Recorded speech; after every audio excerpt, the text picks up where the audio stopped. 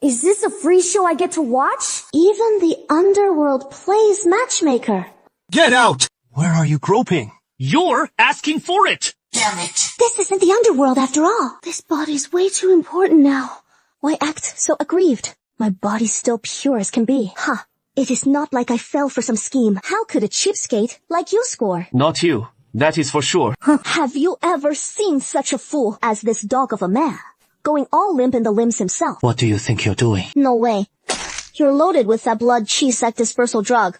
Why not scratch yourself instead? Scratching myself would hurt like hell. Mo Xuanchen gritted his teeth, as if scratching him wouldn't sting at all. Yun Junchu felt not a trace of tender mercy for the fair sex. Yet, she itched to turn and slip away. But before she could even scout the surroundings, footsteps suddenly echoed from outside. Is it here? Yes, right here. I saw the thief vanish. Right around here with my own eyes. Such nerve! Daring to steal and assault in the prince's own mansion! Man! Search the place! We must drag that intruder out! Mo Xuanchen called the voices from outside, and his face turned icy. He jabbed a finger under the bed and barked. Search! Inside! You dog of a man! Yong Jinchu darted under the bed in a flash. Just as the outer door crashed open with a bang, no one had expected to find the heir of Zhen and Wang right here. Young Master Mo, what brings you here? I was just a moment ago when someone carelessly splashed wine on me. The lady's maid brought me here to change my clothes. How was I to know that the moment I stepped in, some woman would lunge straight at me?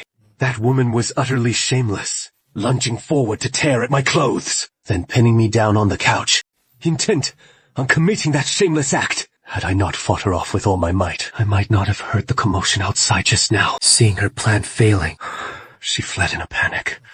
I'm afraid that is how it went down. So shameless, utterly shameless. I should have ripped off her legs right then and there. Since young Master Mo mentioned someone was in the room earlier, do you know who she was? Or did you catch a glimpse of her appearance? We've already sealed the gates of the Chen residence, ensuring no one inside gets away. As long as young Master Mo can identify her, we'll surely catch the culprit. I have no idea who she is. I only glimpsed her looks. She was grotesquely ugly. A lumpy mass of fat and gristle, thick lips and a nose like a scallion, spindly hands and shifty eyes brimming with cunning deceit. The mere sight of her up close made my stomach turn. You're done for! The others were stunned by Mo Xuanchen's words. Instinctively picturing the hideous visage he described, they felt a wave of nausea rising in their throats, and when they looked at Mo Xuanchen, their eyes couldn't help but fill with pity. You really think I wouldn't dare to kill you? Afraid of you. Come on!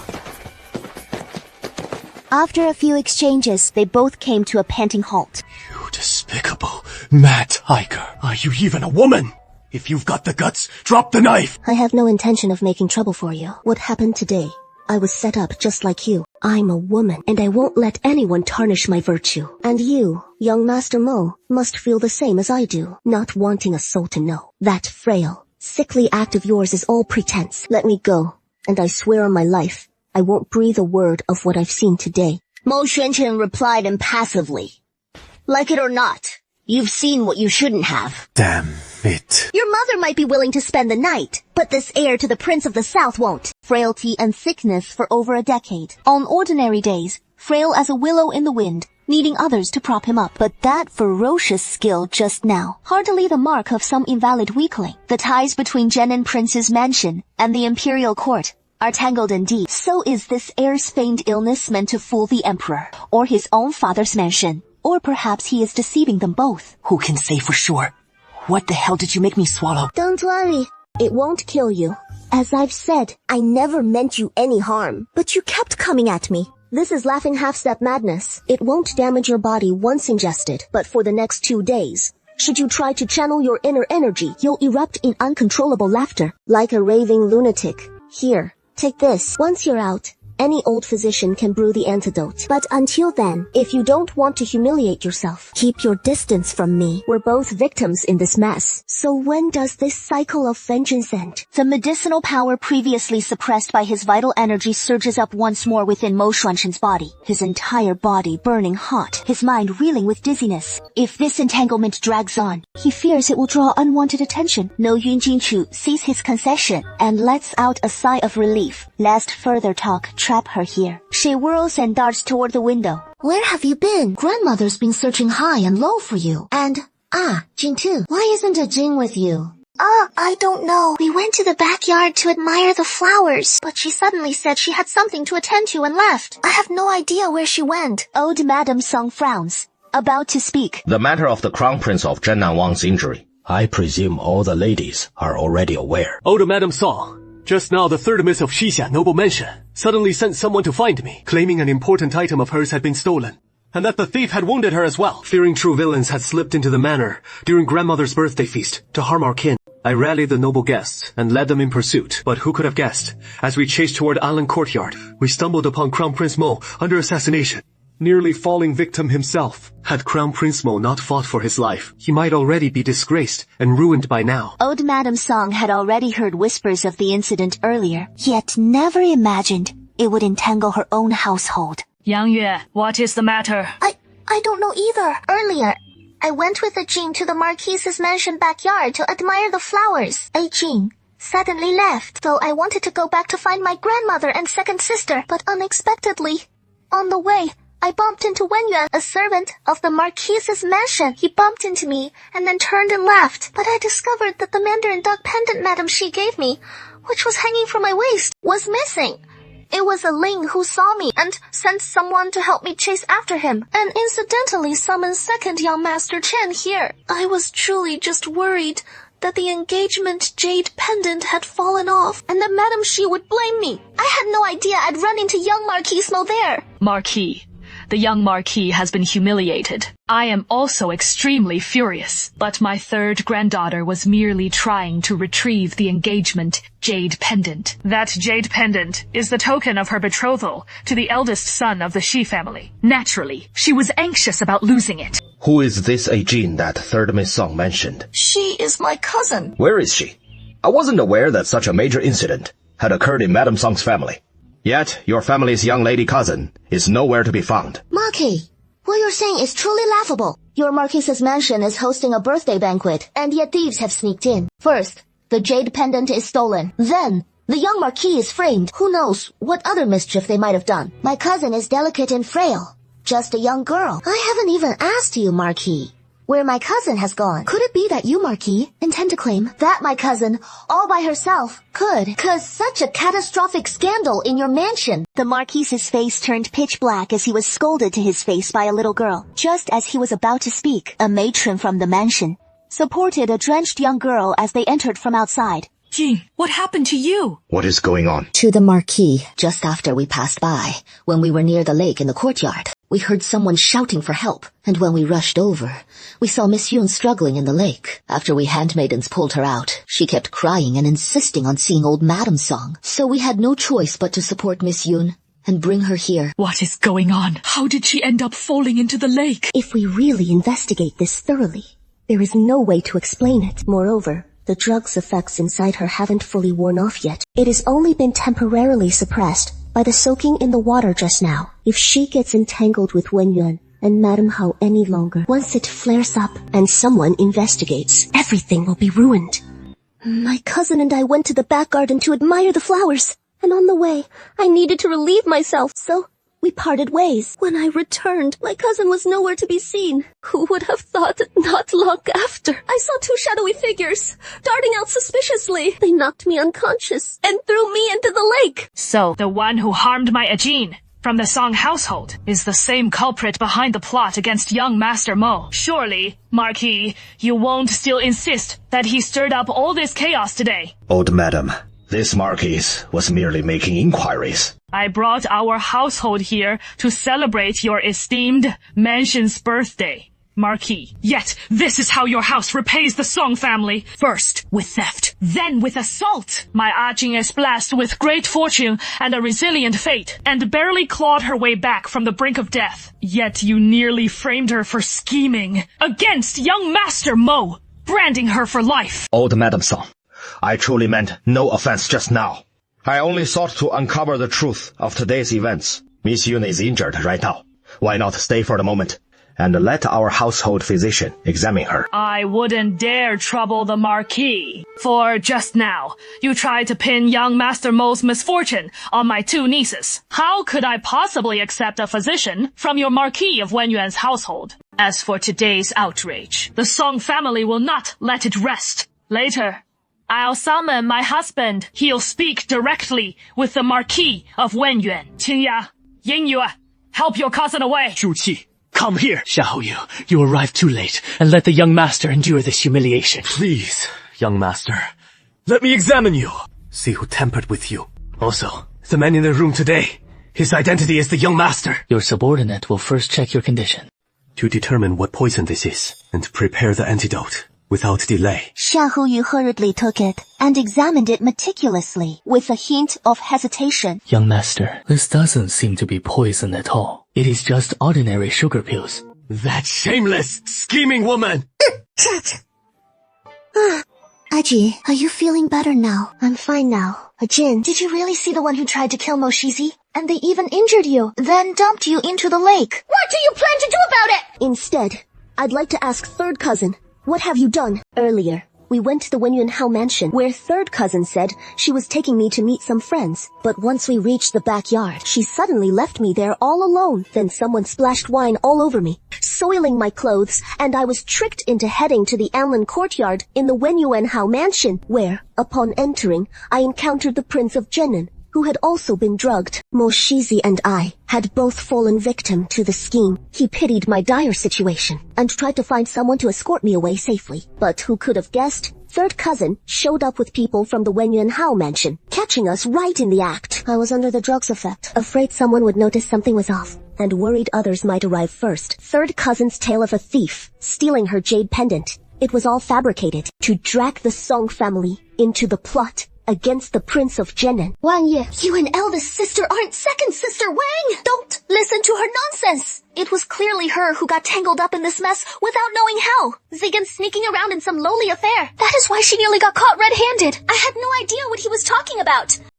Your jade pendant is truly lost. Grandmother Su, even you suspect me. Just now, at the Marquis of Wenyuan's mansion, I already sensed something was off. Your betrothal, jade pendant, went missing. Yet, instead of coming to me and your second sister to stand up for you, you went off to catch the thief yourself. You even bypassed us to seek out the people from the Marquis of Wenyuan's household. When the Marquis of Wenyuan questioned you, not only did you fail to clear your own name, but your words kept implicating Jin from start to finish. Yet you directed the Marquis's suspicions straight at Jin, who had vanished from sight at the time. If not for Jin falling from the tiger platform and getting injured, and her quick wits in speech and action perfectly backing up Moshizi's account, leaving the Marquis with nothing to say. Just the fact that drugs were found in his body, in plain view of everyone. If it were pinned on her, even if she escaped the charge of plotting against the heir of Jenin, he and Moshi, the young master, equally vital, having shared a bed that night, would be enough to shatter his reputation utterly. Her chastity and honor completely destroyed. That has nothing to do with me. I was just beside myself with panic at the time. How could I know it was her grandmother entangled with Moshizi? I know you dote on her, but I am your granddaughter too. How can you wrong me like this? Do you think refusing to admit it will make it all go away? Or that your scheme was so flawless that it could fool the household of the Marquis of Wenyuan, and that no one else could ever uncover it? Moshizi holds a most noble position. This incident implicates the Jenin Prince's mansion as well. He was injured today, drugged by someone, and afterward, His Majesty will surely dispatch investigators. You were able to carry out your scheme in the Wenyuan Marquis's mansion, which means you must have bribed someone in their household. Unless you eliminate them, root and stem. silencing them outright. Otherwise, do you really think that once His Majesty gives the order, no one will trace it back to you? If you confess now, your grandfather and I can still find a way to protect you. He might pull some strings. But if you stubbornly refuse to admit it, then once others uncover the full truth, it won't be just you who pays with their life by then. Plotting to harm the Zhennan Prince's heir, ruining another's chastity and reputation, endangering lives, not to mention you alone. The entire Song family would have to accompany you to the grave. Grandmother, I never meant any real harm. She just wants her married off as soon as possible once she sets foot in the capital. Well, grandfather, and you only dote on her, not only handing her every fine thing, but even eldest brother and the others take her side. She is nothing but a penniless cousin, living under our roof. So why should she get everything while I yield to her time and again? Even when Xishuan has visited the mansion, these past few times, his gaze lingers on her the whole time. When Xishuan and I are already betrothed, and she doesn't even know to look away, dressing up all flashy every time to seduce Xishuan, so that every time he comes to escort you, he is utterly besotted, his soul hooked away, pining for her. So that is why you framed your cousin and Mo Shizi. What are you doing? His grandfather saved me! Wants to beat me to death! You deserve to be beaten to death! You still have the nerve to beg your grandfather for mercy for drugging Ajin, ruining her innocence, and he'd die without a shred of remorse. Yet he kept slandering her, claiming Ajin seduced Xishuan. Do you think Xishuan is some kind of saint? If he truly had any sense of shame or propriety, how could he keep bringing up Ajin in front of you time and again? Shenlong isn't that kind of person. It was Yunji who seduced him. Use that pig brain of yours and think it through. If Xishuan truly liked Ajin, if he wanted to break off the engagement, he'd surely do it on the sly. How could he possibly broadcast his own betrayal of trust, parading his fickle, shameless heart for all to see? He is utterly shameless, isn't he? And you, Shida, have you no shame at all? Grandfather! You utter fool. Though Ajin bears the Yun surname, she currently resides in the Song household. Everyone knows she is your aunt's daughter. If she were truly caught in the act today, not only would her reputation be utterly destroyed, but every young lady in the Song family would be implicated as well, including you. Though you are a married daughter returned home, surely you've heard of the southern border troubles. The Zhennan Prince's mansion has had tense relations with the court these past few years. Mo Xuanchen is the crucial pawn His Majesty uses to check the Zhennan Prince's power. As long as Mo Xuanchen remains in place, the heir's position can keep the Zhennan Prince and his Western ambitions suppressed. It even gives His Majesty the pretext to seize the entire military authority of the Zhennan Prince's mansion. Once this scheme succeeds today, Mo Xuanchen entangled in an illicit affair, caught red-handed on the spot, his body and name both in ruins. Naturally, he would no longer be qualified for the position of heir apparent. The delicate balance between His Majesty and the King of Zhennan, which had been maintained with such painstaking effort, would be utterly shattered. At that point, His Majesty would investigate your poisoning plot. It couldn't be concealed, and Ajin would die, and you along with her. If the King of Zhennan seizes the chance to depose Mo Xuanchen as heir, the court would lose its hold over the Zhennan Prince's mansion. Do you think, in His Majesty's fury, what fate would befall the Song family? Grandfather, I didn't mean to. I never meant to harm the family. I just don't like Yunjin. I just wanted her to leave the Song household. That is all. I didn't know grandfather had once saved my maternal grandfather. It was because my maternal grandfather failed to win over Yingyu that he was so foolishly manipulated by others, nearly dragging you down with him. The Shi and Song families are bound by marriage as in-laws, even if my maternal grandfather hadn't aligned with any prince. This alliance alone would make it hard for the Shi family to be outright refused. If they came seeking a favor, yet they still chose such a ruthless tactic, clearly bent on destroying the Song family. The already fragile ties between the Zhennan Prince's mansion and the imperial family. If His Majesty were to believe the Song family is colluding with the King of Zhennan to plot against Mo Xuanchen, I'm afraid, in his wrath, he'd exile us all, dooming the entire clan. So, what do you think we should do? Grandfather will take Song Yingye to confront Marquis Wenyuan and reveal how their marquisate servants aided our third cousin in her wicked schemes. Marquis Wenyuan won't dare risk drawing trouble upon himself. Our third cousin is merely a pampered lady confined to her boudoir, even if she harbored malicious intent, but without the assistance of the Wenyuan Marquisate's people. How could she have pulled it off? The whole affair originated in their Marquisate. In the end, it was their household who truly plotted against the heir of Prince Jenin. If Marquis Wenyuan tries to wash his hands of this, Grandfather will make it clear to him that if the Song family suffers irreparable harm, then in our desperation, we'll drag everyone down with us. The Wenyuan Marquisate and the eldest prince won't escape unscathed. This concerns the prince's residence. No one wants to invite disaster upon themselves. Marquis Wenyuan and the eldest prince are likely more terrified than anyone of being implicated in this mess. I'll head to the Wenyuan Marquisate right away. Grandfather, I will go! How could I possibly face the Wenyuan Marquisate? Wouldn't this expose my misdeeds to the entire world? I won't go! I refuse to set foot in the Wenyuan Marquisate! So now, you finally know fear. What took you so long to realize it? Weren't you the one insisting over and over that you were blameless? Then what do you have to fear? Elder sister! Elder sister! I was wrong! I know I was wrong! I swear, I'll never do it again! Please!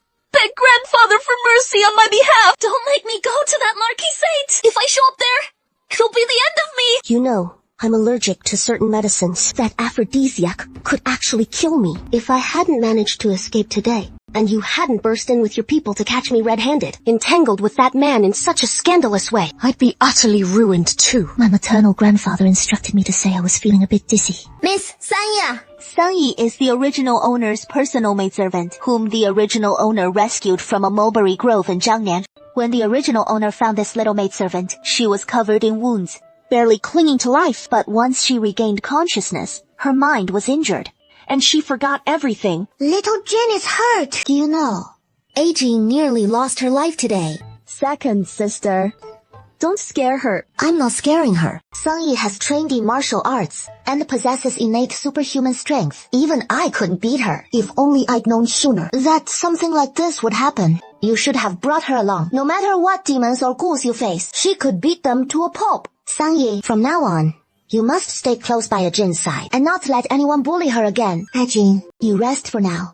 If you feel the slightest bit unwell, make sure to have Tai Chi and the others come tell me right away. Don't hold it in. Go fetch me some clothes. Easy to move in. I'm heading to Zhennan Palace. You and Sangyi, keep watch over the courtyard and don't let anyone in. This is far too dangerous. Zhennan Palace isn't someplace you can just waltz into. I can take care of myself, and I'll be back as soon as I can. Oh, I'm Sangyi, and I'm going too. Miss has important business to attend to, and I can't take you along. You stay here with Kai Chi and guard the place like good girls. When I get back, I'll have the small kitchen fix you something tasty. A stack of golden thread, bird's nest roast. But Sangyi wouldn't budge. How about 2 braised trotters, Rongyu Tower's lotus leaf chicken, tofu pudding from the North Lane entrance, and Old Han's cayenne wontons with Mo family meat. Oh, miss, come back soon. Ever since Mo Xuanchen returned from Wenyuan Marquis's mansion, his old ailment has flared up. Emperor Jing got word of it and sent his trusted eunuch Feng Liang rushing over with the imperial physician. Ayo.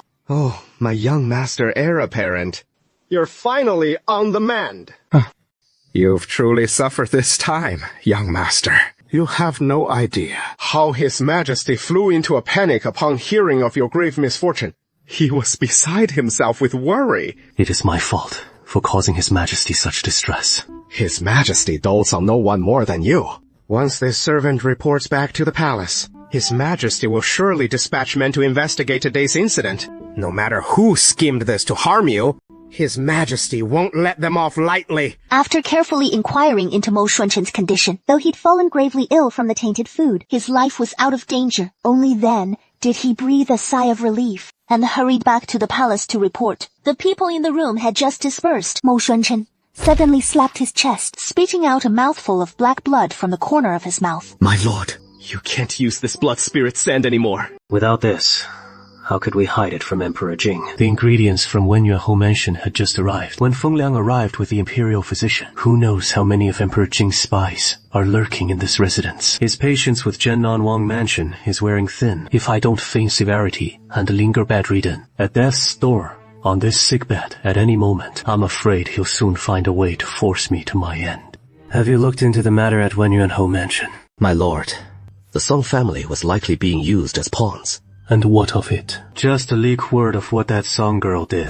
Once Emperor Jing hears of it, that woman who dared to take liberties with me, she won't live to see another day. Who is that? What a coincidence.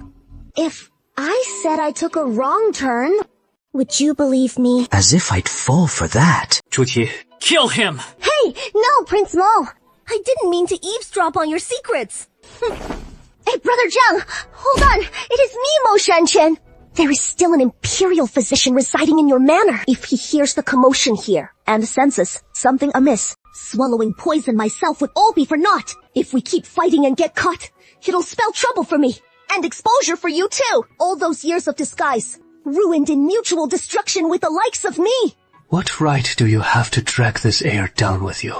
The Minister of Revenue, Song Zongguang, colluded with the Prince of Zhenan to plot my demise right under the Wenyuan Marquise's roof. Did they think I just sit idly by? When their killing intent flared once more, they dispatched an assassin, but the prince's guards cut them down. Damn it.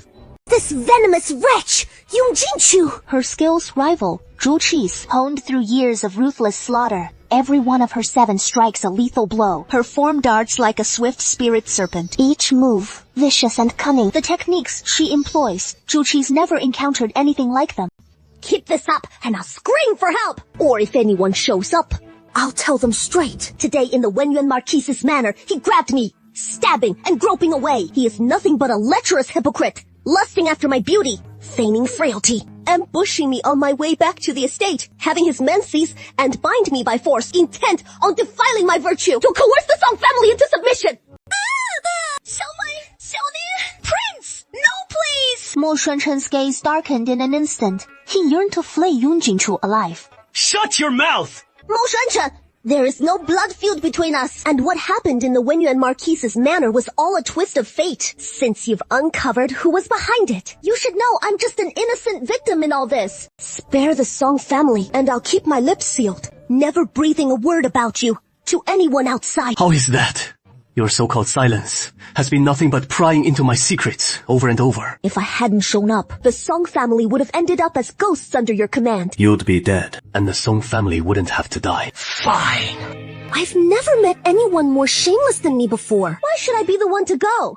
Let this old lady die first. Why don't you go die yourself? What was that sound? Eunuch Feng, the lion's already at rest. But this one clearly heard some commotion inside just now. Did you mishear? Eunuch Feng! Eunuch Feng!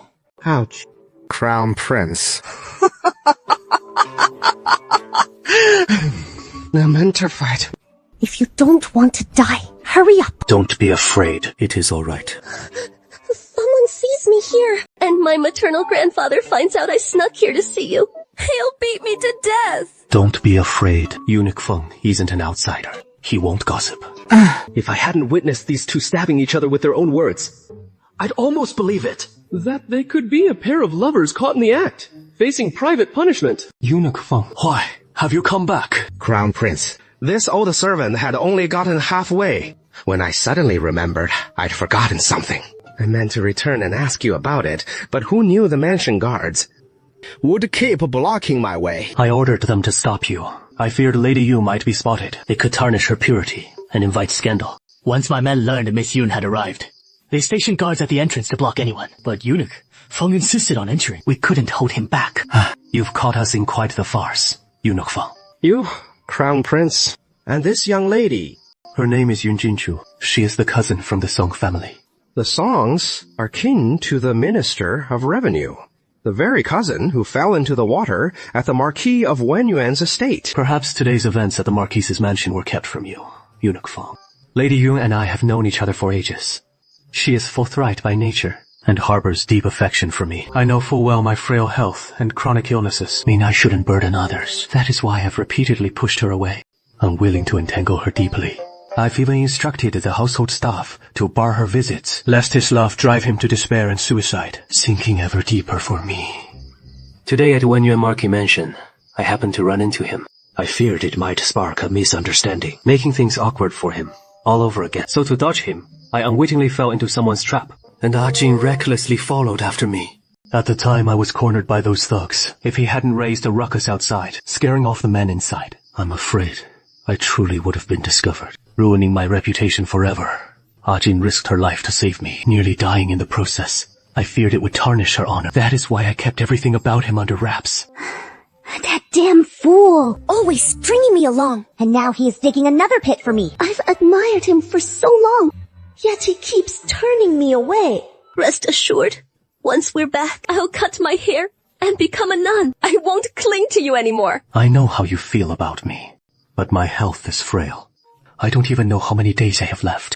I don't want to burden you. Do you really see me as someone so shallow? From the moment I met you, you've been so frail and ill. If I minded that, how could my feelings for you run so deep? I'm just afraid you'll regret it. How could I ever regret it? Even if you, my lord, were to breathe your last today, I'd stand vigil by your grave, forsaking all else till the end of my days. To think you care for me this much. Very well.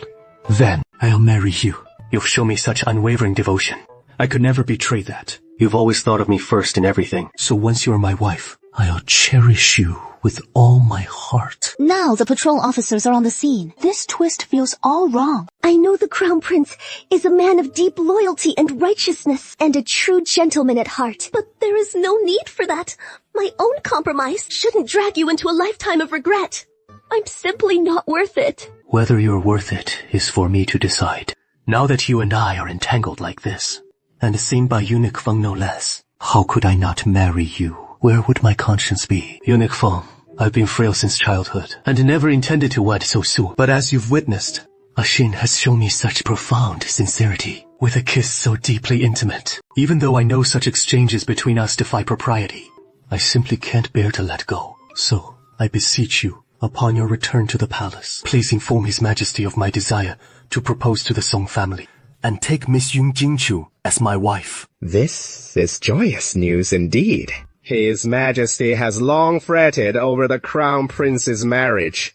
Should he learn of your favored one, he will be overjoyed beyond measure. This old servant shall report the matter to His Majesty without delay upon returning to the palace. Yun Jingchu watched in stunned silence as Mo Xuanchen brazenly spun lies to Feng Liang, their betrothal, now seeming as good as sealed. The moment Feng Liang departed, he whirled around and seized her. She lunged with the dagger straight for Mo Xuanchen's throat. If I die today at your hand, the entire Song family will accompany me to the grave. Feng Liang is Emperor Jing's most trusted confidant. Now that he knows of our entanglement, today's events can no longer be concealed from the Emperor. Your only path is to wed me. There is no other way.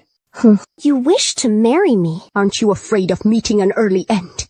Should this Crown Prince perish, there will be a place reserved for you in my tomb. Crown Prince Mo's earlier affront was not his intention. He has come to your residence today in hopes that the Crown Prince might show mercy and spare us. Spare the entire Song family. My earlier rudeness toward the Crown Prince was truly unavoidable, fearing that Eunuch Feng might detect something unusual about him and ruin the Crown Prince's plans. Master, I could never allow anyone who knows my secret to live. If you wish to protect the Song family, then either you die right now, or Xiuzhu, as Eunuch Feng witnessed, she must enter the residence under the guise of adoring me, descending into the southern pacification, Prince's mansion, bound in life and death with everyone in the household. Only then will I refrain from acting against Songjian. Why must it be me? You're insidious and cunning, base and shameless. Someone like you, even as a mere shield, could still serve some purpose without dragging me down. I thank you for that, sir. Are you truly going to marry me? Fine. If you marry me, what is there to fear from him? Mo Xuanchen took her hand and turned to leave. The dagger slashed toward him. The Crown Prince is about to marry me. What does it matter whose it is anymore? With such deep, unwavering affection for you, that you're willing to give yourself to me, then what is yours isn't already mine. This dagger cuts through flesh like mud, perfectly sized and exceedingly handy for one bound to me in body and soul. Jizia, actually, if you've fallen head over heels for me at first sight because of that earlier mishap, and let my looks get the better of you, now, craving my beauty like a starving man, I can certainly understand. But the thing is, with your delicate frame, it is just a tad too frail. You know, frail in body and somewhat lacking below. A sight I've rarely encountered in all my days. Your Highness, do remember to tonic up more often. Even once he is out of sight, his smug as hell laughter still echoes in your ears. Xiaoyu couldn't help but sneak a glance at his master's groin. His Highness is still so young. How could that old crone's glare make your eyes bulge like that? Unless you're afraid of losing them and spoiling your appetite. Master, no need to be shy. This ailment may be hard to bring up, but it is far from untreatable. Your first time in life like this, you can't have the future princess thinking you're incapable. Exposing your frailty to the bone! Once outside, Xiaoyu couldn't help but pull Zhu Qi aside and say, Hey, why won't the prince heed any advice? A man's troubles can be minor or monumental, and the princess hasn't even crossed the threshold yet, let alone any sign of a little heir. If his highness truly can't rise to the occasion, what on earth will we do? So young, yet hiding his ailment and shunning doctors. He really ought to let me take his pulse before we start the tonics. Lord Xiaoyu! Shut your mouth! I beg you! I still want to live a few more days! Oh dear, why hasn't the young miss returned yet? Sangye, you should eat a bit less. Your face is getting so round. I'm hungry. Didn't you just have dinner? And it is not been that long hungry again already. Is that belly of yours a bottomless pit? Miss, you're finally back. What happened? Has someone been here? No one in the mansion knows the young miss has gone out, but someone has arrived from the Shi family. It is Mrs. Si from the Xie family, along with the Shai family's eldest young master. Mrs. Si claims she has heard that you fell into the water at the Wenyuan Marquis mansion today, and on top of that, the third miss lost a betrothal jade pendant. That is why she brought the eldest young master of the Shi family along. The visit was really just a pretext to probe the details of the incident, but who would have thought it would be such perfect timing? They arrived just in time to catch old Master Song, and the third miss returning from the Wenyuan Marquis mansion. Right there at the main gate, they saw her being carried inside. The third miss, battered and bruised all over. Mrs. Si pressed the third miss on why she had been beaten, and even threw a fit, demanding to call off the betrothal. She accused the Song family of foisting a girl of scandalous morals onto the Shi household to tarnish their name. If the Shi folks hadn't timed it so precisely, right as old Master Song was coming back, they'd have deliberately cracked open my skull and twisted it off to use as a footstool. Go fetch me a change of clothes. Mrs. Yue, our two families are in-laws. It is merely a trifle. Why get so worked up over this? Let's talk it over calmly. Spare me the irrelevant nonsense. Some matters we both know full well. Girls from noble families are exceedingly delicate. Their skin and flesh can't bear ordinary harm, even if they've erred. A young lady like her, yet to leave the boudoir. At most, she'd be made to kneel in the ancestral hall, or lightly smacked on the palms. How could she deserve such a beating? You're foisting upon us a girl you yourselves don't even value, to occupy the position of the Shai family patriarch's wife. What do you take our Shi family for? Rag pickers! As for this lapse in private virtue, I wonder what base-born wretched was that ruined my son's betrothal. Enough to humiliate our Shi family! Even if my Song family's daughter has done something, that is a matter for the Song family. And it is not for the Xie family to censure, claiming we've humiliated the Shi family. Why not ask what your son has done? Your son's improper conduct has led to Yingyue being harmed by him. My Song family hasn't even come to settle scores with you yet. And yet, you turn around and bite us. The Song family is easy to bully, is it? Madam, this junior cannot comprehend your words. What do you mean by my conduct being improper? What has this junior done to warrant such accusations from you, madam? You dare deny it? Enough. Madam Xi, out of respect for your husband's position as my colleague in the court, I have no desire to quarrel with you. You'd best watch your tongue. Betrothal is a matter of mutual consent, and if the Xi family no longer desires this match, then our two families shall draw up a letter of annulment right here. And from henceforth, there shall be no further dealings between us. Fancy annulling the betrothal? As if it is that simple. Just call off the marriage like that. What if it sullies my son's reputation? Then, what more do you want? This older man has no desire to tangle with your Xi family, but that doesn't mean I'm afraid of you. If you truly insist on this endless entanglement, then this old man will stake the Song family's entire future, and ensure that Lord Xi's post as Jinyue Commandant vanishes, his lifelong career in tatters. You wouldn't dare! Just watch and see if this old man dares. Lord Song Senior, why such great fury? One cannot tolerate even a grain of sand in one's eye. And the third Miss Song has clearly brought great trouble upon us all. The Shi family can hardly take her as a bride now. So why not have the Song family simply substitute another daughter? Then the alliance between our two families can proceed as planned, both concealing today's scandal and preserving the bond between our houses. Wouldn't that serve both our interests perfectly? Shi Xiao had scarcely finished speaking when a stone hurtled straight toward his face. Achieving the best of both worlds. That is simple enough. If young Master Shi meets with an untimely death, the Shi family suffers a bereavement. Wouldn't that be even better? What is the matter, Das? No one wants your Shi family's men anymore. Or do they suffer from some hidden ailment that makes them hard to marry off, that you're so desperate to foist them on our Song family's daughters? You wretch! How dare you bear my son? You wouldn't be so vile, barging into our house in the dead of night to pick a fight. Yun Jingchu, you, the Shi family's eldest son, daring to call a lady by her given name, utterly lacking in propriety, shameless to the core. What do you mean by that? You so-called noble son of a great house, staring brazenly at a woman's face, lustful and audacious, utterly depraved and base, rolling through all holes in the dead of night, like a rabid dog. You wretch! Are you tired of living? You dare to kill Xuan? I'll flay your skin!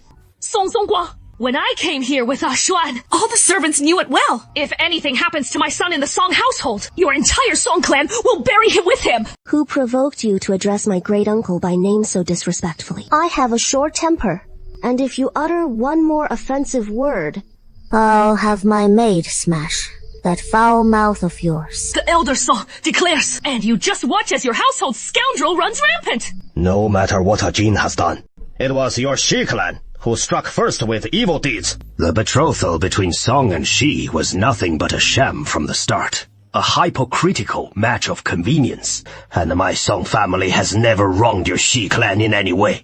Yet Shi Xuan, fixated on using my family's Jin as a pretext, sowed discord right before my granddaughter's eyes, inciting him to commit heaven-defying atrocities. Shi Xuan harmed my grandson first, and yet they still delude themselves. Fantasizing about resuming the betrothal, Jin struck him, and he deserved every blow. My Song family will never sell our daughters for glory. What proof do you have that I misspoke? On the contrary, it was your Song clan that plotted against the heir of Zhen and Wang first, and assaulted me and my mother afterward. His Majesty knows how you nearly ruined Mo Xuanchen, costing him his position as heir. Even His Majesty won't spare you. Unless you hand over Yun Jinchu, make her kneel and beg me. This matter won't end today. Don't even dream of it. Old man, don't be so stubborn. Yun Jinchu, I originally thought you were so beautiful that I was inclined to show you some mercy. But now, when you're kneeling on the ground begging me, I'll definitely strip you naked and make you pay back 100-fold. Mother, let's go. Who dares make you leave the mulberry leaves? Break their legs for me. Their limbs are broken tight. Get out, you wretched spawn. I'll kill you. Songguang, we won't let you off the hook now. We won't spare you. This worry's killing me. Upon hearing this, Sanyi tilted her head and blinked. In the next instant, she grabbed Shi Xuan with one hand and seized the shrieking Madam Shi with the other, slamming their noses together. With a resounding thud, the pair who had been spewing curses suddenly reeled in dizziness. Grandfather, the Shi family never planned to let us go. Even if you agree tonight to switch brides with the Shi family, they won't honor their word or keep the secret. Instead, they'll seize this leverage over the Song family and overreach even further, demanding even more from you. Rather than swallow our pride and let such villains trample and prance over the Song family, it is better to strike first and cripple the Shi family. Beside her, Uncle Song Huangfeng was swayed by her words. Big sister, what is your plan? Shi Xuan has long coveted Cousin Song. Under the guise of visiting third Miss Song, yet he secretly slipped into my chambers, forcibly violating me. This cousin sheltered in the Song household's inner quarters. Grandfather and uncle detected it in time. Though we wished to break off the engagement with the Shi family, who knew the Shi mother and son, would prove so shameless, blackmailing us with my lost chastity, while forcing the Song family to marry off a daughter, and consign me to the Shi family as a concubine. You and uncle, unable to endure it any longer, struck out and wounded that mother and son. Leveraging their marriage alliance, they broke into the Song family's inner residence at midnight, bullying the unmarried daughter of the Song family. Even if you're beaten to death by the Song family, no one will utter a word against the Song family. Whether the Song family will be disgraced and ruined, I don't know. But you and your mother certainly will. If I can't make Shen Shuan's name resound through the capital, then count it as my loss! With Yunjin's wedding behind them, Sang Yi bound the pair and dragged them out. It has only just gotten dark, and the capital's curfew hasn't started yet. Grandfather, could you and uncle escort me to the Jingzhou prefecture? No. Old Master Song refused without a second thought, knowing full well what Yunjin intended. Ji, why are you being so foolish? I know you want to protect the Song family, but if Xishuan ends up at the Jingzhou prefecture, you're truly finished. The world is harsh on women, regardless of whether Xishuan laid a hand on you or not. Others will still assume you've lost your chastity, amid the rumors and gossip. How can you go on living? These people are utterly shameless. Grandfather, don't you want to vent your anger? But we can't let that destroy you. When did I ever say I wanted to ruin myself? How could grandfather think I'd sacrifice myself just to drag down scum like them? Half an hour ago, I paid a visit to Prince Zhenan's mansion. The heir to Prince Zhenan has long admired me and wishes to take me as his wife. What do you say? If the eldest son of the Shi family insults the future wife of Prince Zhenan's heir, what fate would await him? The Song family members stood there, dumbfounded. What is all this about becoming the heir's wife in Prince Zhenan's mansion? He quietly recounted their first clash in the Marquis Wenyuan's mansion, then her secret nighttime visit to Prince Zhenan's mansion, where she unexpectedly ran into Feng Liang, how she roped him in as a shield, and her plan to marry into his household. He summed it all up briefly. Lu Xunchen needs a shield to fend off his majesty, and we need his help to counter the Shi family. Once Feng Liang returns to the palace, he'll inform his majesty of our plight, and with Shen stirring up trouble at this very moment, even if only to save face before his majesty, Lu Xunchen won't spare the Shi family. You've had all this figured out from the start. Marrying into Prince Zhenan's mansion serves both to strike back at the Shi family and to finally sever ties with the Marquis Wenyuan's household. Though Mo Shunshen is something of a scoundrel, what about the role of heir's wife in Prince Zhenan's mansion?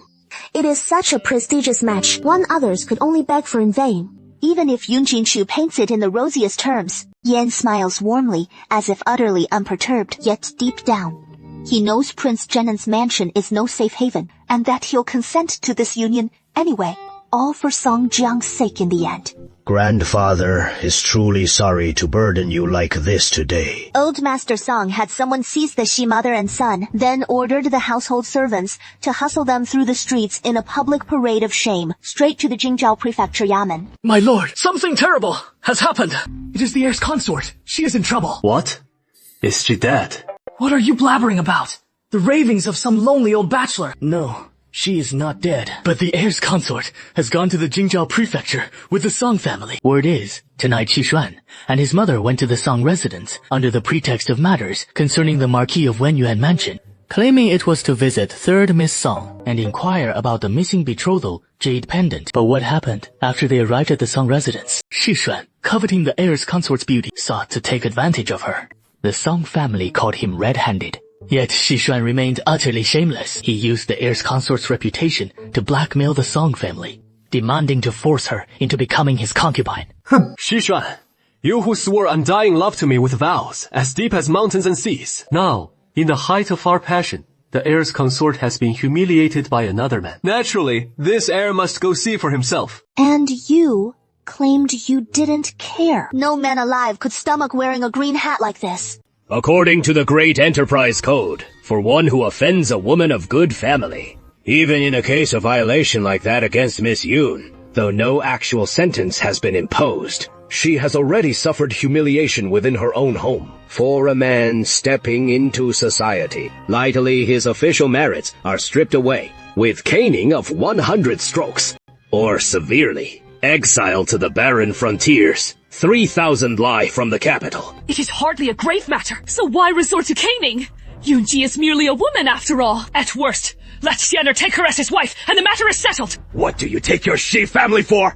Even with a proper matchmaker's betrothal. My family said Jay would never marry that Shi Xuan. Well said. He is nothing short of a villain. Our Song family could never hope to match your esteemed Xi clan, Lord Cao Dayan. Since Xi Xuan has already been delivered to the Jingzhou prefecture, let the judgment proceed as the law demands. Master Song, speak your mind plainly. Do you truly intend to burn all bridges with the Xi family? Today's incident, where the Sha family bears fault, Xuan may have acted rashly, but the Xia family is prepared to offer apologies and make amends. Yet you have already broken his legs, and dragged his mother and kin to the Jingzhou cells.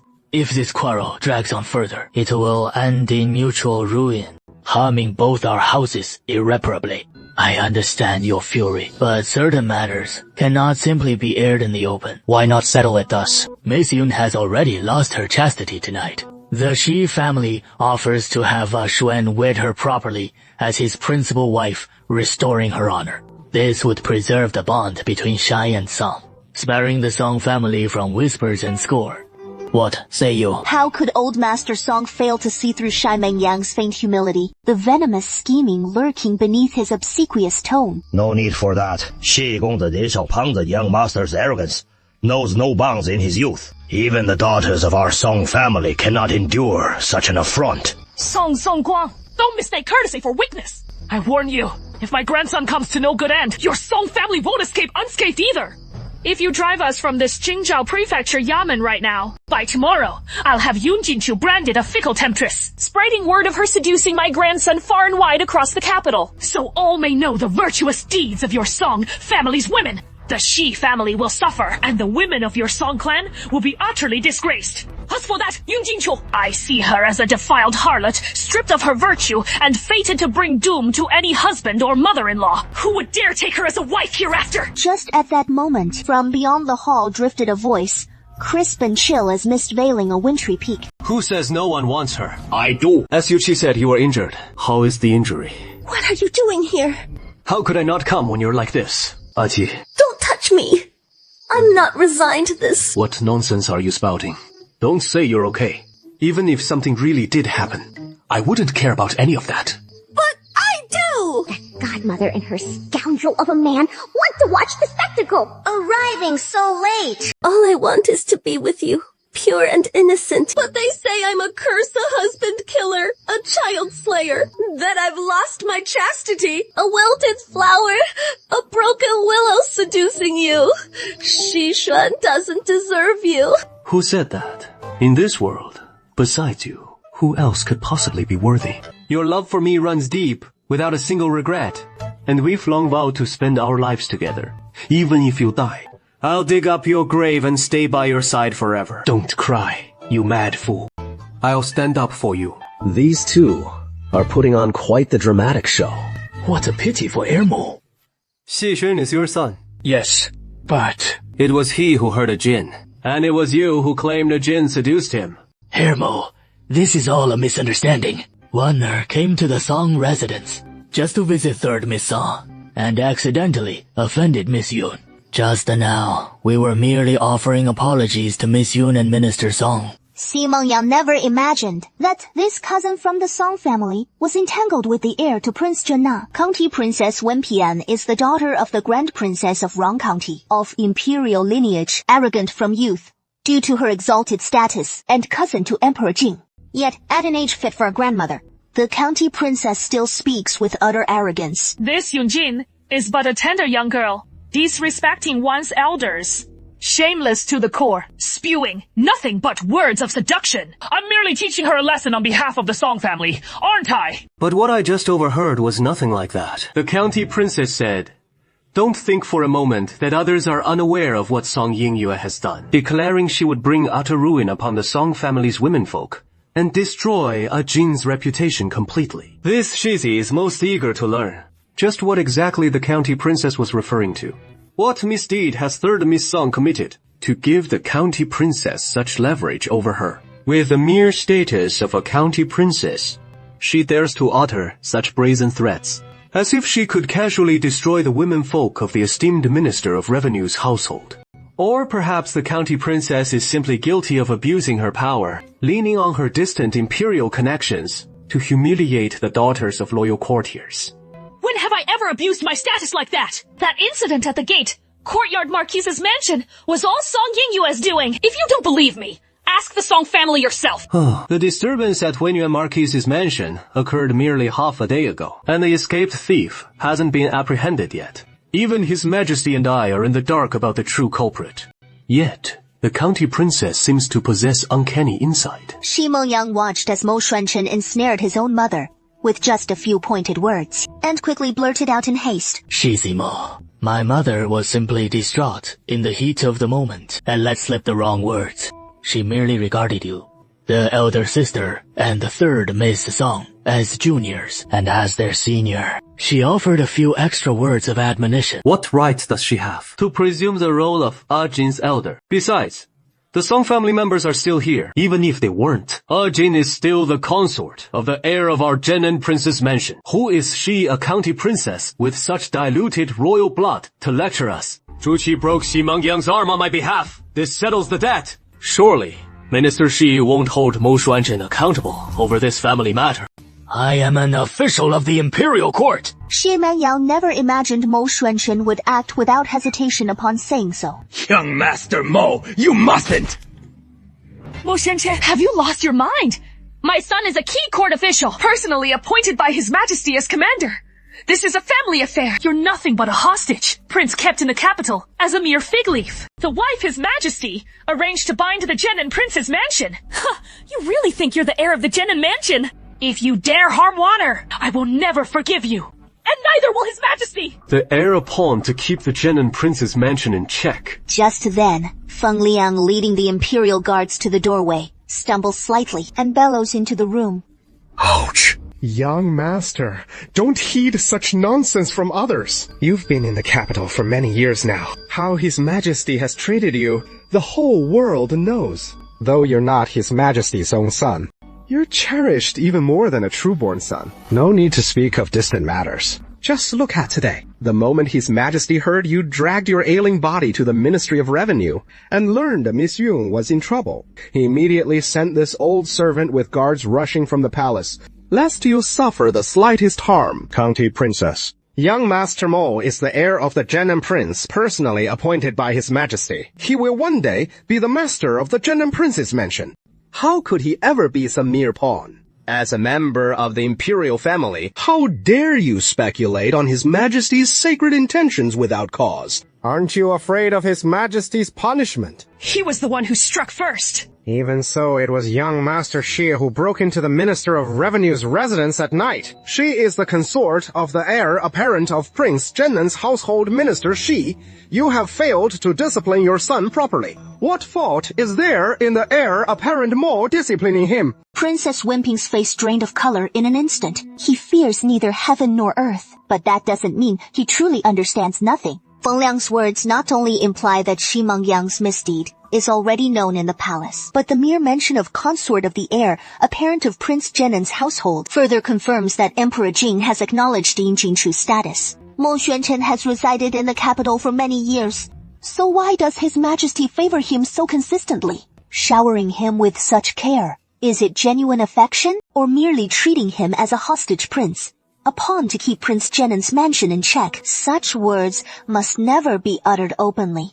With this, Princess Wimping is simply courting death. Heir apparent. His Majesty has always cherished you, and knows of your matter with Miss Yun. He has sent this old servant to escort you both into the palace, to stand up for you. Please do not let these irrelevant people cause you to misunderstand His Majesty. Song and the minister shy. His Majesty summons you all to the palace together. And the minister calls so well. Can we not go? I'm just a spectator here. You sure know how to stir up trouble, waving the Zhenan Prince's mansion banner, huh? Who told you to go and pledge yourself to me like that? Your Highness. Yun Jinchu, has anyone ever told you how shameless you are? Your Highness, you had quite the day, didn't you? I'm feeling so shy about it. I really shouldn't have thought this woman had any sense of shame. Your Highness stormed the court in a crown-toppling rage for this beauty, avenging me so fiercely. I'm so touched. My tongue's all twisted up in knots. Your Highness, you're hopeless when it comes to romance. This is what they call gentle as water. You know. Yun Jinchu, sticking her tongue out playfully! Speak properly now. All right then. Yun Jinchu exhales a puff from her pipe. Disgusting. Mo Xuancheng's face turns ashen.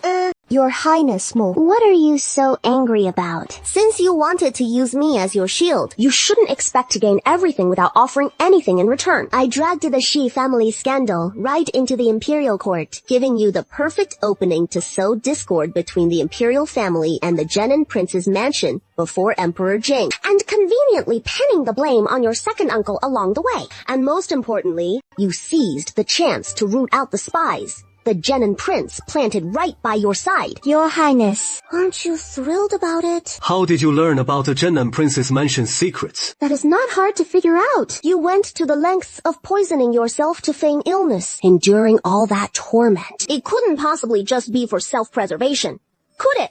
Emperor Jing wants only the Southern Army's military power, and the Genin prince already commands his own private forces. He'd never willingly surrender the Genin prince's position back to Mo Xuancheng. Yun Jinchu, the overly clever don't live long. But the utter fools meet even swifter ends. Your Highness, can you really bear to watch a beauty in her prime like me wither away before she even blooms? Wasting heaven's gifts like that invites thunderbolts from above. You were the one who broke Shashuan's legs. His brain must be waterlogged. Suddenly decides to swap the marriage alliance, then discards her to Yin Yue once he has had his fill, and still schemes to ruin the Song family. For other girls in a marriage swap. We don't even know who he'd target. He hasn't even named her yet, and I already beat him senseless. You're weaving such an obvious lie, claiming he insulted you. Aren't you afraid to face him in confrontation, only for him to tear it apart? Tear what apart? The instant he stormed into the Song residence, he hurt and humiliated me. The entire household can bear witness. Even if he denies it flat out, what then? What villain in this world,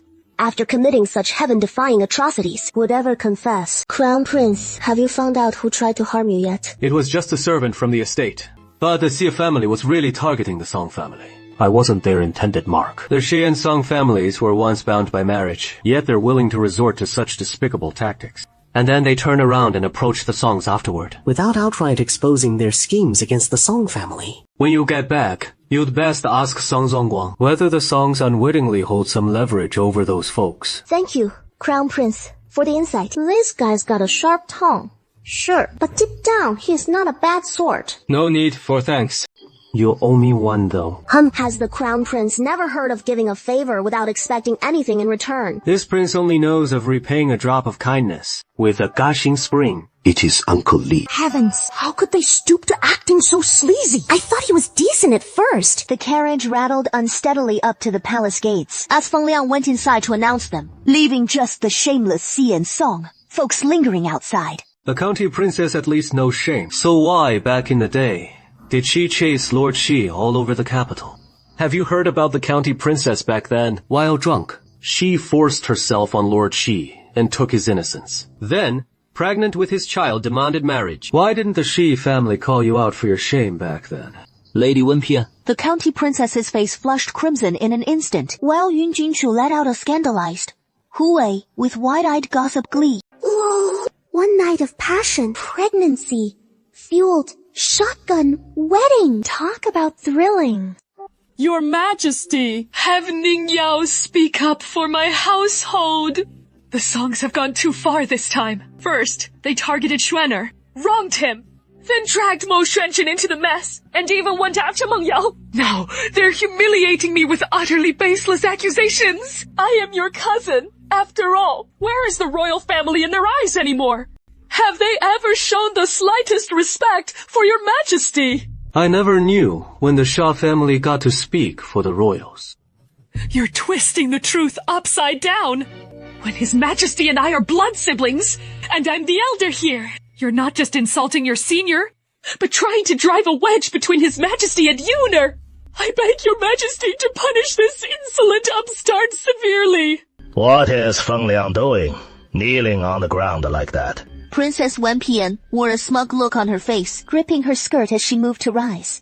The Empress remained unconvinced as the heir apparent rose to his feet. Enough. Rise, all of you as well. Thank you, Your Majesty. Only the Xi family remains kneeling, bereft of the imperial decree. Your health has always been frail. Even Imperial Physician Zhang has said you've depleted your vital essence, and you must rest quietly to recover. Instead of staying quietly at home, what possessed you to rush out here and stir up trouble? Xin is in trouble. I'm worried sick. So, you're Yun Jinchu, and you do look quite lovely. No wonder Chen risked his very life for you. Was it you who accused Xi Xuan's wife? You're quite bold, aren't you? Don't you fear that going public will sully your virtue? Your Majesty, Jin 才是头 victim. Here, and you should question the Xi family about it. Whether the Shai family bears guilt or not, I shall determine myself. As for you, I merely questioned him a few words, and yet you defend him so fiercely. What? Do you think I'd devour him whole? Causing such a clamor in the dead of night. What in the world is this about? Souquan, speak. Lord Song reported that young Master Shi insulted Miss Yun, with prior evidence to support it. Your humble servant had no choice but to detain him temporarily, intending to investigate the matter thoroughly, report to your Majesty, and then render judgment. But unexpectedly, Princess Wenping and Lord Shi arrived right then. Princess Wenping uttered some rather unseemly words, sparking a quarrel with Lord Song and his men, just as the heir of Chaomo arrived and overheard the exchange, and in his rage, struck Lord Xi. What did Princess Wenping say? Your Majesty! I wasn't addressing you. It seems the princess knows who is behind the Wenyuan Marquise's schemes. In her words, she brought up the third Miss Song, and then she added, and they claim young Master Mo is the proton Your Majesty keeps in the capital. A pawn you used to keep the Prince of Zhenen's household in check. Insolent! Princess Wenping, such audacity! I didn't mean to. It was Mo Xuanchen who broke Meng Yang's heart. That is why I lost my temper in the heat of the moment. Does a moment's anger excuse speaking without thinking and baselessly speculating on His Majesty's will? Oh. Silence! I did not give you leave to speak. Bring Xi Xuan, his mother, and the son before us. How dare you seek to insult the Song family? Miss, please take a look. My mother and I went to the Song residence to visit Yunjin. From start to finish, I never laid a hand on Miss Yun. But for some unknown reason, she struck at me the moment we met. I cannot fathom how I offended her and the Song family, to the point that Minister Song would condemn me to death. And wrong me so unjustly! How can young Master Shi twist black and white like this? It was clearly you who broke into my boudoir at night and wounded me first. I am but a frail woman, unable to withstand your coercion. Fortunately, my maternal grandfather and the others arrived to save me, allowing me to escape by the skin of my teeth. You call yourself a weak woman, yet treat Jin as some delicate flower of the realm. Jin has not the strength to trust a chicken. How could she possibly injure you? Jin's nature is gentle and mild. And you are the Song family's son-in-law, no less. They have every reason not to harm you. If you insist you did not assault Jin, then why did you quarrel with the Song family? Young Master Shi takes His Majesty and all of us for fools. Xi Xuan broke into the Song residence, harming the ladies of the Song clan, and has been thrown into the imperial prison. The trial will reveal the truth, and Your Majesty shall see clearly. Then it is settled. Please spare us, Shui. Spare him this once, for the sake of my mother. Were it not for Aunt Rongxian's intercession, he would have been beaten to death, right here and now. These many years, for the sake of Aunt Rongxian, have shown you and the Xi family undue leniency. Yet this is how the Shi family repays my grace. For Aunt Rongxian's sake, I shall refrain from punishing you further for the moment. But should I discover the Shi family has committed any act of great treason, do not blame me for showing no mercy then. Fengliang, escort County Princess Wenping back to her residence. Guards from outside enter. Take County Princess Wenping and Xi Mengyang away. The entire hall fell silent. Your Majesty. I have a matter I wish to report to Your Majesty in private. Your Majesty, Might you ask Minister Song and the others to step out for a moment? If the heir apparent turns out to be a scoundrel and betrays us, I'm afraid we'd have no choice but to seize the Emperor as a hostage to make our escape. Once everyone in the hall has withdrawn, only Eunuch Feng remains at Emperor Jing's side. Your servant has erred. Please punish me as you see fit, Your Majesty. It all stems from the incident at Marquis Wenyuan's mansion. I, your humble servant, have offended you. I deceived Eunuch. The one who shared the chamber with me in Marquis Wenyuan's mansion was none other than a jinn. But just before we were discovered, I concealed her beneath the bed, averting the crisis. Later she claimed to have fallen into the water, covering for me. In a desperate bid to safeguard a jinn's virtue and reputation, that is why she fabricated that tale of the intruding thief. Though I was indeed drugged by someone, once I regained my senses, I had already apprehended the very culprit who dosed me. He had been lurking at my side all along, posing as my trusted attendant, fully aware of my bond with a jinn. And having chanced upon Xi Xuan's designs, he schemed to goad Song Mingyue into destroying a jinn at Marquis Wenyuan's mansion. By sullying her chastity, he aimed to propel the Song family toward the post of Minister of Revenue. Seizing the moment, he turned his hand against me as well, intent on killing with a borrowed blade, which set all the subsequent events in motion. So the Song family already knew about this matter, yet conspired with you to deceive the Emperor. It wasn't Lord Song. At the beginning, he was unaware. Only the Shi family, perhaps believing they had grasped the Song family's weakness. Before a jinn's father passed away, he left him a large sum of silver. Xi Xuan was seized by greed and sought to humiliate a jinn, forcing the Song family to send her into the Shai household as a concubine. But Lord Song stumbled upon it. That is when he used Song Yingyue's misdeeds and a jinn's chastity to blackmail Lord Song. Xuan Chen, what audacity! To deceive the Emperor for the sake of a woman. I know what troubles your majesty, and what weighs on your heart. That is why, all these years I've been loath to put you in a bind. Whatever you wish to behold, a Chen will ensure it comes to pass. Whatever you forbid me from doing, a Chen will never so much as approach. But Yun Jinchu is different. She is, apart from my royal father and mother, one of the few who has truly cherished me with sincerity. I simply cannot bear to let her go. A Chen has never beseeched you for a single thing all these years, save for Yun Jinchu alone. I beg your majesty to grant us this union. Yet, I raised you for 8 years. Even if my intentions were ever self-serving, I never once wronged you. And you cast aside the exalted heir of the Zhang and Prince's mansion, willing to feign death and flee, reduced to an ordinary commoner.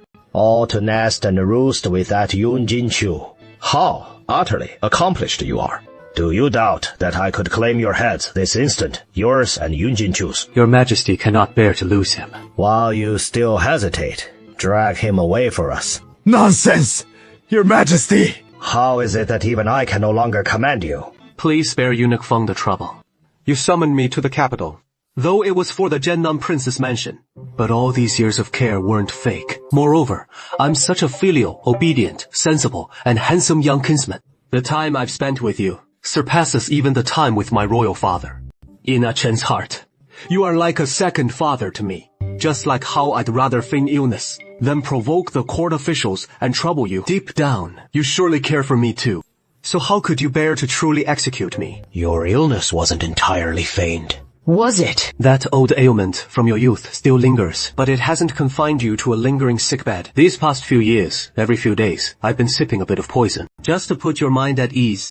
Oh, please, I beg you, shut your mouth. Master Shi, a perfectly fine fellow. Why must he have such a mouth on him? Oh, Mo Xuanchen. Song Shangshu petitions your majesty. Escort them inside. Your majesty, auntie. His majesty. Ah, Donglanu. Yun Jinchu couldn't help but touch the hidden dagger. Only then, following old Master Song as they proceeded into the hall. Song Zongguang, how bold of you to dare conspire with this scoundrel in deceiving the sovereign. Yun Jinchu trembled for an instant, and upon glimpsing the reflection, she assumed Mo Xuanchen had betrayed them. Your majesty, I've already explained. This matter has nothing to do with Song Shengshu and the others. It was all my doing alone. Moreover, Ashin and I share mutual affection. Shut your mouth!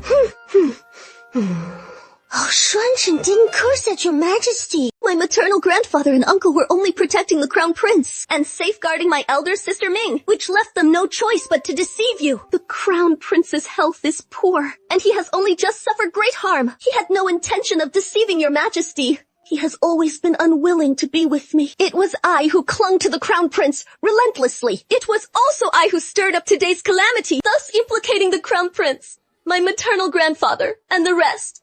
He isn't ill at all. Yet you claim he is frail. This scoundrel. He has been poisoning himself all along, feigning weakness, thereby deceiving the imperial physicians with his sham illness. You're fine. That is wonderful sense.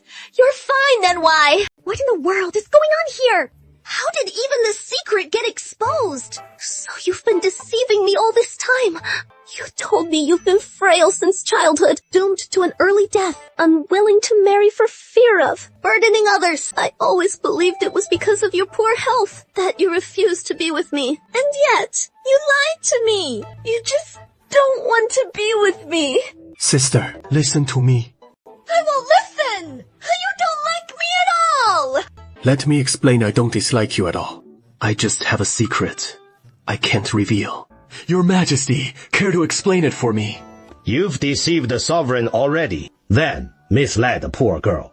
It is already a mercy I haven't taken your head, and you still want to explain? Seeing him so displeased, Emperor Jing couldn't help but feel delighted. Having confirmed the Song family was innocent, and Yun Jingchu had been kept in the dark as well, his fury toward the Songs began to fade. Besides, this young lady from the Song family had made that little rascal Mo Xuanchen eat humble pie. Nothing could please him more. For the sake of Yun Jingchu, devotion to you, I shall let you off the hook. Now go back with your maternal grandfather. In the future, don't believe every word from just anyone. That little rascal isn't someone worth trusting, right? Your Majesty, how can you tarnish my reputation like this?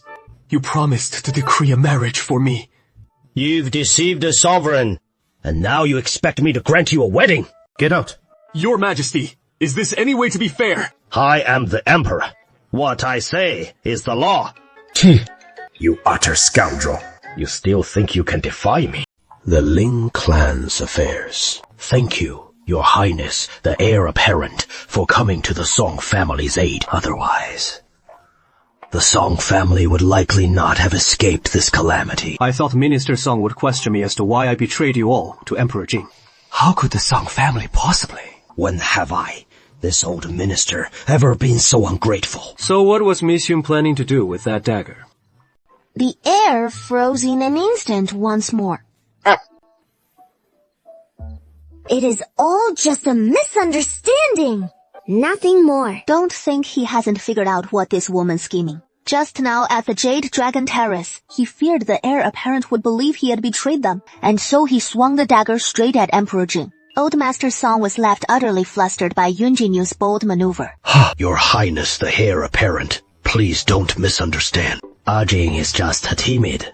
He is not like this on ordinary days. Sister, hurry and thank His Highness, the heir apparent Mo. Thank you, but there is no need. He owes me far more than just this one debt. How did Emperor Jing know just now that you were faking the poisoning and illness? It couldn't be that you told him yourself, right? Are you insane? Aren't you afraid he'll have you killed? He won't kill me. Emperor Jing still needs me to keep the Prince of Zhennan's mansion in check, and he even plans to use me against that second uncle of the whole family. If Emperor Jing uncovered on his own that I'm the seventh lord, he might erupt in fury and demand my life at once. But now, I've taken the initiative to sever my own ambitions, and personally handed him your vulnerability on a platter. No wonder, just now, in the grand hall, his gaze carried such profound depths. Your Highness the heir apparent, the Song family harbors no grudge against you. How could you exploit a Jin like this? Since we share no amity, when you agreed to let Yun Jingchu borrow the Zhennan Palace to use the Crown Princess's identity to scheme against the Xia family, did you ever consider how he exploited me, the heir? He is no harmless rabbit in your eyes. And besides, why do you think I would voluntarily bear to Emperor Jing years of pent-up endurance, or expose my vulnerability for others to seize? Had you not dragged Shisha's matter to the Jingzhou prefecture tonight, thinking your petty tricks could fool Emperor Jing, I would never have resorted to such desperate measures. Minister Song, I refrained from dragging the Song family into this as well. That alone is mercy on my part. Were my heart just a shade darker, the Song family would be in the same plight as the Xiais right now, languishing in prison, branded with your crime of deceiving the sovereign, facing confiscation and extermination. Yun Jingchu, Emperor Jing may call off the marriage in a fit of rage for a time, but during that time, play your part well your guise of unwavering devotion, and ensure he never suspects it is all an act. If it were up to me to go there, I'd give them a thorough lashing, beating them till their teeth scatter across the ground. I only hope His Majesty will severely punish that turtle. Bastard Xu Xuan. As for breaking off the engagement with the Shai family, has Miss Song Yingye been informed? What are you doing here? This cubic courtyard belongs to the Song household, and Lin Jingchu is residing in our Song family's quarters. I am the legitimate daughter of the Song family, so what place in the Song household am I forbidden from entering? She bears the Lin surname, not Song, shamelessly clinging to life in the Song household, and even scheming to trample over me to climb higher. Big brother, I am your blood sister. I am the true daughter of the Song family. Why must you side with them in shielding this wretch? Shut your mouth! Hurry and escort the third miss back. I'm not leaving! On what grounds do you order me to leave? Are you still my big brother? She merely lost her father and mother, and knows only how to feign grievance and play the pitiful sister. So on what basis do you ruin my marriage for her sake? Why should she trample over me to marry into the Prince of Jinnen's mansion? Lin Jingchu, you wretch! Putting on that innocent facade, constantly claiming that I harmed you. But regarding the scandal at the Shi Marquisate, you orchestrated it all deliberately. You knew full well Mo Shuanchen was in that chamber, and you engaged in illicit trysts with him, yet deceived grandfather and the others into showing you favoritism. My wedding with Shisha was mere days away, and just like that, grandfather and the elders called off my betrothal. You despicable wretch! Do you even realize the enormity of the calamity you've unleashed? Do you know that? To shield you, grandfather, and the others nearly paid the ultimate price for the crime of deceiving the sovereign. You even plotted to harm a Jin.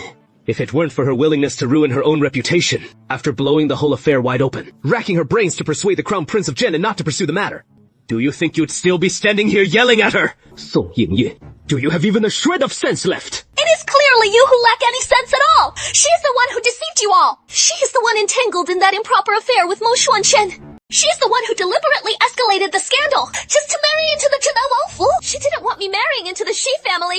That is why she deliberately sabotaged me. You see her poised to marry into the Zhen'an Wangfu, so you rush out of the city to shield her. It is clearly her illicit liaison with Mo Shuanchen that has utterly ruined her name. And how could the Zhen'an Wangfu possibly accept a woman with a reputation in tatters? As its crown princess, you're just scheming because she is latched onto the Zhen'an Wangfu's high branch, hoping she'll pave a bright path for your futures. I've merely lost my parents, and my lowly status somehow harms you. Huh? Master Sai! Take her away with me.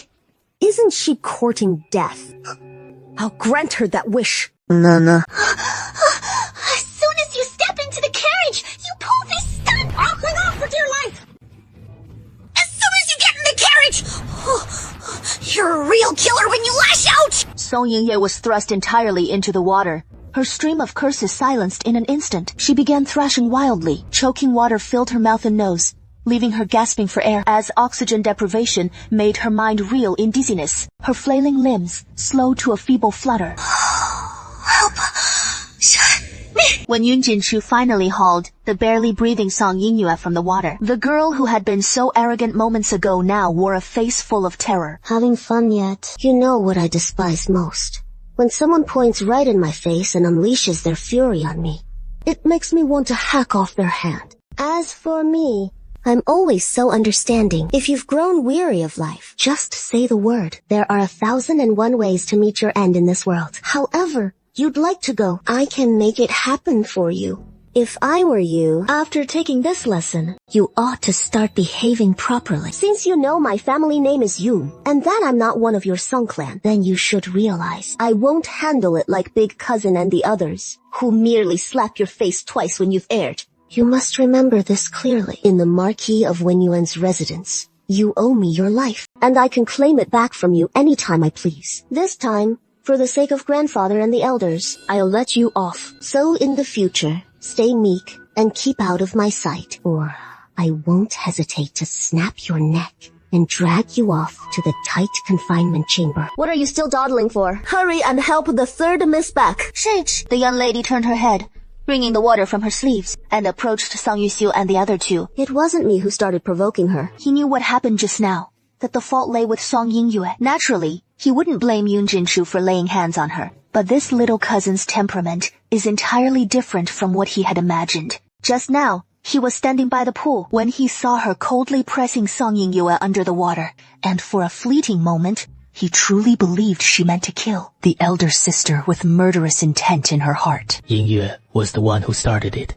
After all, so don't hold it against her. What the eldest cousin is saying is that someone tried to take your life, and you expect me not to take it to heart. I'm the petty sort who loves to hold a grudge, and I can hardly play the magnanimous bodhisattva. If I can just talk myself down from taking a life, that is Amitabha enough already. What on earth were you thinking? If you wanted to teach Song Yingyue a lesson, you could have just let me handle it. It is different. How is it different? What about Song Qingye? She may have a sharp tongue, but her words ring true. After all, they've grown up together since childhood. No matter how furious Song Qingye gets, yes, Song Yingyue would never strike a fatal blow. What brings you here? The Shizi is looking for your elder sister. What does he want? Perhaps he has urgent business. I'll go ask him. Hey, why have you come, Shizi? The Si family's people have come knocking at our door. What mischief are they up to now? Shi Xuan was caned severely in the palace. Gravely wounded and refusing to return home for treatment, he tearfully begged Sei Mengyang to bring him to the Song household to apologize to you. He claims he fell for you at first sight, long harboring disaffection. Insisting his admiration for you has endured for years. It was a moment of folly after he turned 9, a rash act that sullied your innocence. He knows full well he wronged you by tarnishing your reputation, and he is willing to take full responsibility. Even now, heedless of his injuries, he is prostrating himself before your Song family gates, desperate for your forgiveness and that of the Songs. And where are the Song family members? They were so enraged, they laid hands on him. Yet, Shi Xuan didn't dodge a single blow. Instead, he knelt and poured out his undying devotion solely to atone for his sins. Miss Yun, your charms run deep indeed. Just 2 days ago, Shi Mengyao and Princess Wenping ventured out of the city. They went to Yungchuan Temple. Was it the eldest princess of Rong County who put them up to it? The Xie family has laid a deadly trap. No matter how the Song family advances or retreats, they won't escape without a stain. Shi Xuan kneels and begs at the Song family's gates, as long as he is shameless enough, willing to cast aside his dignity and go all out. Once his name for infatuation eclipses his rash folly, all your prior efforts will come to naught, and those rumors will rebound to taint you and the Song family. You are indeed clever, but if the Shai family throws caution to the wind and clings to you obsessively, even you will struggle to fend them off. Oh, Manja, he is blatantly threatening me. Your Highness, this is him burning bridges after crossing them. What bridges are there between us? I'm afraid you've forgotten, Your Highness, that you and I share a bond as deep and inseparable as paired fish and birds. I cherish your profound affection and loyalty, and I seek nothing in return from you. Yet, I must safeguard the Gennan Prince's mansion. I cannot let our ancestral honor be sullied. You overstate the matter, Your Highness. My devotion to you harbors no regrets, and I stand ready to brave fire and flood for you. Whatever your command, Your Highness, speak it freely. In 5 days' time, the Helen family hosts a banquet in the city outskirts. Go in my stead. I've heard your cousin is on intimate terms with the Helen family's eldest daughter. Rest assured, I won't ask you to harm anyone in the Helen family, nor exploit your cousin in any way. I simply wish for you, through your cousin, to casually let slip certain matters to the Helen family. Songer, where are you off to? What is it to you? This girl is named Lu Qi, from the Lu family of Jin'anbo Mansion, not far from his home. We've never gotten along. You haven't heard yet. That cousin of yours has another suitor proposing at the door. Rumor has it she just caught the eye of Gennan Prince's heir a few days ago. But who would have thought, in the blink of an eye, her own cousin's fiancé comes knocking to propose. Goodness me, she is quite a charmer. Just wonder who'll win your cousin's favor in the end. Hey, why not take both? Lu Zhi, Don't make me slap you. Huh, you Songer, making a fool of yourself. And now, flying into a rage out of shame, yet trying to take it out on others. Go ahead, try me, see if I dare. cousin. Lu Zhi didn't expect Yun Jingku to be there too. Miss Lu, right. What are you doing? Nothing much. Yun Jingku smiled, then suddenly slapped her across the face. In all my years, it is the first time I've seen someone begging for a slap like that. Why be polite to her, cousin? She is practically begging for it. If you're so empathetic, you should oblige her. Who knew empathy could be used this way? Yun Jingku, how dare you hit me? Do you know who my father is? Your mother never told you. How would I know? Your shamelessness is your own business. Miss Lo, let's talk reason. About who your father is. You should really ask your mother. How should an outsider like me know? Of course. Where is your mother? If it is truly unclear, then there is nothing to be done. You can't expect me to just conjure up a father for you out of thin air. Can you? Yin Jingchuo, you shameless hussy! Seducing your own cousin-in-law and luring the heir of Jinnan Wang into fickle dalliances on both sides. And now you dare slander my father too! Miss Lu, a slap's one thing, but that foul mouth of yours, that is all on you. Luji lunges forward in a rage, claws out to tear the place apart, but Sangyi sends her sprawling with a swift kick. Sister, stop this at once. How could you strike her like that? Miss Lu, Jin didn't mean it. Please don't hold it against her.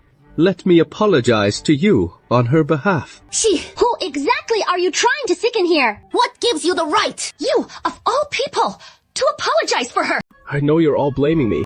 I know I fell for a Jin's trap on the Ghost Festival. It was my fault that she faced such public scorn, but my feelings for her are genuine.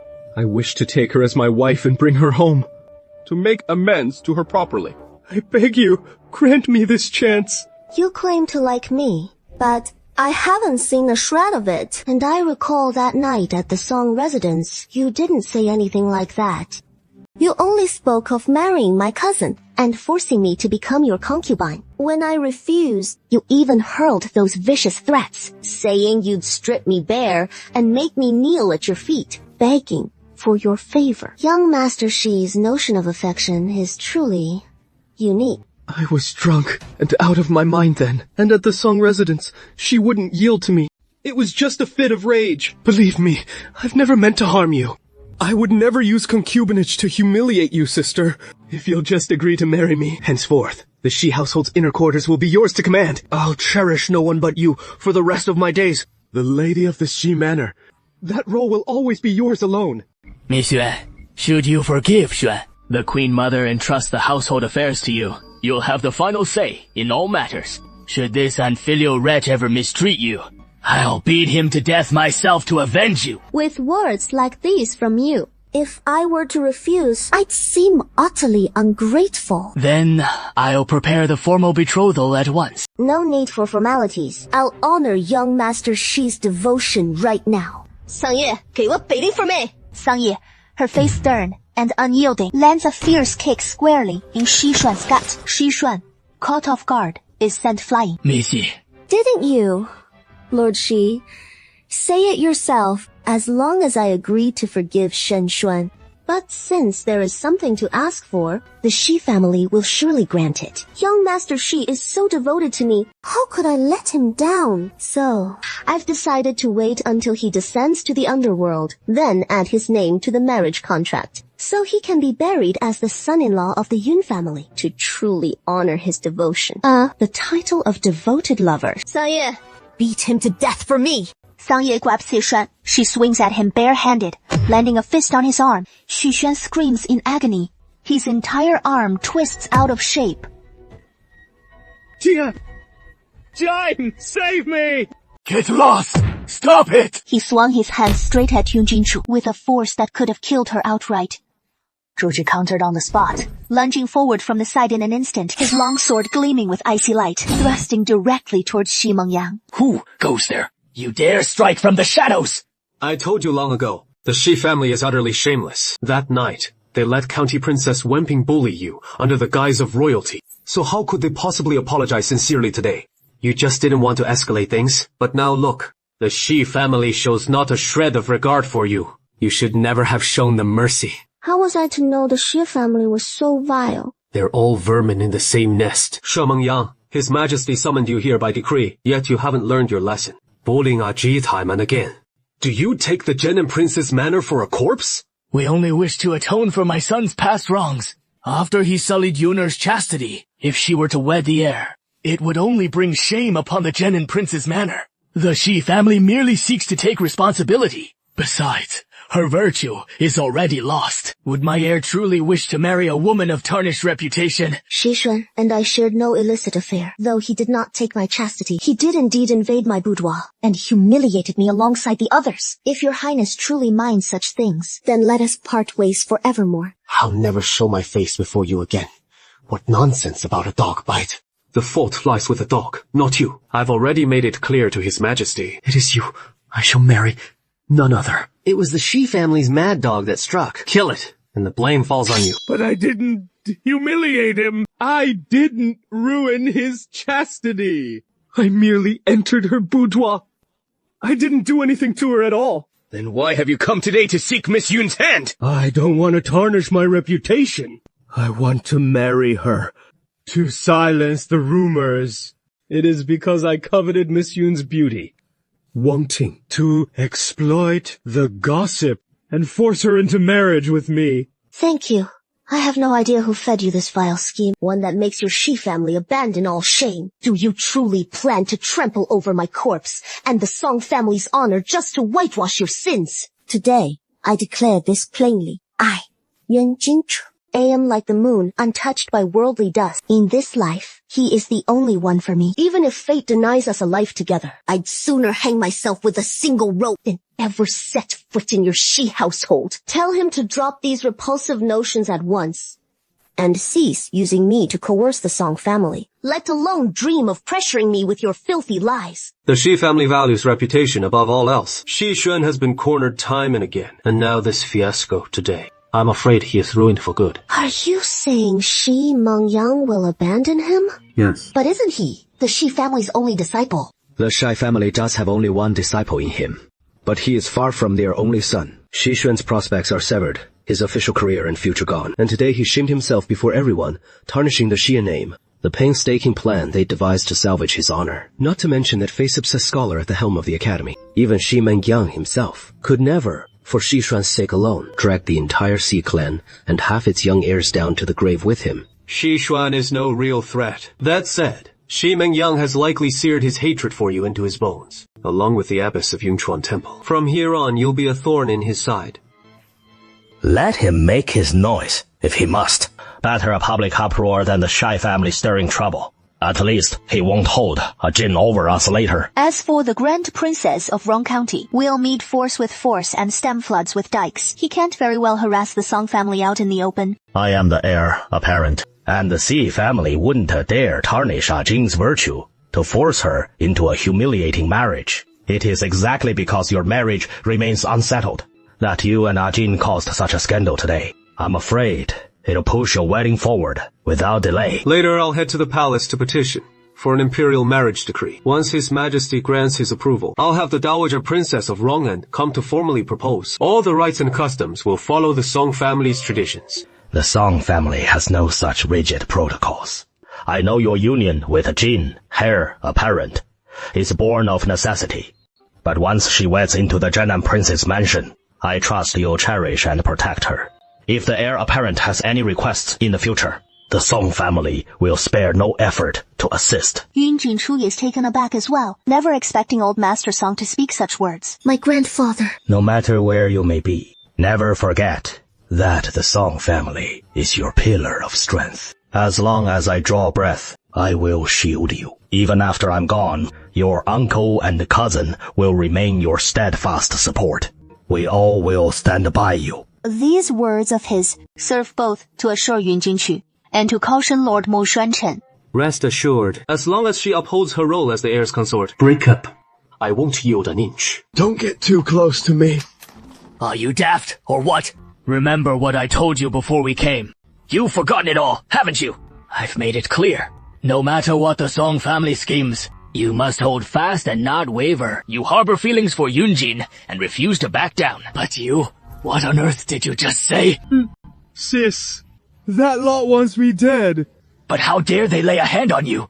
If he kills you, he'll pay with his own life. A woman so shrewd as that would never throw away her life for yours. When Shi Mengyang first witnessed Yun Jinchu's ruthless strike, he panicked too. But now he is snapped out of it and realizes those two were only trying to corner Xishuan. In the blink of an eye, 5 days had passed. On the day of Helen Shu's birthday banquet, Yun Jinchu followed the Song sisters out of the city to attend the banquet. Song Qingya waited a moment, but couldn't sit still, and went to the horse track with Helen Shu. Yun Jinchu, intent on staying out of trouble and keeping a low profile, was wondering where the hell that jerk Mu Shunchen had gotten to. You're that wench who has been clinging to Brother Achan. How dare you? not even kneeling before this princess. Yun Jingchu frowned in displeasure, utterly loathing this ancient custom of bowing at every turn. But not wanting to bring trouble upon the Song family, she rose and performed a half-courtesy bow. Greetings, your highness. This palace commands you to kneel and pay full respects. Are you deaf, or do you simply not understand human speech? What manner of lowly thing are you? To behold this palace and not know to bow, utterly devoid of respect for rank and station. Offending this palace, you lot thrash this rule-breaking wench for this palace. Damn princess. You really think I'm that easy to bully, huh? Yun Jingchu was just about to strike back viciously when she caught sight of someone approaching from the corner of her eye. Then she deliberately stumbled, grabbing hold of the third princess, who had been watching the spectacle, and tumbling with her toward the nearby railing. Upon landing, she drove her knee straight into Princess Murongqi's stomach. Yun Jingchu, stood up. I'll kill you. Yun Jingchu, what happened? I have no idea. My cousin and I came to celebrate Miss Helen's birthday when the third princess suddenly confronted me, demanding that I pay respects, which I did. But she insisted I had knelt and kowtowed, and then ordered her attendants to beat me. But just now, I accidentally twisted my ankle and fell down. You are lying! Third princess! You deliberately crashed into this palace, and you even struck at this palace with malicious intent! You say I injured you. Where exactly did I hurt you? Why not let everyone see for themselves? You, Yun Jingchu. That knee of yours struck him right in the stomach, with such force that his organs nearly shifted out of place. But such a private spot. How could we let others see his body like that? You think I won't kill you? Utter nonsense! You shameless wretch! How dare you slander this palace? Do you think this palace won't have you executed? Who do you intend to kill, Your Highness? Is this how the princess relies on her status to bully others? Brother Chen, I didn't. He disrespected me first, so I merely had him taught a lesson. He's the one lying. Ajin never lies. So you're saying this palace is the liar? Brother Chen, you actually believe her over me. It was clearly her bullying me. On what grounds do you force Ajin to kneel and kowtow? This palace is a princess, the most noble person in the Great Yi dynasty. She, a mere merchant's daughter, must kowtow to this palace. Refusing would be a grave offense. The Son of Heaven, officials, vassals, and commoners form the four pillars. The most revered in the realm is solely His Majesty. Even His Majesty does not put on such airs as a princess might. Moreover, Ajin is to be the heir consort of our Zhenan Prince's mansion. And in time, the Wang Fei of Zhenan, before she is formally conferred as princess, her status is not much higher than hers. Emperor Taizu even granted special dispensation back then to the people of our Zhenan Prince's mansion, exempting them from kneeling even before His Majesty. Even His Majesty treats Ajin with courtesy. So on what authority do you make her kneel to you? Mu Xuanchen actually treated me like this for her sake. Don't you know what a mess Shen Shen is in now? All because of her meddling. Enough. Ajin is my crown princess consort. I know her better than anyone. If you dare say one more word about her, don't blame me for not holding back. You're not going anywhere. Get out of my way. I won't yield. Mu Xuanchen steps forward. With a forceful shove, he stuns and pushes Murongqi aside. Murongqi lands flat on her butt on the ground, the impact sending a sharp, bone-chilling pain through her tailbone. But Mu Xuanchen doesn't even spare her a glance. He simply scoops up the person in his arms and strides away without looking back. The crowd at the racecourse is already buzzing from the third princess's earlier outburst. Yun Jingchu, carried by Mu Xuanchen, parades right through the throng, feeling like those scorching stares from the onlookers are burning holes in her back. It is fine if you want to use me as your shield. But do you have to make such a spectacle of it? Gotta let everyone know how inseparable we are. Like lovebirds forever entwined. I think you're just itching to get me killed off quicker. You want Emperor Jing to latch onto your soft spot. Just don't drag me down with you. What about that iron-hearted prince of yours? Ah, your rotten peach blossoms are blooming everywhere. Even the big leaf ones are turning toward the sun. How about you give me a list first? So next time some admirer shows up at my door, waving her hand to slap me and yelling that I seduced her dear brother Chen. Jealous much? I'm the one who is jealous here. Think you could handle that? If my man dared to philander like that, with a new dear sister popping up every few days, I'd break his 3 legs for sure, so he'd never dare chase after another woman in his life. Your brother clucks away, playing the mother hen himself. Would you mess with that? Besides, With a face like yours that makes women drool. Why not just give in to the third princess? I can see. She is utterly smitten with you. Hey, if you married her, you'd still claim she wouldn't loyally stand by your side. Trouble. You're just hopeless when it comes to romance. If he had a handsome little brother trailing after me, calling me sister, I'd dote on him endlessly. A stunner like me is bound to attract a handsome little brother sooner or later. But you're wasting that gorgeous face of yours. You total blockhead, with every girl throwing herself at you, and you too dense to savor it. Don't tell me you'd fumble around clueless even on our wedding night. Keep spouting that nonsense, and I'll toss you right out. How I long to return to that summer. No, I didn't take advantage of you, okay? You are out cold right where you fell just moments ago. It took every ounce of my strength to drag you all the way here. This little hut must belong to some local hunter, and there is a set of clothes inside. I was just trying to help you change out of your wet things, so you wouldn't catch a chill from staying in them too long. Hey, it is all for your own good anyway. Since you're awake now, you can handle it yourself. Go, change. With rain this heavy. If I pass out again from exhaustion, it'll be on you for making me haul you here. I'd be done for. 云锦初挑眉 arched an eyebrow, still wary as ever. Mo Xuanquan had no choice but to backtrack. I'm a man after all. Just take off your outer robe and let it air dry for a bit. If you fall ill, it'll only slow me down. I've gone to great lengths to find someone like you. A perfect shield. If anything happens to you, it'll complicate things for me terribly. You could have just said that from the start. Instead, you went all noble and grateful out of nowhere. How was I supposed to know if you'd even change? Yun Jinchu was already chilled to the bone, but after hearing Mo Xuanquan's words, she didn't hesitate for a second. She simply grabbed the clothes and stepped over to the corner. Yun Jinchu changed quickly, wringing the water from her damp hair. As she approached the fire, she noticed Mo Xuanquan had already shed his outer robe and shirt, bare-chested as he sat by the flames, feeding them more wood. His exposed back was marred by numerous scabs. Over scars, a single glance revealing just how grievous the original wounds had been. Those scars. From when you were a boy, weren't they? Your mother consort, heartbroken and unable to accept your father's departure, fell into hysteria, raving mad during her episodes, unrecognizing of anyone around her.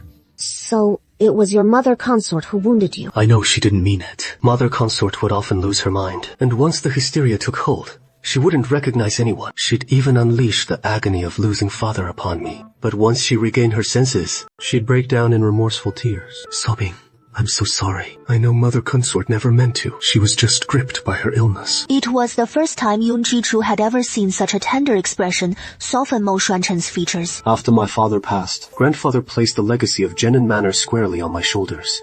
He sought out the finest masters, instructing me in both civil arts and martial strategy, guiding my hand through every tactic for conquering the battlefield. Your grandfather truly cherished you, yet his favoritism bordered on the extreme. After all, your father wasn't his only son. The current Lord of Zhenan is your second uncle, isn't he? He is your grandfather's son too. Even if your father was frail his whole life, by rights, your grandfather should have entrusted the military command of Zhenan Manor to your second uncle. Yet he chose to groom you, still so young, as heir to Zhenan Manor, overlooking him entirely. That is hardly impartial. Second uncle isn't grandfather's blood son. Grandfather found him as an orphan child on the battlefield. Taking pity on the boy, he raised him in the manor, and as he grew, he came to resent my father in secret. That is when grandfather formally took him under his wing, hoping he'd serve as an aide to father. So, in the end, it was like raising a tiger that might one day turn on us. Do you know who was behind this attack? Those assassins I mentioned, they were so ruthless in trying to wipe you out. Could they be from the Duke of Zhennan? Mo Xuanquan replied instinctively. No. How do you know they're not? Mo Xuanquan, don't tell me this was all you're doing. It wasn't me.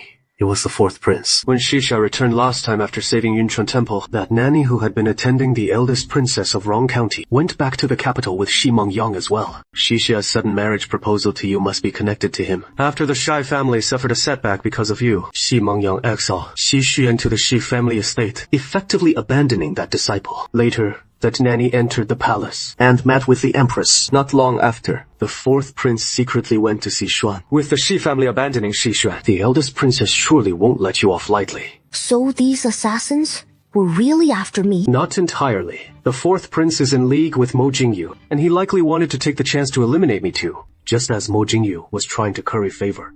So you knew all along that assassins would come for us today. Then why did you take me to the Helen estate today? You deliberately delayed leaving his manor until nightfall, giving them the perfect chance to strike. Afterward, the fourth prince would frame Shi Xuan, allowing you to eliminate the Xi family threat, while also shifting suspicion onto the Duke of Jinnan's household. As long as Emperor Jing believes the Duke's household can't tolerate you, and you show him a bit of flattery, he'll grant you more authority. He might even let you lead troops in the army. You see me as a liability, using me as a living shield. Better off dead and easier to control. You want to use my life to gain the trust of the Jing Emperor. The room fell silent. Though Mo Xuancheng wasn't lying, his silence gave Yun Jingchu her answer. That damn bastard! He really intends to use my life to win the Emperor's trust! In exchange for military power, this ruthless, venomous cur of a man, always scheming to take my life. I ought to just fucking strangle him right now! Once and for all! Prince Mo, you're truly willing to go that far. To actually use your own life to scheme against me. Aren't you afraid you'll lose your own life in the process? Mo Xuancheng, now that I'm still alive, how do you plan to continue this charade? Or, before your men arrive, why not seize the chance to finish me off? Yun Jinchu, I had no better option. I left Shukang all alone. To protect myself, every step must be taken with utmost caution. I dare not trust anyone, nor allow any unstable threats by my side. This time, it was my mistake. There won't be a next time. Originally, after Yun Jinchu saved Mo Xuancheng, the tension between them had eased somewhat, but because of the assassins, they were thrust back to their former standoff, even worse than the occasional banter and tacit understanding after they had forged their alliance. How I long to return to that summer. Cicadas chirping as they drift across the sky, the night stars peering down before my eyes. In the emptiness, your profile lingers in memory, the breeze teasing my heartstrings. The flavor of early summer is your smile. I cradle the moon. Hope all is well with you. You go out and find reinforcements, then come back for me once you found them. You're coming with me. We don't even know what this place is, or whether it is safe or not. What if, after I leave, someone comes looking for us, and you're left to face them alone? Fair point. I suppose I should stick with you. Otherwise, if the heir apparent escapes and recalls that his original plan didn't succeed, turns against me, and sends assassins disguised as killers to finish me off, I won't stand a chance of escaping. I told you, there'll be a next time. Heir apparent, don't make promises lightly, or you might get struck by lightning. So what will it take for you to trust me? Trust? None. I'm afraid of dying. Sister, you don't need me to carry you on my back. My legs aren't broken. But your legs aren't moving. The mountain path is treacherous and hard to navigate, and we've spent a freezing night exposed. If we don't make it out today, another night like that, and we might not survive. You're angry at me for scheming against you, but you shouldn't take it out on yourself just to spite me. Or are you scared of me, so you won't let me carry you? Such a clumsy attempt at reverse psychology. Has your brain been waterlogged by the rain? So, shall I carry you or not? Mo Xuancheng carries Yunjin on his back as they first emerge from the cabin, when suddenly, they hear someone calling out. Monsieur!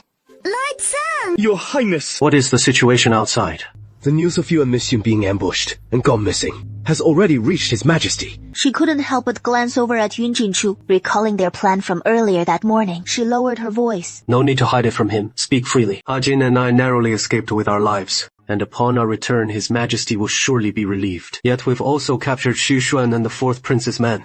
Clearly, the young master had previously intended to use Miss Yun as leverage to gain Emperor Jing's trust and greater authority. How did he change his mind so suddenly? The fourth prince is cunning. When he went to find Shan Xuan, he always steered clear of the Shi family retainers. Moreover, this entire assassination plot, from start to finish, never passed through his hands. Even the assassins who entered the mountains were mostly Shi family men. The fourth prince only dispatched a few dead men to blend in among them. When the tide turned against them, they fled at once. Our men captured one of them, but that man had his tongue cut out. He can't read either. Though he is a live captive, it is still impossible to follow the vine and implicate the fourth prince. Basically out of the question. Where is that corpse now? Oh, Right down the mountain. Send it to Yunchuan Temple. Kill him and deliver the body, since he is nothing but useless dead weight. That dead man is doomed to die sooner or later. The Grand Princess of Rong County has devoted herself to Buddhism for many years, steeped in the haze of incense and flickering candlelight. She must have long forgotten the brutal ways of the mortal world. It wouldn't hurt for her to witness a bit of bloodshed, to remind her that even Buddhists need not fear the wicked. Do just as the Crown Princess Consort instructed. Emperor Jing thinks he can use your marriage as compensation to appease the Shi family for what they've done this time. Emperor Jing is just trying to fool you, or fool everyone else. This great princess of Rong County is truly formidable. She can even protect the Shi family like this. Meng Yang is, after all, the Mo family's sole heir. When the Shi heir tried to assassinate him, the Prince of the South Zone's son-in-law-to-be, risking his very life. Yet they think sacrificing just Xishuan will settle the matter. What does he take you for? He even had the great princess of Rong County preside over your wedding. What is he playing at? Does Emperor Jing have something wrong with his head? She simply assumes I'm still alive, and that Xishuan has already paid with his life. So he approves the imperial marriage decree, offers a token gesture of appeasement, and expects me to gratefully accept this imperial grace. It seems this great princess of Rong County truly holds immense leverage over him, some infuriating favor.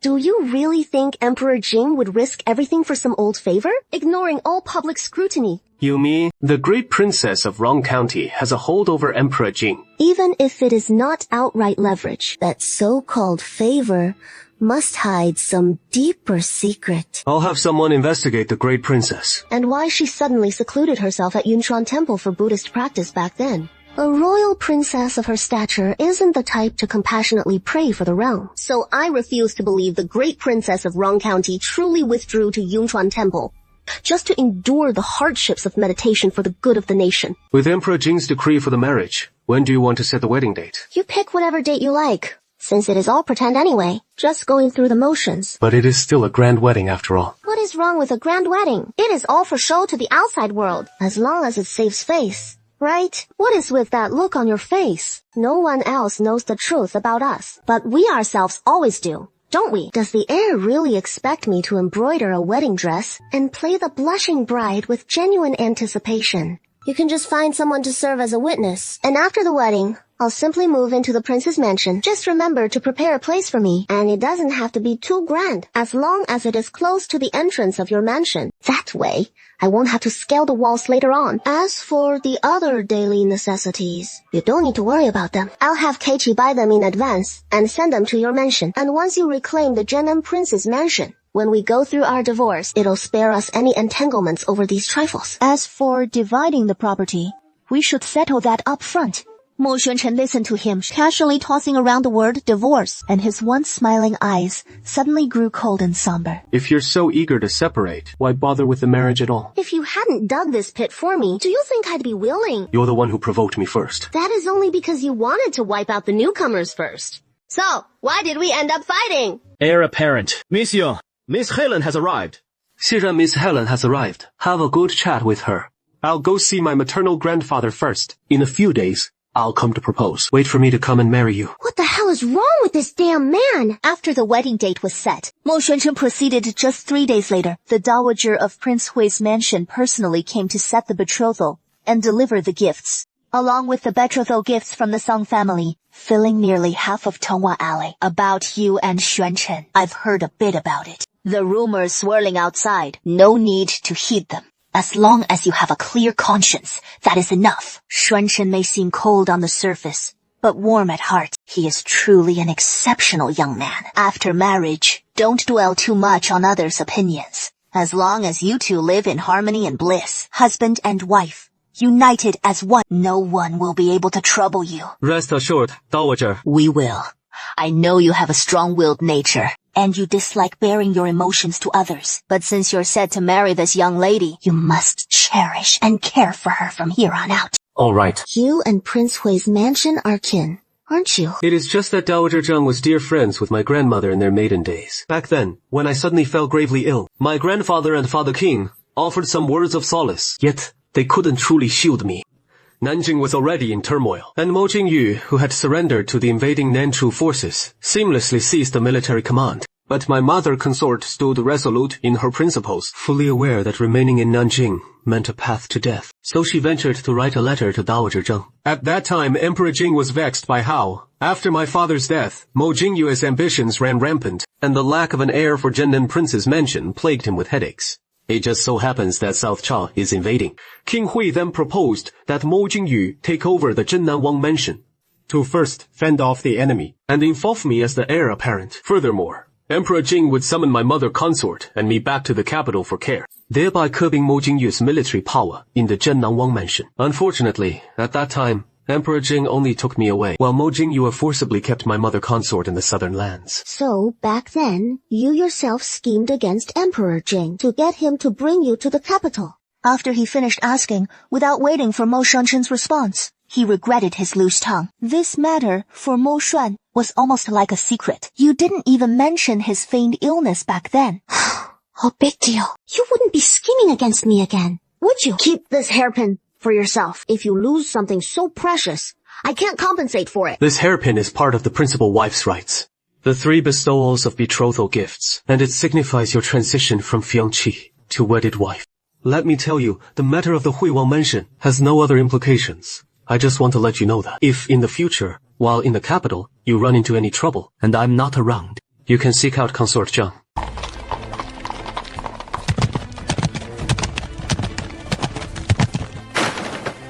Is the princess all right?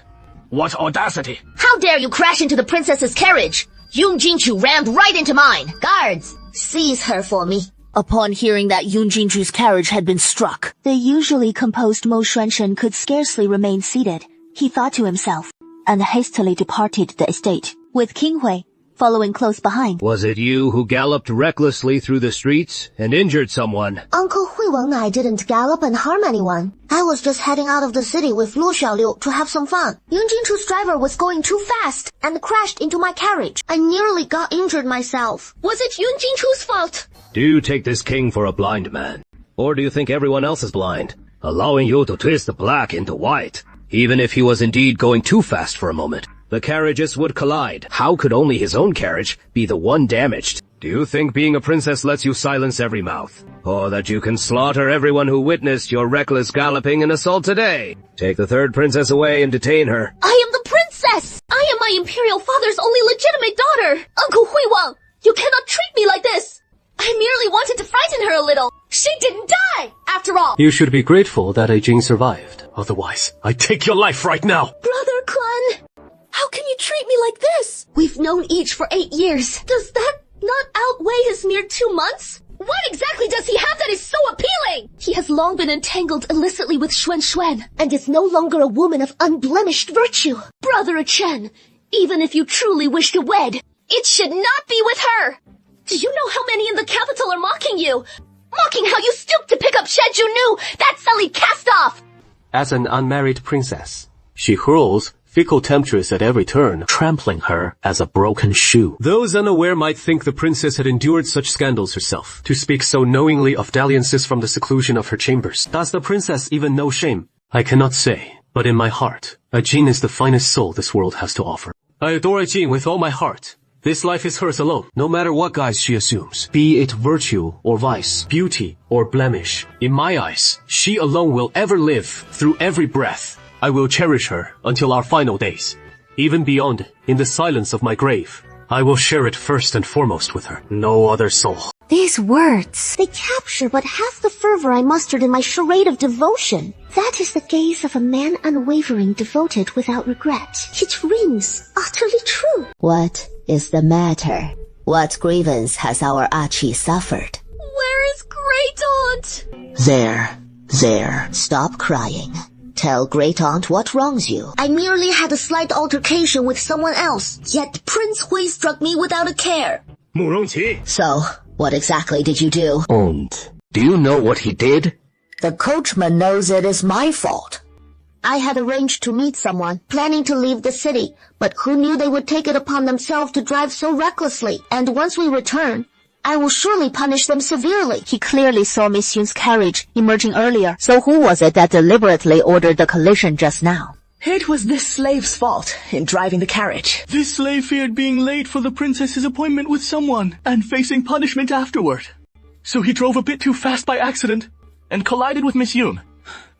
This slave knows his mistake. Since he admits his mistake, his crime demands execution. Before anyone could react, Yi Hong swiftly slashed across the man's neck and shoulder, and the servant's head severed almost instantly.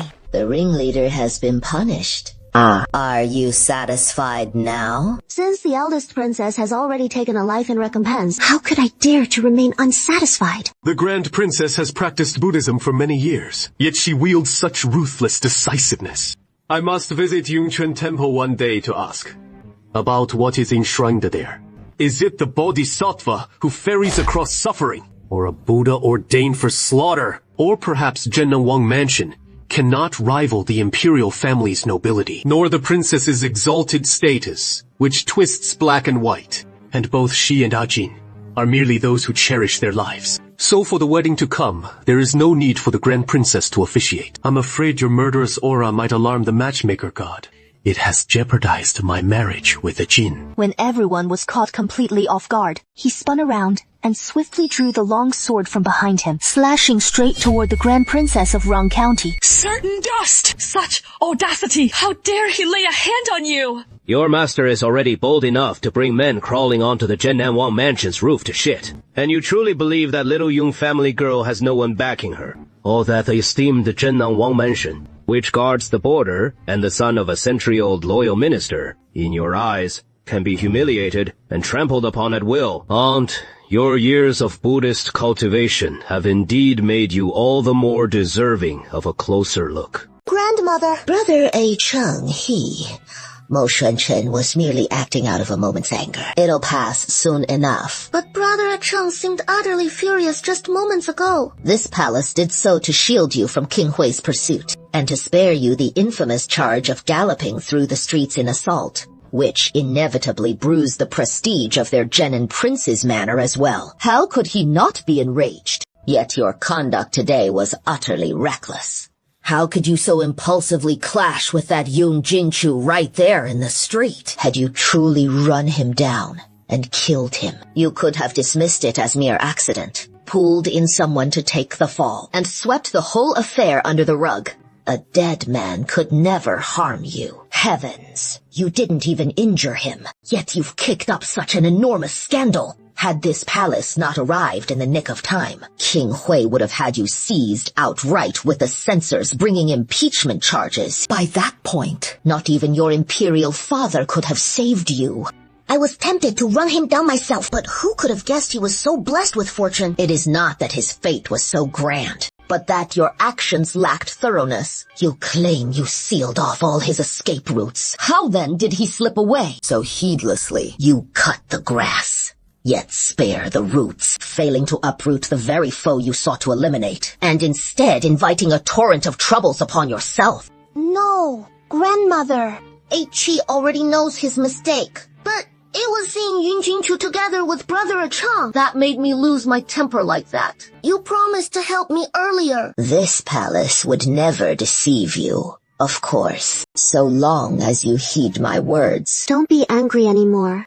I'm not angry. As if you're not. I know you feel deeply aggrieved, harboring that resentment in your heart. You've only just begun to nurse this bitterness, while Emperor Jing's suspicions toward you remain unassuaged, and the Prince of Zhenin eyes you with predatory intent. The eldest princess of Rong County is counting on precisely that vulnerability. He dares to publicly distort the truth. Does he not fear you confronting him before Emperor Jing, if one day you reclaim the military power of the Zhenan Wangfu? How dare he bully you like this? A gentleman must be broad-minded, harboring rivers in his chest. It is merely a momentary grievance. Don't take it to heart. I don't feel aggrieved. I just hate how he exploits my vulnerability to manipulate you. That boy Mo Shuanchen, it is not just a one-sided infatuation on his part, is it? What are you thinking? You and I hold grudges, but we're no fools. There are plenty of ways to exact revenge. Killing that Morongji might not prove so difficult. The Grand Princess of Rong County has secluded herself in Yunquan Temple for many years. All these years she has had no contact with the capital.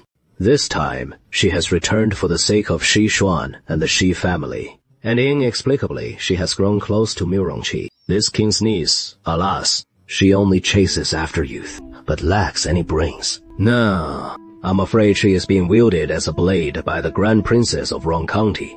One of them lost her great-grandson because of you. The other had her love cruelly stolen from her by you, like a dagger sting. They likely won't let you off easily. He's such an old coot. This guy's got a real monkey mug on him. With looks like that. This build, this vibe. Back in my day, He'd wipe the floor with half the pretty boys in showbiz. he is easy on the eyes. I'll give him that, but he has got that doggish streak. What do you mean, doggish? I mean, I bumped into this sleek, handsome big black dog out there. Who'd have thought you'd describe a mutt as refined and dashing? Doesn't that just sound off somehow? Probably some street stray, looks all meek, but packs a real bite. Don't go messing with it. Watch you don't get hurt.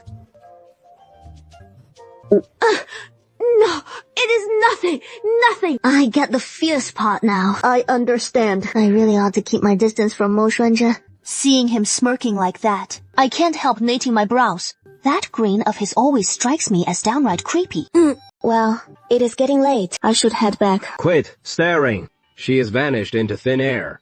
Hey, Lord Mo, this prince ought to grab you a mirror, so you can see yourself in it. That whole lovesick puppy expression doesn't match what you said earlier about just using her as a human shield. I was fretting your pretty face might catch that girl's fancy and stir up her heart, throw the whole plan into chaos. But lo and behold, the girl's got zero interest in you.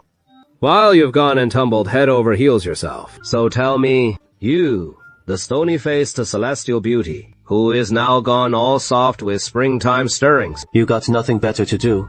Have you wrapped up that knight-errant business? It is really weighing on me. Spill it to this prince. What is eating you? Last time he came up, you were painting him as this shameless schemer, and you're still going on about making full use of her, planning to pave your way with that little girl's life. Saying your heart's starting to ache for her. Could it be that night you two spent together in the mountains? Come on, you two. Spill the details to me. Besides, with your lone bachelor ways like that, how could you ever charm a girl like her? I've been there myself, you know.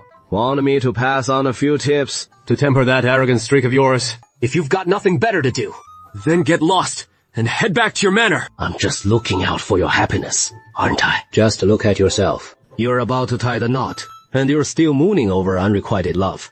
What if that little girl actually marries in, and you end up sleeping alone? Lonely, in the dead of night, Yunjinju. That little girl's no pushover. If you don't wise up a bit, before you know it, you'll get thoroughly schooled by her.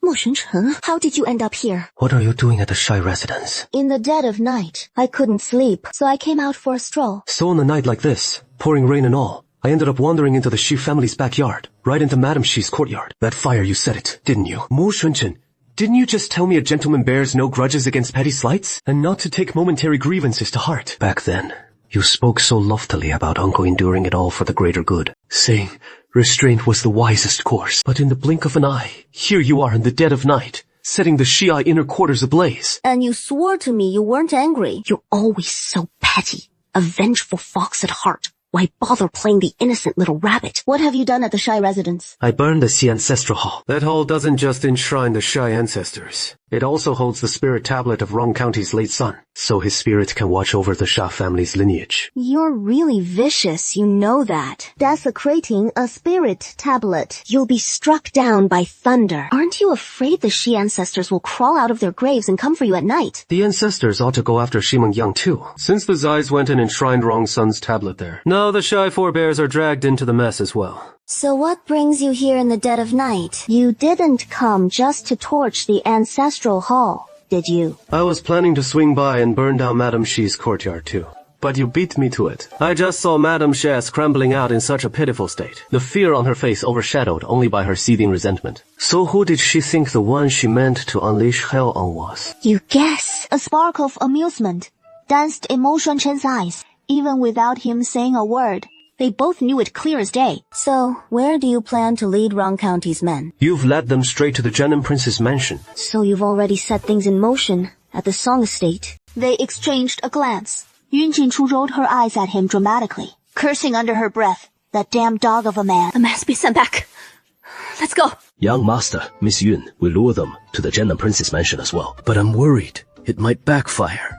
Anyway, Rong County was bound to come sniffing around for trouble with me. Entrusting him with one more task won't hurt. Have you squared things with the guard camp? Before he arrived, he'd already planted all the clues and traces leading to the Zhenan Prince's mansion, and to himself. It is just a ploy to set a trap for Rong Xian, digging a pit for him alongside the eldest princess. But who would have thought Yun Jinshu would land on the exact same scheme? And the two of them ran smack into each other at the Shi residence. Please rest assured, young master. Everyone can testify you never left the guard camp tonight. Those spies we've been watching in our mansion, they'll swear with their own eyes they saw you slip out in night clothes. As long as the Ximenjiang leads the Jinling guards to raid the Zhenan Prince's mansion, with all that hatred he harbors for you, he'll grab any pretext to put you to death. That is perfect. Have Xue Mengyang's men push harder. Best if he ransacks the entire Zhenan Prince's mansion. Unique Fang! Unique Fang! Oh dear. What are you yelling about? Causing such a racket in the dead of night? Have you no regard for your life? The servant dares not. Something grave has happened outside. No crisis, however dire, outweighs your majesty's repose. Speak.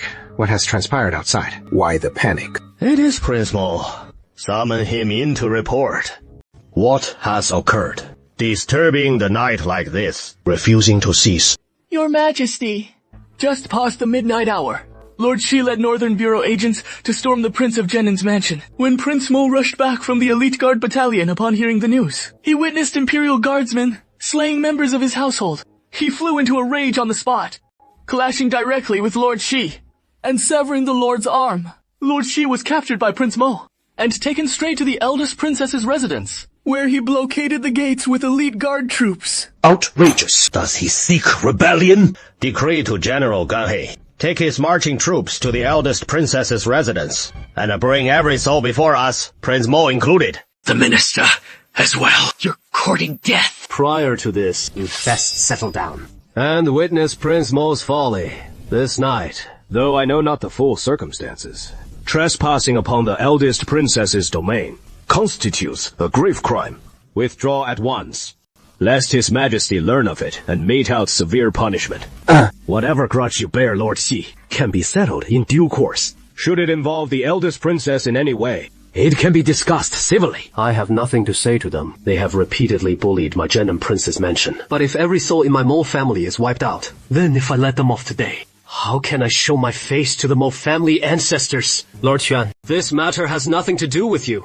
I have no desire to cross swords with you. Step aside. Prince Mo, if you do not withdraw, do not blame this official for discourtesy. Strike! Prince Mo, I come by His Majesty's command. Mo Shunche eyed him darkly. Does the prince intend to defy the imperial decree? Far from merely defying the decree, they dared lead troops to storm this palace's residence at night, with intent to assassinate this palace's commander Gan. Seize the prince at once! This is the capital, not some frontier wasteland. His Majesty holds great expectations for you. Your nocturnal intrusion into the princess's mansion is already a grave offense. To defy the decree as well, even with the late prince's spirit watching from the heavens, His Majesty could scarcely forgive such treason. I implore the prince to think thrice. Who can tell me what happened? In the dead of night, what on earth is all this commotion about? Your Majesty, this princess has been back in the capital for many days, and I've never once provoked the heir apparent Mo. How did I end up inviting such a deadly peril upon myself? He led troops to storm my residence, nearly costing me my life. I beseech your Majesty to seek justice for this princess. Mo Xuancheng, how dare you? Are you trying to defy the heavens themselves? It is they who have gone too far in their bullying. The long-standing grudges between the Xi family, my Zhenan Prince's mansion, and the Song household are known to all under heaven. Shi Xuanyan hired assassins to murder my Hajin, and was executed by beheading at your Majesty's command. I thought that would be the end of it. Yet the eldest princess harbors resentment still. Today on the streets, the third princess rode recklessly, committing assault, wounding my elder sister, yet before the day's events had even faded. That very night, Shi Mengyang led men to force their way into the Zhenan Prince's mansion, slaughtering my household servants, and destroying my grandfather's cherished relics. Do you take my Zhenan Prince's mansion for some godless shell? to be trampled and humiliated at will. Not to mention merely severing one of his arms. Even if I'd killed him today, it would be no great loss. Your Majesty, don't be swayed by his wild fabrications and sophistry. It was clearly he who sent men to set fire to my estate, demolishing the ancestral hall and nearly killing my wife. This humble subject was merely pursuing and capturing criminals as per the law. Yet, the Genin Prince's mansion repeatedly shields them. Fearing the culprits might flee, I had no choice but to confront them. What did you just say? Now the ancestral hall has been ransacked. Stripped bare. Everything taken clean. The ancestral tablets vanished. And the whole place reduced to rubble. Mo Xuanchen, how utterly audacious of you! Destroying ancestral tablets. Aren't you afraid of divine retribution striking you down? The Grand Princess fears not even inciting others to assault. What have I to fear? Besides, your Shi family caught fire. What does that have to do with me? You failed to guard your own ancestral hall in the dead of night, and now it is ablaze. Who now presumes to blame others for arson, rather than blaming others? It might be wiser to reflect if your guilty conscience has piled up too high, that even heaven can no longer turn a blind eye. Spare us your sophistry. Servants in my mansion heard with their own ears your men starting the blaze, and witnesses saw you slip out of your mansion in black robes under the moonlit night. As for me, I departed for Shine Camp at dusk, and spent the entire night there, overseeing the handover of camp affairs. Which of your eyes saw me leaving the mansion in black at midnight? Besides, if I truly intended to set a fire, I would have burned you all outright, instead of this farce picking a bone-dry day to reduce you to ashes in one go. Not to mention this torrential downpour. What fire could possibly take hold? For me to court such profound taboo by torching your Shi ancestral hall, only for the heavens to quench it with rain, leaving damning evidence right at your doorstep, so you could drag me here for this nonsense. Do you take me for a fool? Or His Majesty for one? Do you think the entire world is as witless as you? Insolence. The brainless Emperor Jing brimmed with offended fury. I meant no offense to your Majesty. It is simply that the Shi family seeks to ensnare me, so they ought to concoct a more plausible charge of me torching the Shi estate. Why stop there? Why not claim I desecrated their ancestral graves? Arson in a raging storm. Your Highness, this humble subject speaks no lies. If the people of Genin Prince's mansion harbor no guilt, why dare they not let this humble subject enter to search? What a farce! Genin Prince's mansion was bestowed by the late Emperor himself, the residence of a first-rank prince. What manner of thing are you, to casually fabricate excuses like this, and just search as you please? This is no mere excuse. I witnessed it myself. The jingling guards who accompanied me can bear witness. This is plainly an act of vengeance. If I truly sought revenge, I would target the third princess and the eldest princess, and settle the score with them once and for all. Your Majesty! So tonight, you alone claim to have seen those thieves slip into Genin Prince's mansion. And only your men claim to have seen Mo Xuanchen leave the mansion in black attire under cover of night, seizing the moment of the downpour to set your Shi family ablaze. Xie Mengyang, do you take us for a doddering old fool? Shy, regardless of who the arsonist may be, we ask only this of you. Who gave you the audacity to spy on Genin Prince's mansion? Mo Xuanchen is the heir to Genin Prince, appointed by imperial decree. And Genin Prince's mansion stands as the legacy of the founding Emperor Hao. Dare you accuse without evidence? One word of righteousness, and you presume to summon and interrogate the master of a first-rank prince's household on mere whim. Xie Mengyang, you show utter contempt for your betters, trespassing into Genin Prince's mansion without leave. Drag him down and give him 30 strokes of the bastonado. This humble subject speaks no lies. This humble subject saw it with his own eyes. That thief entered Genin Prince's mansion. It was Mo Xuanchen, nursing his grudge. In broad daylight on the streets, the third princess wounded Yunjin. And now this fire engulfs the Shi household in retribution. Everything this humble subject says is true. You still dare to slander the innocent? At the 5th watch of dawn? If your Majesty utters another word, beat Xie Mengyang to death on the spot. Drag him out. In but a moment, amid the torrent of rain, Xi Mengyang's agonized cries rang out. Xi Mengyang LED troops to storm the prince's mansion. Killing is a crime. Yet in Mo Xuanchen's fury, Trespassing the eldest princess's mansion is a crime as well. Mo Shunchen knows his lowly station, far beneath the imperial nobility, and the Mohist's past glories bear no relevance to me. Yet I will never permit anyone to use me as a pretext to sully my grandfather and the Mohist forebears. Nor can the Genom Prince's mansion's prestige fall by this subject's hand. I beseech your majesty to grant me this, and to strip this official title from my person, allowing this subject and the Jin to depart the capital. Emperor Jin's words of reprimand were instantly forgotten. Mo Xuanchen, I implore your majesty to let me leave the capital. Such wicked slanders. This subject dares not abide. This subject simply feels there is no place left for me in this realm. On Ningxi Street, how many watched them bully a Jin, and how many saw them thirst for a Jin's life? One princess, one eldest princess. They are of the imperial blood, born to nobility. But what of me? All I can do is endure, yield. What more is there?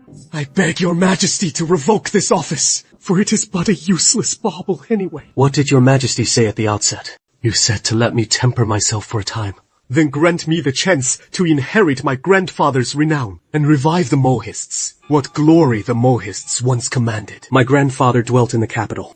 Who dared slight him even slightly? Do they not simply rely on my powerlessness, clinging to the empty name of a scholar? So even the gods dare to trample on my head and bully me, implicating my betrothed, who hasn't even crossed the threshold of the Genom Prince's mansion, and subjecting her to such humiliation. Since your majesty has no desire to employ me, why dangle false hope before me? Blind fools! Can't you see this insolent scoundrel spouting such shameless drivel? This is an outrage against your majesty! Drag this mangy cur out and flog him at once. Give him the severest of beatings! Your majesty, pray restrain your fury. Your majesty, pray restrain your fury. No need for your majesty to soil your hands dragging me. I'll walk out under my own power. Grand Princess Shuangxian watched Mo Xuanchen stride toward the hall's exit, unaided, even though she despised Mo Xuanchen with every fiber of her being, even though she yearned for Emperor Jing to beat him to death, right then and there. She knew all too well that Mo Xuanchen could not afford to take this beating. In Emperor Jing's eyes, it was all Shi Mengyang's doing self-inflicted harm. A deliberate plot to sabotage Mo Xuanchen. For all Emperor Jing's present rage, his urge to execute Mo Xuanchen outright. Once the night had passed, and his fury ebbed, it would be she and the Shi clan who bore the brunt of misfortune. Hold on, everyone.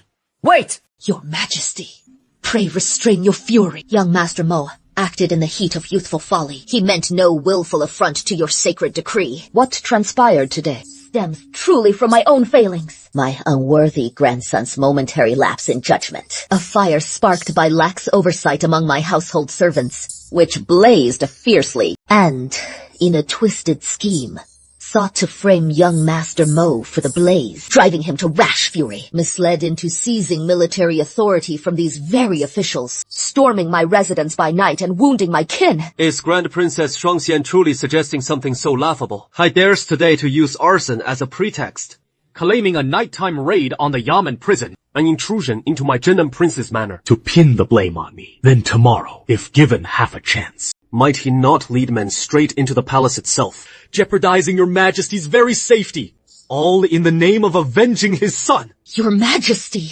Wrong County dares not harbor any disloyal thoughts. I know the Grand Princess dares not conspire with Shi Mengyang as a subject, yet fails to share my burdens, but squanders imperial grace by framing a loyal courtier. For the Grand Princess's sake, I shall spare his life.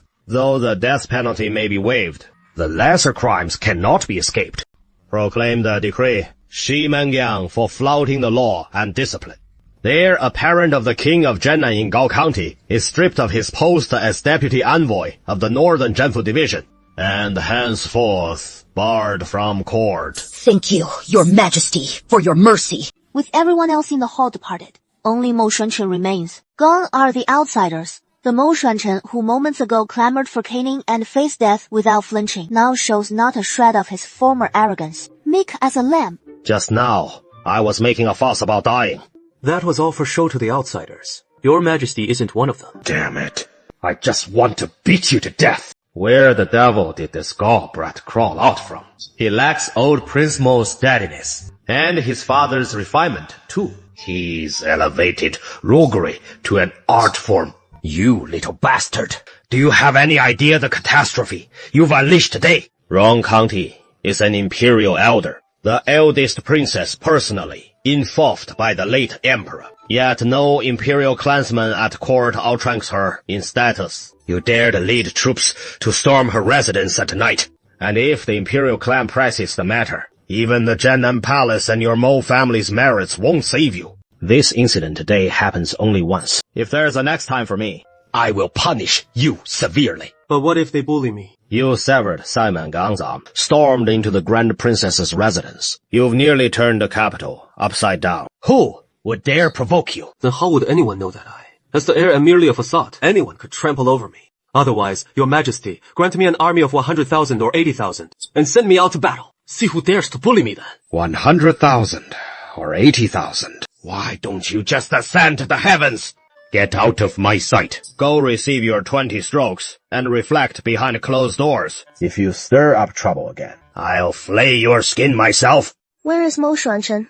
He seized on the crucial news, and after recounting last night's events to Yun Jinchu, he continued. The heir endured the caning. The wounds are quite severe. The caning. Someone as cunning as Mo Xuanchen. How could he trade wounds to sabotage the Shi family and lead troops to forcibly enter the Grand Princess's residence? If the Emperor showed no reaction at all, the imperial clan over at Taihe wouldn't let Mo Xuanchen off the hook. So he was truly beaten. The carriage arrived at the Prince of Jiannan's residence. Upon seeing the future heir's consort come to visit someone in the household, they hurriedly escorted Yun Jinchu inside. Wasn't it said he received the caning and was too gravely injured to rise earlier? Hearing he was seriously injured, I knew it was just a ruse. After causing such a stir this time, he must have gained something in return. Naturally he has. After our grand wedding, I should be residing in the Northtown office. Shi Mengyang's position isn't that easy to claim. After all, I've stirred up trouble. I reckon he'll station me at the North Jianfu Division to oversee Shan Mengyang's former duties. You see, I won the Grand Princess, but my rank won't see much change, or else the imperial clan will surely raise hell. Why are you staring at me like that? The heir, a parent's poise, is captivating. How did I never notice how endearing you are when you spin such bald-faced lies? This time, I aim to goad him into defying his majesty, to see if I could crush him and the Xia family in one fell swoop, but I never imagined he'd stomach it all. Shi Mengyang beaten half to death. Stripped of his office, the Xia family nearly purged from top to bottom. Yet he simply abandoned Shi Mengyang to safeguard himself. That man's resolve is brutally cold. He must have pieced together what happened that night, that it was our handiwork. He won't dare strike at me for now. So keep your guard up. Don't let him find a chink in your armor. He likely hasn't the leisure to target me. Do you think the blaze I ignited that day was for naught? Madam, she has a point. This little devil of ours never takes a loss, so he planted a trap for Madam Xi after all. In the midst of all the hustle and bustle, half a month flew by in an instant. June 21st, Yun Jinchu sets off for her wedding. Aji, are you truly not regretting this? Grandmother, don't worry anymore. I'm more than capable. No one will be able to bully me. Grandmother knows how clever you are, and that this marriage is to safeguard the Song family. It is a last resort. But remember this, the Song family is not your burden once you're in the Jiannan Prince's mansion. If it is possible, try to make a good life with the heir apparent. But if you truly can't bear it, even if it means seeking a divorce, don't wrong yourself for anyone else's sake. Let's go. It is time to leave the pavilion.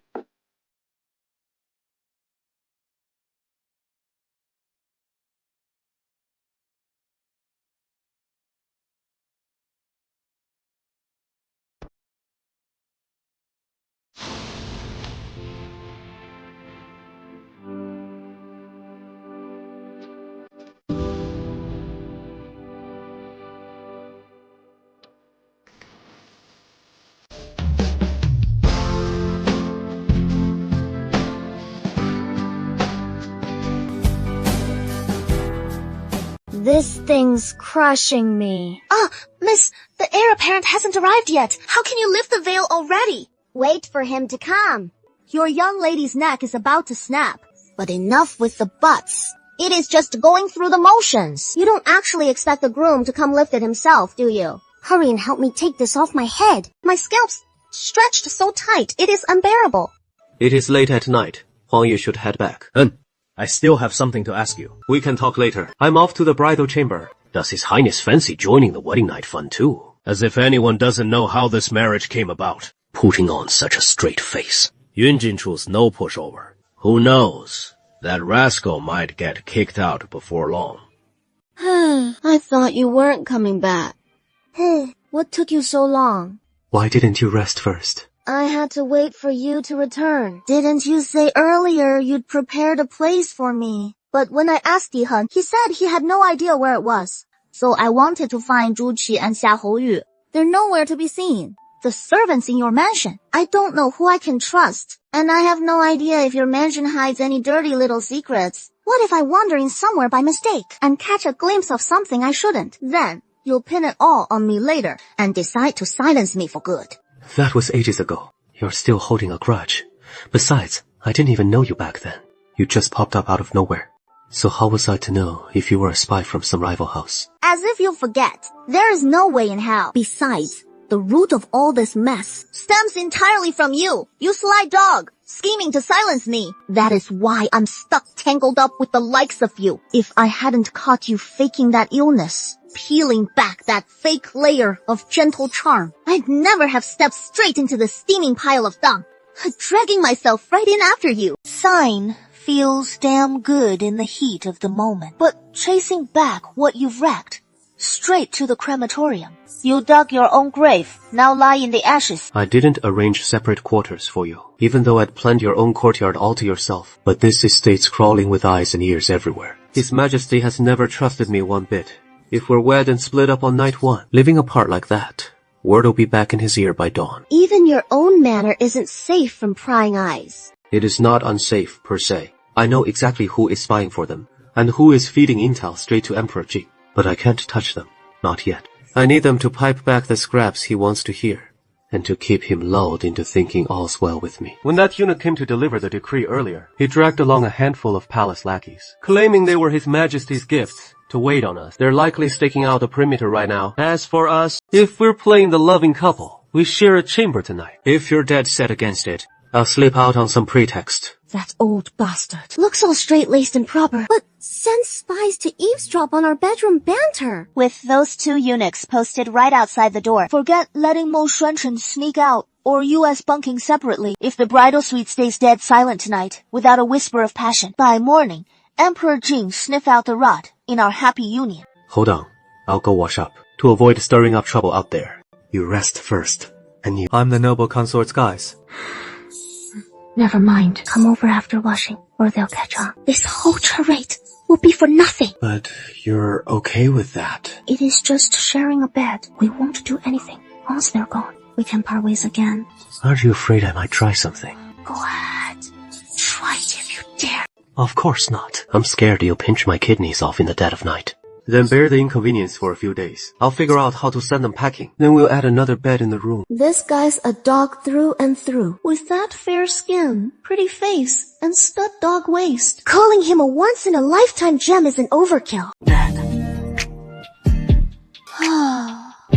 As the sound of trickling water echoes, Yun Jinchu couldn't help but glance over there. I don't know what that screen is made of. It didn't seem special at first glance, but Mo Xuanchen's silhouette was cast directly onto the screen, and in this hazy, not quite clear way, it stirred her heart even more than seeing him plainly with her own eyes. But just then, the man in the J-tub over there suddenly stood up. Yun Jinchu hastily turned her head away and smacked her head right into the long frame. A loud bang does no one remember. I get it, those eunuchs in the palace are pretty handy. Keep them around a few more days. Sister, what was that noise just now? Nothing. But I think I heard something. I bumped into it. You must have misheard.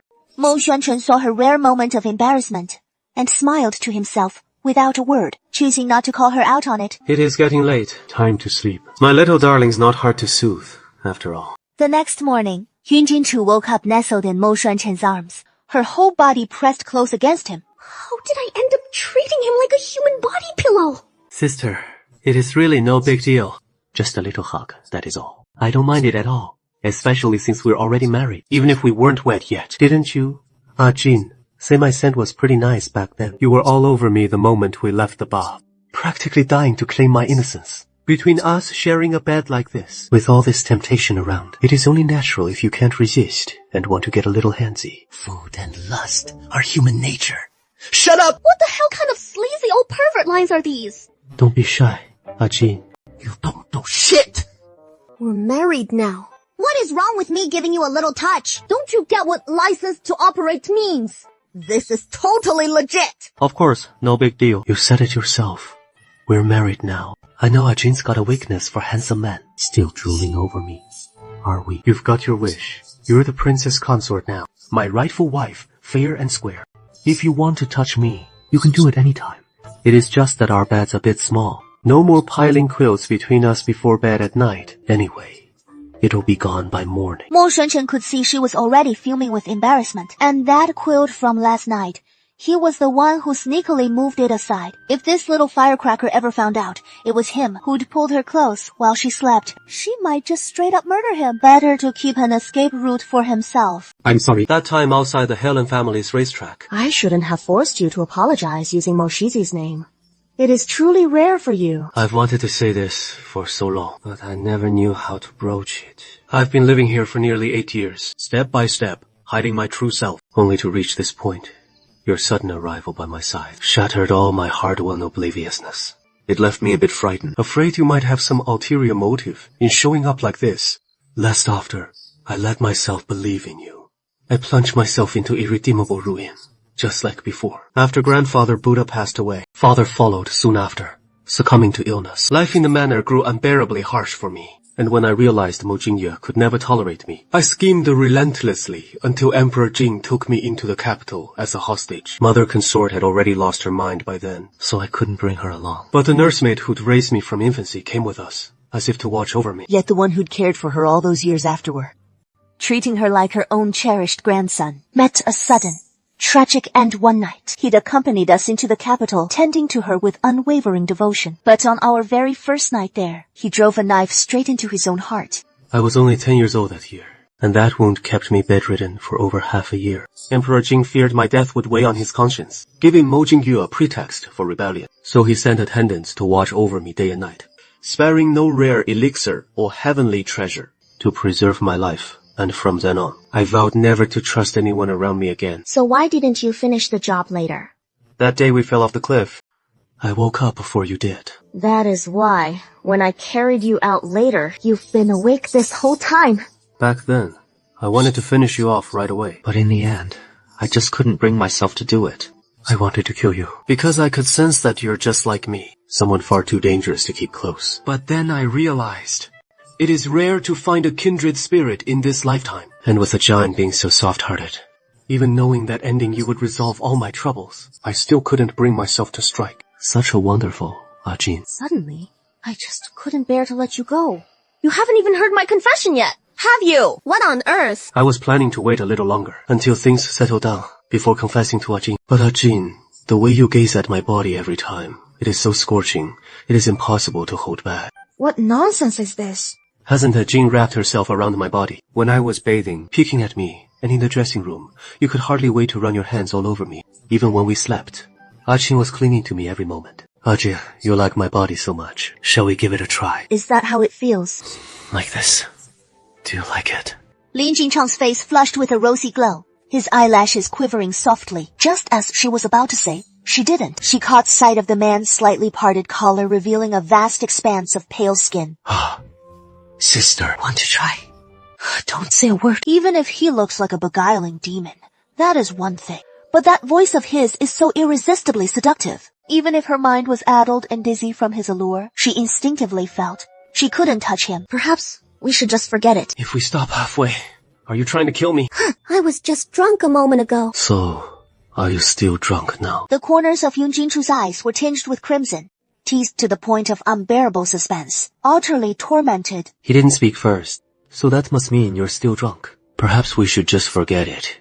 Last tomorrow when you sober up, you deny everything that happened tonight and accuse me of taking advantage of you. If we're doing this, let's do it. Otherwise, it'll just be awkward. Looks like Sister Ha isn't drunk after all. With your kind of romance, a slow burning affection, simple and pure, romance. Those heart-fluttering moments. The two of them drawn inexorably together, slowly closing the distance bit by bit. Slowly discovering the rhythm of their chance encounters. Slowly unable to resist the pull of each other's attraction. Only wanting to cast everything aside and hold you close. Don't bite too hard.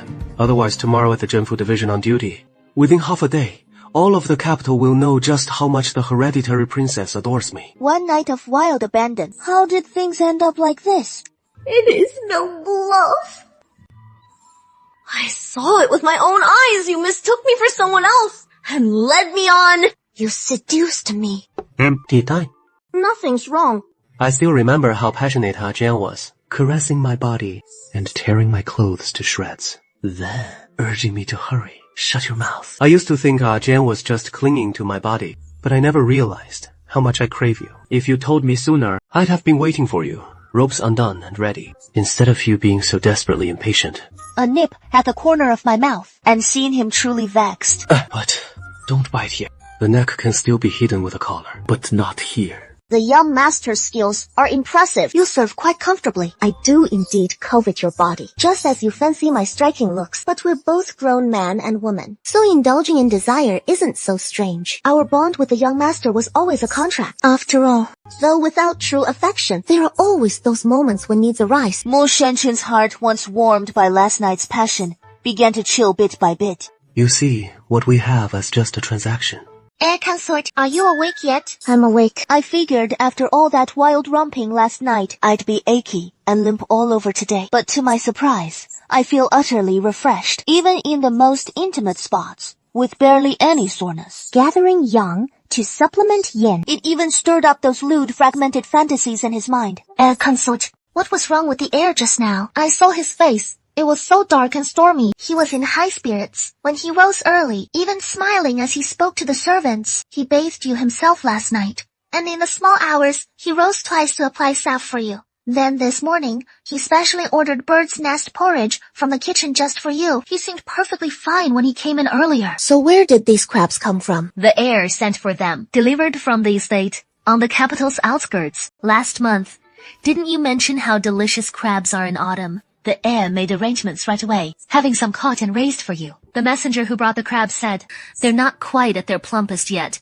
They need another month to fatten up. But the heir said, you're already craving them. So he had some sent over ahead of time. And then there's the matter with the Song family. The heir said to let you taste them fresh first. Mu Xuancheng's fondness for the Song family all stemmed from his secret infatuation with Yun Jingchu. But now, the entire house beams and roof has come crashing down, storming out in a rage. After leaving the residence, a surge of fury bottled up inside him, mingled with a faint sense of grievance. I said, what is eating at you? That sullen face like someone owes you a fortune. Hold on. Hey, Mu Shenchen, you finally consummated a marriage. I knew something was off with you today. Turns out it is that one night of passion. But aren't you quite fond of your little wife? You've finally gotten what you wished for. So why the long face? Don't tell me you weren't satisfied. Hey, a gentleman uses his mouth, not just his hands. Even if the first time fell flat, it is no big deal. Besides, you're still a novice. Later on, I'll send you a few special treasures, guaranteed to help you rise to the occasion. It can't be like what Xiahou said. That it is really no good, if it truly is. We'll just cure that impotence. So, what do you plan to do looking like this? The wedding night, the day you top the imperial exams. How can you not revel with your wife? Everyone's absolutely thrilled. If you've got a problem, then you fix it. Sulking around won't do you any good. Besides, I've been through it all. If there is really an issue, who knows? I might even have some tips for you.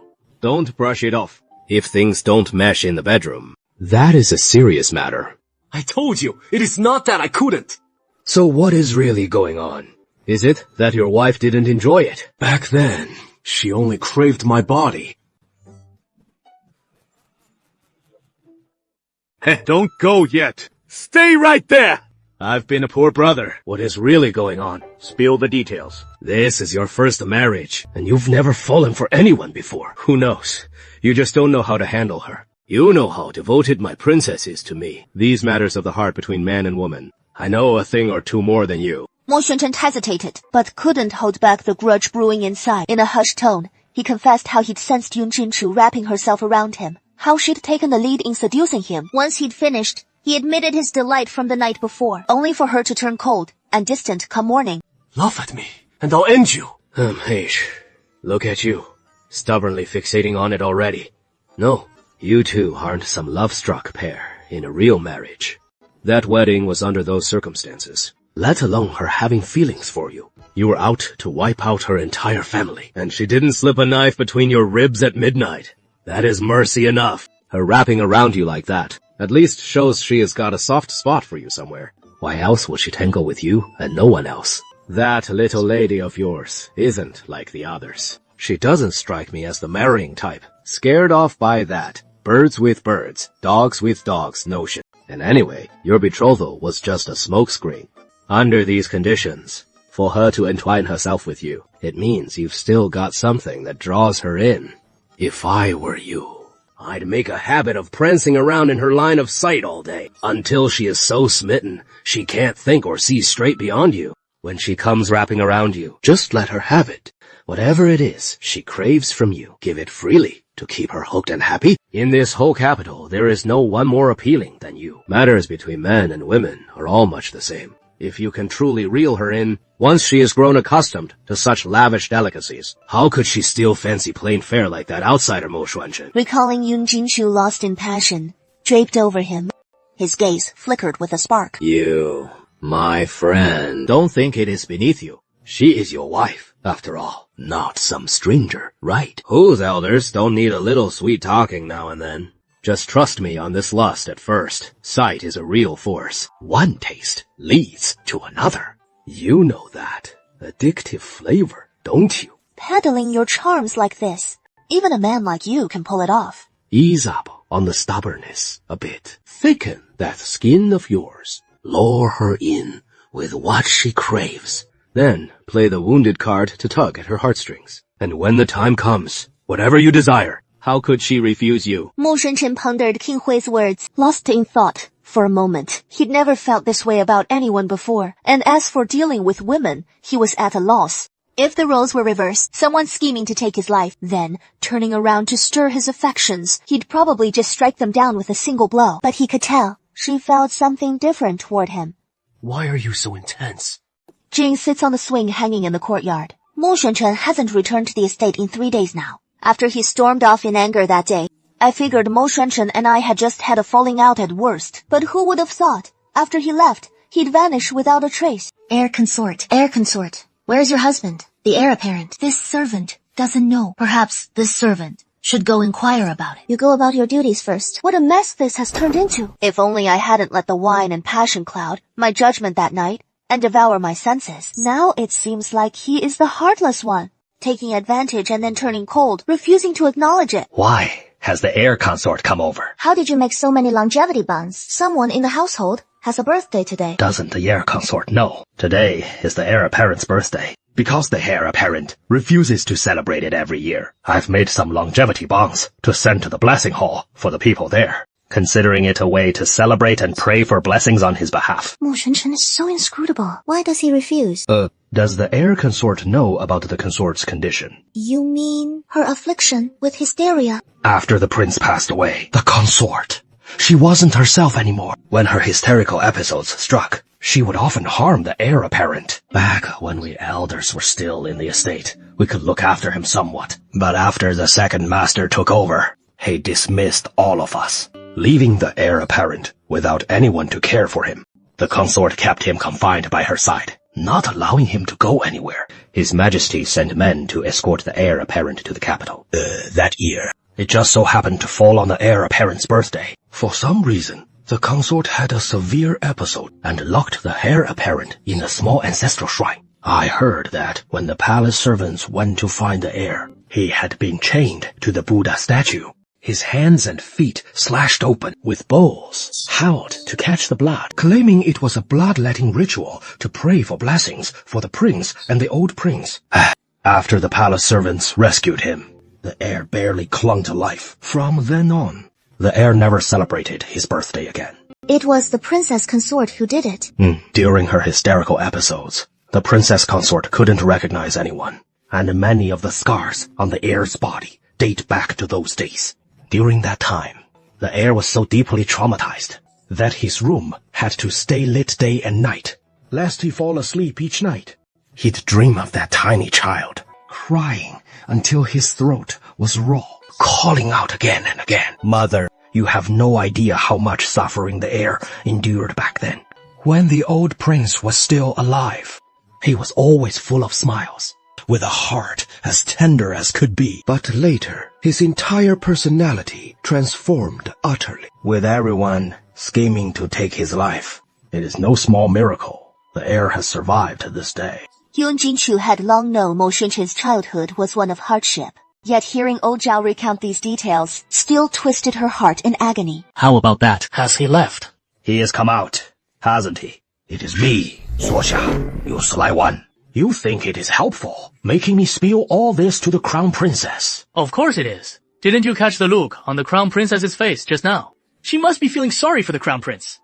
Don't doubt it. These eyes of mine couldn't possibly be wrong. All because he dashed off to Prince Hui's mansion earlier and begged for those aphrodisiac herbs. And Prince Hui, that loose-lipped fool, blabbed it all out. He has been living in utter torment these past few days. Don't let the crown princess's fierce front fool you. Deep down, she's got a soft heart. Otherwise, with the crown prince's stubborn streak, how could she have ever agreed to marry him? Today marks the crown prince's birthday, and she knows full well how wretched his life was back then. One moment of softness, and she'll make up with the crown prince just like that. If the crown prince ever learns I dredged up his old woes just to play the pity card, he won't outright kill me for it, will he? Quietly waiting for the misty rain, with me lost in the wake. Nightfall brings wisps of cooking smoke, rising slow. Across the river, 1,000 miles divide. Beneath the plane tree's roots, you lose the pointed skiff to drift away. Shall I deem it as seeking your hidden traces by Xuanzhang's lake too short for you? Mo Xuanquan had no clue what scheme Yun Jinchu was brewing. That Yun Jinchu would come seeking him out was the last thing he anticipated. Coming to find me so late at night. Has something gone wrong at the estate? No. Then why haven't you come home all night? Your Highness, and I'm not even permitted to come looking for you if you don't head back soon. Even Emperor Jing might start suspecting. You've soured on your role as Crown Prince of Jiannan. I thought you didn't want to see me. Why on earth wouldn't I want to see you? Our contract still stands until you reclaim what you seek. Unless you've decided this shield of mine has outlived its use. Otherwise, I wouldn't have taken the initiative to break my earlier promise. Or has the Crown Prince found a better shield and figures I can be let go early? You know that is not what I meant. Exactly. Unrequited love, simmering resentment, storming off in a huff, slamming doors in fury. Speaking of which, wasn't it you who seduced me first? If you hadn't started undressing, how could I have let my reputation go to ruin? I didn't exactly come out on the losing end, did I? So what are you really mad about? Or is our Crown Prince Mo truly keeping himself pure for his future consorts? Mo Xuanquan figured he didn't need to bother seducing Yun Jinchu anymore. He was just out to drive him up the wall tonight. Why on earth would you jump into the lake? Or does young Master Mo want to show off his unparalleled lightness skills? I already said it is a boat ride on the lake. What is the rush? Mo Xuanquan flung there with no idea what he was up to, when suddenly, out of nowhere, he pulled a short whistle and blew it to his lips.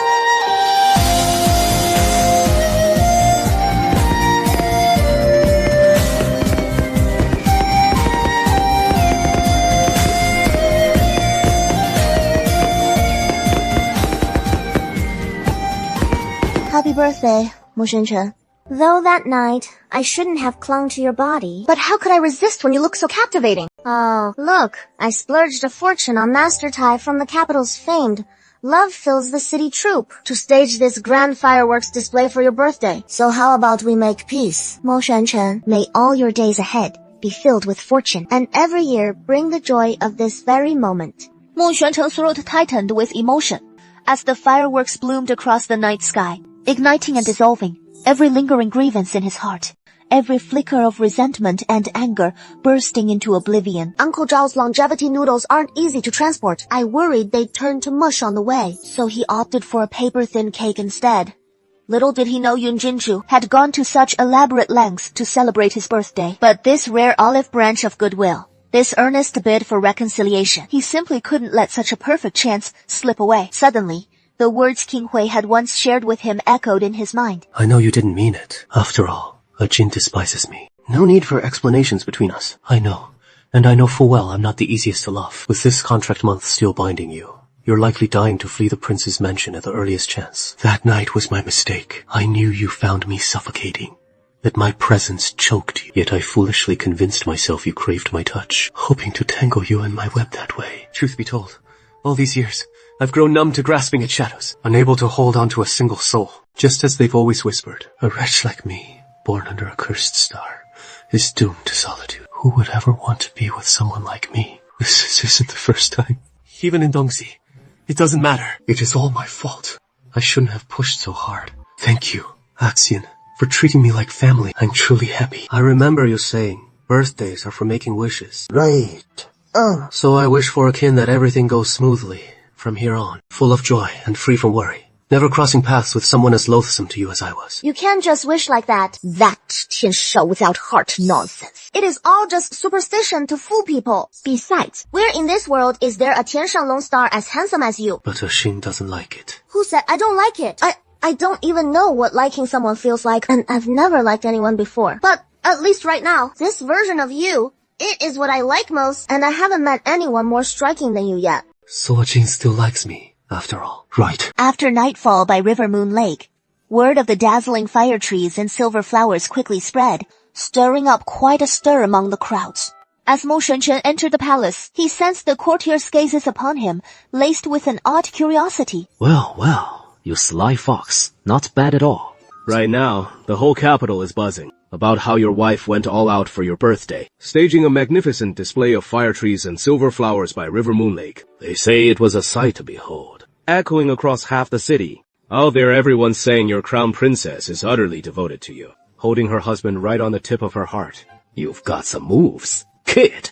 Just a few days ago, this rascal was telling me she's only after the thrill of the flesh.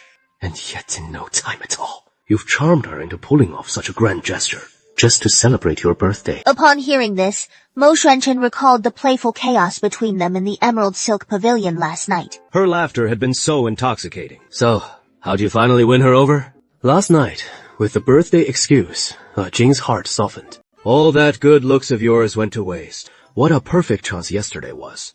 And you neither seized it nor deigned to. Stoop to those low tricks to slowly reel in Jing's affections. If I'm genuine, sincerity will move even stone to open and melt the hardest heart. At least now, even if she doesn't truly care for me, she is still willing to celebrate my birthday. But your highness seems so practiced at these tactics. Why doesn't the princess consort show you even half that warmth? I heard just 2 days ago, your highness erred and got banished to the outer courtyard for the night. It is mid-autumn now. His majesty left to keep empty vigil alone, lest he catch a chill. King Hui shot a glare at the ungrateful pup. He strode straight into the hall without glancing aside. Yunjin was sleeping soundly, dead to the world. When Mo Shenchen returned, she still hadn't woken up. Still not awake? Could it be we overdid it last night and hurt her somewhere? Mo Shenchen? Yes, that was all deliberate. Did you sleep well, Jinner? I'll have someone send some food over. To Mo Shenchen, have you misunderstood something? No misunderstanding. I know you don't like me. Last night's intimacy was just because I couldn't help myself. We were mutually drawn in, but you only crave my body. What you said last night, I remember it all. As long as our contract endures, you and I can indulge in the joys of man and woman without involving any deeper feelings. Whenever we both desire it, no need to shy away from our urges. Of course, I won't cling to you. Jin was right. We're both adults, after all. Physical harmony doesn't mean emotional bonds. I like you, but you only entwine with my body. So you and I are simply each taking what we need. It was I who demanded more before. But that won't happen again. That is impossible. I won't force you to respond to me like that day ever again. He'll lure her in, make her lose her senses, dazed by her beauty, and slowly boil the frog in warm water. Don't worry, I know exactly what to do. Even with this new stepfather in the picture, I'll hold firm to my position. I won't make things awkward for you. But coming from Mo Xuanchen's lips, it just reeks of her being a total player. You really see me that way? If not, why the attitude? He'd never touch me again. Truth be told, last night toward the end, he started sensing something was off, turning a fine birthday banquet into utter chaos, and even in the throes of passion, wondering if Mo Xuanchen feigned that vulnerability on purpose. Am I reading too much into this? Maybe he does harbor some real feelings for me. But a proud soul like him, so full of pride, how could he ever play the weak card just to tug at heartstrings? I know you hate being tied down. Given everything I've put you through before, I hardly deserve to stir your heart. But for now, at least we can still share these moments. You'll crave my body, and I favor our lovemaking. I'm not without my charms for you. I just want you to stay here in the manor, so we can enjoy these days without regret. Don't push me away. As for the future, I won't ask for promises beyond that. Yin Jinchu parted his lips, suddenly feeling like the callous vixen toying with a pure-hearted boy's emotions. You don't have to say it like that. Last night, I simply couldn't hold back. So now, you don't even desire my body anymore. Or is it just too complicated, driving you to leave? No. Then that means he truly craves this body of mine. He really does want it. Even if he sees me as a risk, he doesn't want to get entangled, yet he can't utter those heartless words of rejection. And now, here I am, offering myself up so willingly. A man who demands neither commitment nor a title. How could he possibly resist? Not to mention those phoenix eyes of his. Wide with eager longing, brimming with hopeful yearning, just gazing at him like that. He truly resembles a big, eager pup with perked ears and a wagging tail, just dying for a gentle pat. You truly won't have to take any responsibility. No entanglements down the line. Mo Xuanchen smiled. You should have said that sooner. I still quite fancy your body, you know. Mo Xuanchen, want to go again? This Xiao Changchang, he is bound to be the death of me someday. You two seem to have quite a sweet bond. Looks like a Chen's quest for romantic wisdom hit the mark. What kind of scriptures are we talking about? Just a few days ago, Chen came storming over in a total frenzy, looking completely ensnared by you. It all started after that little spat we had. Didn't I tell you? I've never truly fallen for anyone before, and I had no idea how to navigate a relationship. Our situation's nothing like other couples, so after soaking up King Hui's tales, I finally got the hang of charming my lady. That is why I went straight to him for advice. King Hui's seasoned prowess taught me all sorts of tricks. He even regaled me with stories of his steamy days with the princess consort. You wouldn't believe it, but before the princess consort wed the king, she was the capital's prized gem, turning down suitor after suitor who begged for her hand. Her battle hardened. Worldly charms were the stuff of legends. They left me utterly dumbfounded. If you're dying to know, I'll spill all the details later. Hey, Mo Xuanchen. What is the king's sage advice this time? You sly fox. Playing the loyal bro, while being utterly shameless. I want seconds. Yun Jin suddenly recalls that quarrel with Mo Xuanchen. After 3 days apart and their reunion, his whole vibe flipped, turning on the irresistible charm. That flirtatious edge of his is pure instinct. She'd pegged him as a total rookie, logically speaking. So how on earth did he self-teach mastery in no time flat, leaving her so tangled up? Legs like jelly, stuck in bed. King Hui's ploy to trap him fell flat. Instead, he got his own secrets dragged into the light. He was so steamed, he nearly stomped in rage. But the little fish had already swallowed the bait. Must be a whopper. Watch me haul it in. Thud. A heavy thing crashes to the ground. Now that is one massive beast. Why do others catch fish while I hook a turtle? This turtle looks like it has got some serious years on it. Hachi, you've got some real luck there. Even reeling in something like this. Catching a turtle counts as good luck. Of course it does. Back in my day, over in Pingliang Prefecture, I spotted a 100-year-old turtle, tended to with utmost care by the folks at Pingliang Prince's mansion, passed down through generations as their auspicious mascot. And take a look. The edges of this turtle's shell are etched with golden lines. Doesn't that look just like golden thread runes? A creature of such auspicious fortune can only be encountered by someone blessed with immense destiny. This old turtle's a real rarity. Shall we keep it? And just have the chef turn it into a dish? A centuries-old auspicious wonder like this. Better to set it free, don't you think? Yunjin, you've got such a kind heart, so compassionate and merciful. Don't talk nonsense. When have I ever spouted nonsense? You're beautiful as it is, and in my eyes, no one else even comes close. Tone it down a notch. Even if I am pretty, the prince is right here. You call that keeping a low profile? Say, one more shameless than the last. No wonder the turtle and Mung Bean locked eyes at first sight. If I keep hanging around you two shameless pair, I'll head home to get my ears yanked by the princess and sleep under the bed. Mo Xuanchen. Aren't you curious at all? Aren't you curious about my past? From our very first meeting, Yun Jingchu had completely laid bare her true self before him, be it her exceptional martial prowess or the peculiar knowledge she possessed. Even her temperament was utterly unlike the original second miss of the Yun family. I refuse to believe he hasn't sent someone to dig into my history, prying into every little detail of my days back in the Yun household. It is not that I'm not curious. It is just that I lack the skill to pin you down and grill you on every word and action. And if I were to press too hard, what if you bolted? The duck right at my lips takes flight. I'd die crying. Besides, I'm utterly devoted to you. As long as you've got some fire left in you, nothing else truly matters. At the worst, you're some wild mountain sprite or other, siphoning off a bit of my vital essence. And I can certainly endure that. Who would have thought? Turns out the heir apparent's a hopeless romantic. A total love-struck fool. Mo Xuanchen arched a brow at the unfamiliar term, and he could roughly guess its meaning. Who'd dare mock the future princess consort as a ravishing temptress who unravels the heart? That booklet Jin was peeking at earlier. Quite the tantalizing read. How about this lord gives the man's lines a whirl tonight? The booklet was something she stumbled upon by chance. Its pages filled with a dash of erotic flair. Back then, she couldn't help but wonder what secrets those ancient illustrated tales held. Never expecting they'd come with such vivid illustrations. So bold, they left even her, a modern soul, blushing to her ears. Yun Jingchu muttered under her breath, cheeks aflame. Mo Xuanchen, that shameless rogue, once a stoic scheming go-getter of an ascetic youth, now spewing nothing but flirtatious barbs, with boundaries that sink lower by the day.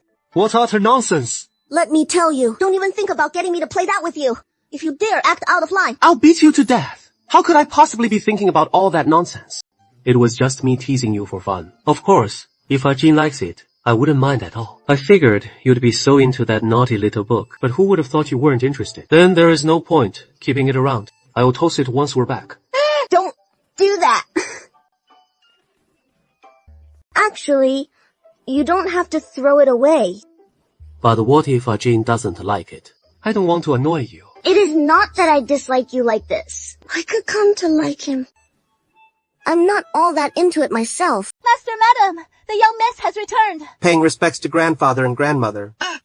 Is Yunji well? I'm doing well. The heir treats me very kindly, and I've settled in comfortably at the Genin Princess Mansion. It is just that I miss seeing grandfather and grandmother. Child, if you miss us, just tell your cousin and she'll pass the word along. Then they'll come to visit you. Actually, there is no need for such trouble. The mansion isn't far from the Song residence. My household has no elders either. So if Yunjin wishes to return, she can come for a visit. I'll accompany her. And a short stay of a few days is no bother at all. Just when that time comes, grandfather and grandmother, please don't mind us husband and wife dropping by so often to mooch meals, lest you'll grow tired of us. The Heir jests. Yunjin is a child of the Song family. Even after marriage, she is still our family's most treasured girl. When you come back, we're thrilled beyond words. How could we ever mind? Oh, not to mention mooching meals. Even if you stayed every day, it wouldn't be any trouble. Yunjin's closed moon quarters have always been kept for her. In the future, if the heir returns with Yunjin for a short stay, it won't be any trouble at all. The one who wed Yunjin is no outsider. Grandmother, just call me Xuanchen. They were originally worried that on Yunjin's first homecoming with the heir, Xuanchen might be too aloof, leaving everyone awkwardly at a loss. But unexpectedly, he is remarkably easy to get along with. Not only did he prepare gifts for the entire Song family, but for every single person. And he is courteous and considerate in every way. His words are measured and free of frivolity. And he treats his elders with impeccable junior's decorum. Mo Xuanchen knows how deeply his wife cherishes her Song family ties, so naturally he wouldn't want any lingering awkwardness from the arranged marriage arrangements before. There is still a lingering grudge in my heart. Deliberately humbling herself, and even taking the initiative to make amends. It is hard for anyone to resist the handsome Mo Xuanchen. From what I can see, Mo Xuanchen seems quite decent. I just wonder if she is putting on this act, or if he is truly this good. Big sis, how is life being at the Genin Princess Mansion? Has Niu Xuanchen been treating you poorly? Jingya, your grandmother is right here. That is no way to behave. Mu Shizi and Ah Jin are already wed, so out in public. He is your cousin-in-law. No matter what you might feel inside, you mustn't skimp on the proper respect. Casually calling him by name like that. I've made a fool of myself. But your second cousin speaks her mind freely, and the questions she is asking are the very ones on my mind. There are no outsiders here, so don't hold back from your great-grandmother. How have things been since you arrived at the Genin Prince's mansion? Has Mu Shizi made things difficult for you? How could he possibly bully me, great-grandmother? Please don't worry. I'm doing just fine at the prince's mansion. It is true. Really? If you don't believe me, just look. Haven't I been nothing but proper? It has been ages since Madame Xia last set foot outside the estate. Ever since that night, when the Shi Manor went up in flames, Shi Mengyang lost an arm to the blade, and was left bedridden and broken thereafter. A pall of shadow has hung over the entire Xi household, from top to bottom, until the arrival of that unsigned missive. Madam, are you truly set on going? If you're frightened, then stay within the manor. This servant isn't afraid. But what if it is a trap laid by someone with designs on your life? At this point, I have nothing left to fear, were it not for avenging Schwanner and ensuring that wretched old hack meets a fitting end. Why would I stoop to feigning civility with that useless Shi Mengyang just to slip out these gates? Yun Jingchu, Why has he come? what scheme brought you here to lure me out? To accomplish what you, Madam Xi, have long yearned to do. Your son is gone. Your husband reduced to a pitiable wreck. The family you've toiled over for years, now handed over like a bridal gown to that bastard son. Word is the eldest princess of Rong County framed our heir. And that fateful night, you, Madam Xi, nearly perished in the blaze within these very walls. I've sought you out today because there is a matter I wish to discuss. If you're intent on avenging your son, seeking retribution, and escaping the Xia clutches unscathed, then take a seat. Let us speak plainly. But if such thoughts haven't crossed your mind, then depart at once, and pretend our paths never crossed this day. If I sought vengeance for Schwanner, it would be you I'd strike down first. Were it not for you, sure would still draw breath. Do you truly believe Xuan Xuan's death lies at my door? The grudge between Xuan Xuan and me was settled long ago. The moment he first emerged from the imperial prison, it ended there. Utterly and completely, he shattered my honor and chastity, and in turn, I severed his path to glory, tit for tat. If not for your eldest princess's relentless pursuit later on, inciting Yishuan to marry me into his household and scheme against me, with my father leaving Jia and the Song family to support my standing, how could all those ensuing calamities have unfolded? That day, Xishuan cowered before the Song residence. I did indeed make him lose face, but it was Xi Mengyang who truly cast him aside, the fourth prince, who stoked the hatred in his heart and orchestrated murder by proxy. And your eldest princess, who clearly had the power to spare Xishuan's life, even if only by persuading his majesty to exile him. At least, he could have lived, but him for his own glory and riches. To secure his own exalted position, he didn't hesitate for a moment to condemn Xishuan to death. Compared to them, what does the petty grudge between Xuan and me even amount to? I sought you out today, to be sure. It is because I want to use your hand to accomplish certain things, but it is also out of pity for your current plight. Xishuan has already paid a heavy price for what she did for him. The entire Xi family has become nothing but a hopeless quagmire. You're still young. You could easily seek a divorce from Xi Mengyang, leave the Xi family behind, return to Jinan, and start your life anew. There is no need to waste the rest of your life in such a heartless place. You're just trying to use me, that is all. Why dress it up so nicely? I am using you, but doesn't that also mean I'm helping you? You want revenge against the eldest princess. You want revenge against the Xi family. But all you did was tamper with Xi Mengyang's medicine. What good did that do? You left him completely paralyzed, turned him into a useless invalid. Yet the eldest princess of Rong County still revels in her exalted status. Even the illegitimate children in your household depend on her favor. The Xi family can only cling to the eldest princess for support now, even if those legs were truly crippled because of the eldest princess. Do you really think, in her current state, she dares to turn against the eldest princess and sever the Xi family's last lifeline? How did Yun Jingchu find out? Don't spout nonsense! Whether it is nonsense is something you know all too well. There is no such thing as a wall that doesn't leak secrets in this world. The eldest princess is confined because she framed the Genin prince's mansion that night, incurring the sage emperor's wrath. That is why she has been trapped in her residence lately, too preoccupied to notice other matters. But once she regains her footing with her cunning mind, she won't notice the things you've done. I clearly sent the physician away.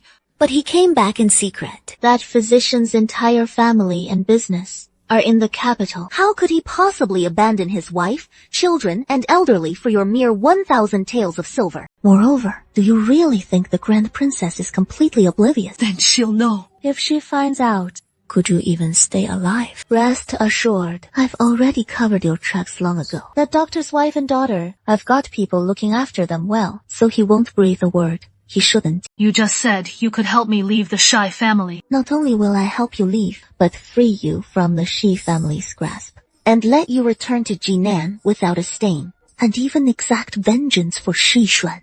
As long as I can get revenge, I'll do whatever it takes. After Lin Jingqiu met with Madame Xia, she stationed agents to keep watch over the Shi household. And once the incident unfolded at the Shi household, as Mo Xuanchen and Seo Quan entered the palace for an audience with the emperor, she was the first to receive word of the developments in the Shi family. After Shi Mengyang was bludgeoned to death by the eldest princess, Madame Shi seized the moment to slip away, escalating the affair into a full-blown scandal. Yuan Kui has already led the Jinwei agents to confine the eldest princess within the Sheir residence, and after the Shizi and his men entered the palace swiftly dispatched men to arrest the fourth prince.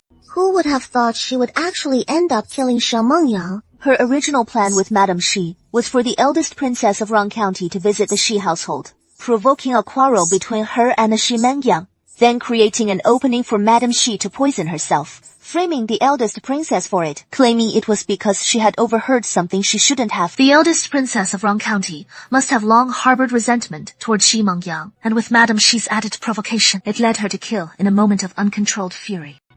Send someone to clean up the Shi household thoroughly, and leave no evidence behind. Oh, right. There is one more thing. The Shi family's second young master, born to a concubine, has vanished. Are you saying Shui Wen sent people to search for him? It was the eldest princess of Rong County who killed Xiao Mengyang, and she was exposed for colluding with the fourth prince and the Jinan prince's mansion. Earlier in Wenyuan, the one who drugged Mo Shizi and Yun Jingqiu in the Marquise's residence was none other than Xuaner. And this was all at the eldest princess's command. She explained that Yun Jingqiu's father, Yun Yang, had once unwittingly stumbled upon the fourth prince in dealings with the prince of Jinan, and even more unexpectedly, acquired proof of their collusion when Yun Yang was hunted down.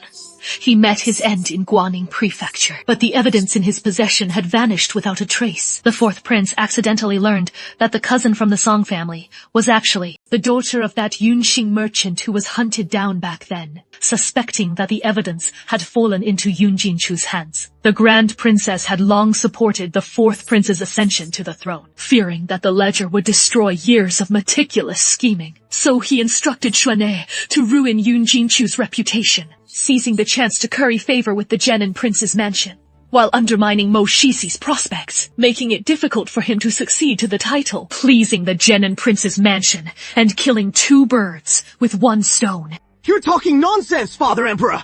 Don't believe him, Your Majesty! He is spouting utter nonsense! I'm not lying! If it weren't for him dragging the fourth prince into this, if it weren't for the Grand Princess's repeated instructions that this matter must absolutely not be exposed, how could Ranner have ended up bearing the infamy of insulting Yun Jingqiu back then, and dared not go back on his word? He never laid a finger on Yun Jingqiu. He only wanted to drug her to retrieve the ledger. It was precisely because of this that one wrong step was taken, leading step by step into deeper error, ultimately plunging into irredeemable doom. You vile woman! You've made me lose all restraint! Did I permit you to speak? As an imperial prince, calling her a vile woman at every turn, and still daring to open your mouth. Do you know about the ledger Madame Shi mentioned? Ajin's parents died in a landslide, and he was still very young at the time. He once mentioned it to me, saying his parents had passed away so suddenly that not even any personal belongings were left behind, let alone any ledger. Emperor Ping turned to Madame Si. Are you certain the ledger you described is genuine? As a minister's wife, I swear upon the spirit of my late son in heaven that if there is even a shred of falsehood in my words, may he never find peace in the afterlife. It is said to contain records of the fourth prince and the king of Jenin smuggling goods from the imperial sacrificial warehouse, and even dealings with the Dragon Yuan kingdom of the northern wastes, the northern Di and southern Chu. So the ledger truly exists. Father Emperor. How could you collude with others to smuggle imperial sacrificial goods and commit treason? I have no father. Father Emperor, hear me out. It is not like that. It is not. What a fine son I have. Guards, take the fourth prince to the imperial prison. Spare no effort to uncover the full truth for me. What have you done? I spare this foolish son. I was wrong. This son knows his grave error. Spare me. Drag her away and throw Princess Rongxian the Elder into the imperial prison.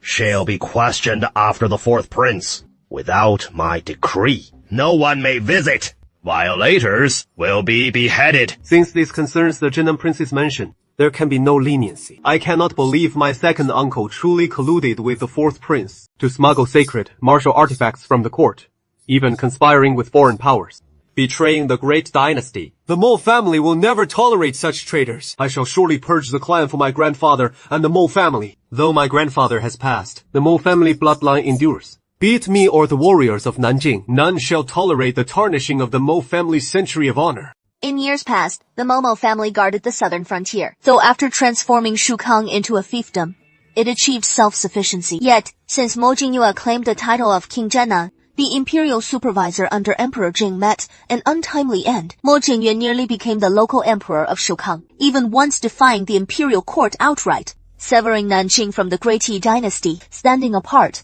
holding court in defiance. Were it not for Mo Shunchen, heir apparent by blood, and Nanjing's generals loyal solely to the true Mo bloodline, then Mo Jingyue, mere adopted son of the Mo family, publicly claiming to safeguard the throne for Mo Shunchen, would have long since broken with the court. What fate awaits her? His Majesty likely won't allow anyone to interrogate her. Why wager she won't survive the night? No way. After all, she's His Majesty's own aunt. And back then, she even aided His Majesty in seizing the throne. How could His Majesty strike her down so directly? My lord, why not place a bet with me? How else will she learn her lesson without a wager like this? Then, my lord, after you. It is getting late. Jin is still waiting for me at the estate. I haven't seen Jin all day. A day apart feels like 3 autumns. It has been 3 years since I last saw my wife. What if she forgets my peerless beauty? What then if she falls for someone else? This heartless little pup. She'll get dumped sooner or later.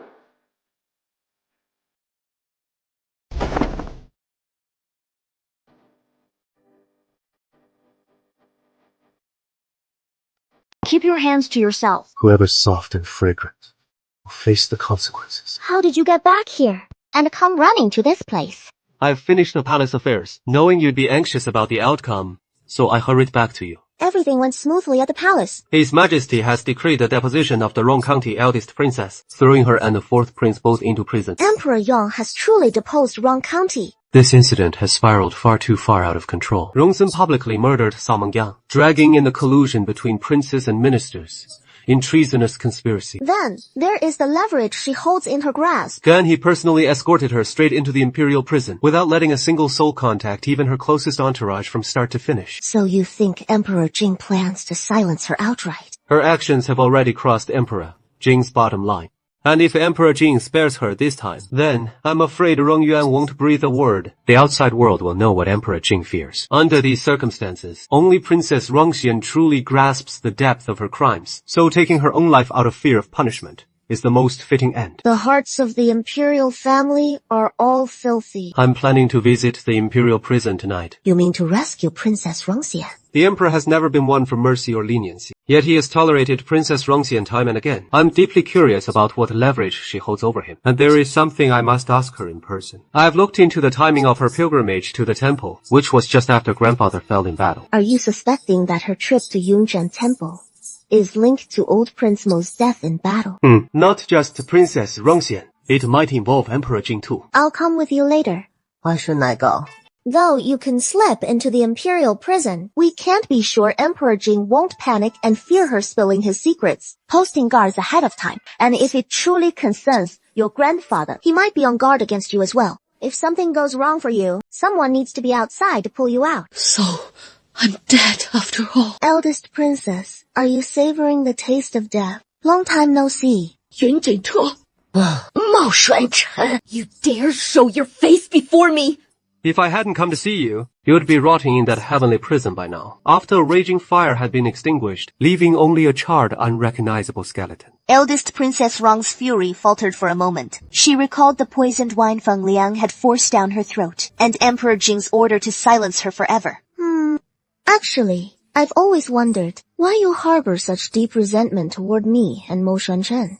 Moreover, His Majesty has pardoned you and the Shi family time and again, seemingly out of lingering affection for the past. Yet, now, he suddenly demands your silence. Eldest Princess, could you tell us what leverage you hold over His Majesty to make him so fickle, even now? I fear I haven't the slightest idea what you're talking about. If you truly don't know, then you have no reason left to live. Do you think I'm afraid of death? Of course you're not, but there must be something you fear. As for me, I grant favors only to demand repayment, and I never strike a bad bargain. If you won't tell me what I want to know, then I'll have no choice but to disturb the departed by summoning that young lord of the Shi family who died so many years ago, to settle the debt for my saving you today. I'm sure he'd be delighted to oblige. You, my loyal subject! How utterly shameless! As I said, the eldest princess has basked in His Majesty's imperial graces all these years. Even your late young son, even His Majesty could posthumously confer the title of prince upon him. How could the Grand Princess possibly have secretly buried his remains in the Huangling dragon vein, to bask in the nourishment of the dragon vein, to siphon off the Empire's waning fortunes? What on earth do you want? As I said, I just want to know a few things. How did my grandfather really die, all those years ago? Actually, the fact that we've tracked you down today means that whether you talk or not, it hardly matters anymore. Some things, even if you stay silent about them, Mo Shunshen will figure them out anyway. The only difference is that if you speak up, it would merely confirm his suspicions. If you were still the Grand Princess, you'd have to consider Emperor Jing's efforts to shield the Shi family. Keeping their secrets would be understandable. But now that you're as good as dead, Emperor Jing, showing no regard for any lingering affection or stubborn loyalty, has ordered your silencing. Why bother keeping these pointless secrets for him anymore? Our young lord holds the deepest grudges. After all the trouble he has gone to in bringing you back from the brink, if he doesn't get the answers he seeks to unravel his doubts, then simply killing you won't sate his vengeance. He'll have no choice but to desecrate the resting place of that young prince in the imperial tomb. Imagine if Emperor Jing were to exhume him. Would he hang the body in the capital for all to whip in disgrace? Or grind his bones to dust and scatter them to the winds?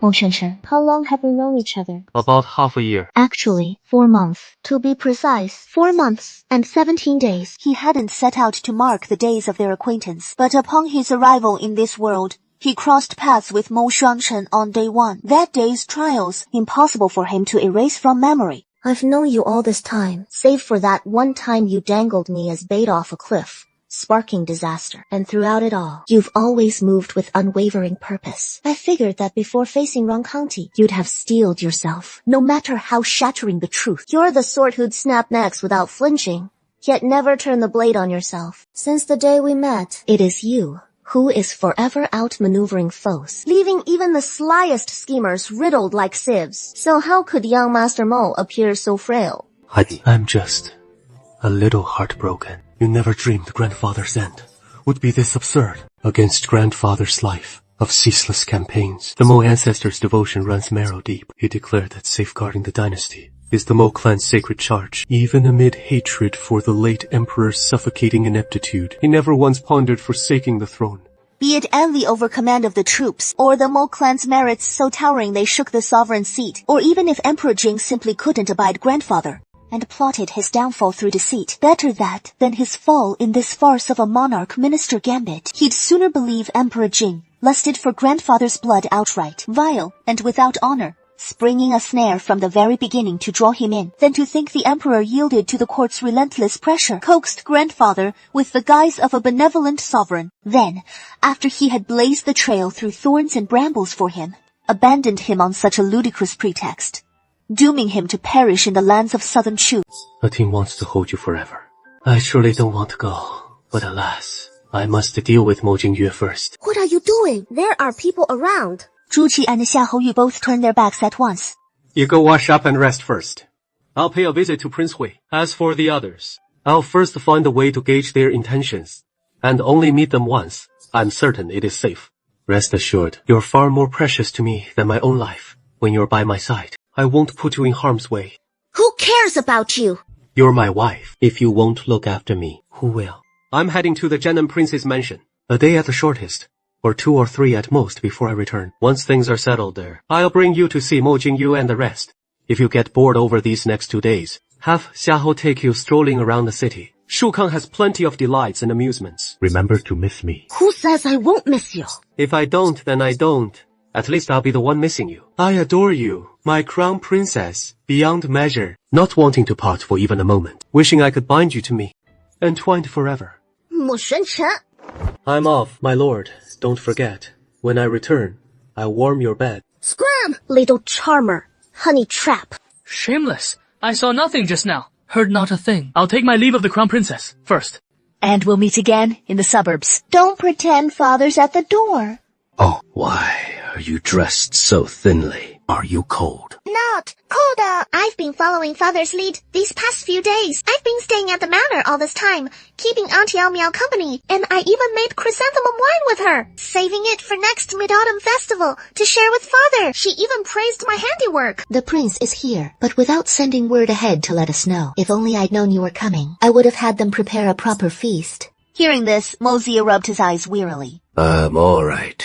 I'm not hungry. How could you not be after all this? You're still in your light armor, fresh from the frontier pass. I heard from Yao Yao that the city's been in utter chaos these past few days, with those imperial envoys and the Wei clan stirring up trouble for you again. I'm afraid you haven't even had a moment's peace to eat. Let me have someone fire up the stove, so you can have a hot meal and warm yourself up. You and Yao Yao shouldn't stand out here any longer. Not with how bitterly cold it has been these days. You'll catch your death of cold. In the end, with the flames raging, you have no choice but to release them. One more question. Has it all come true?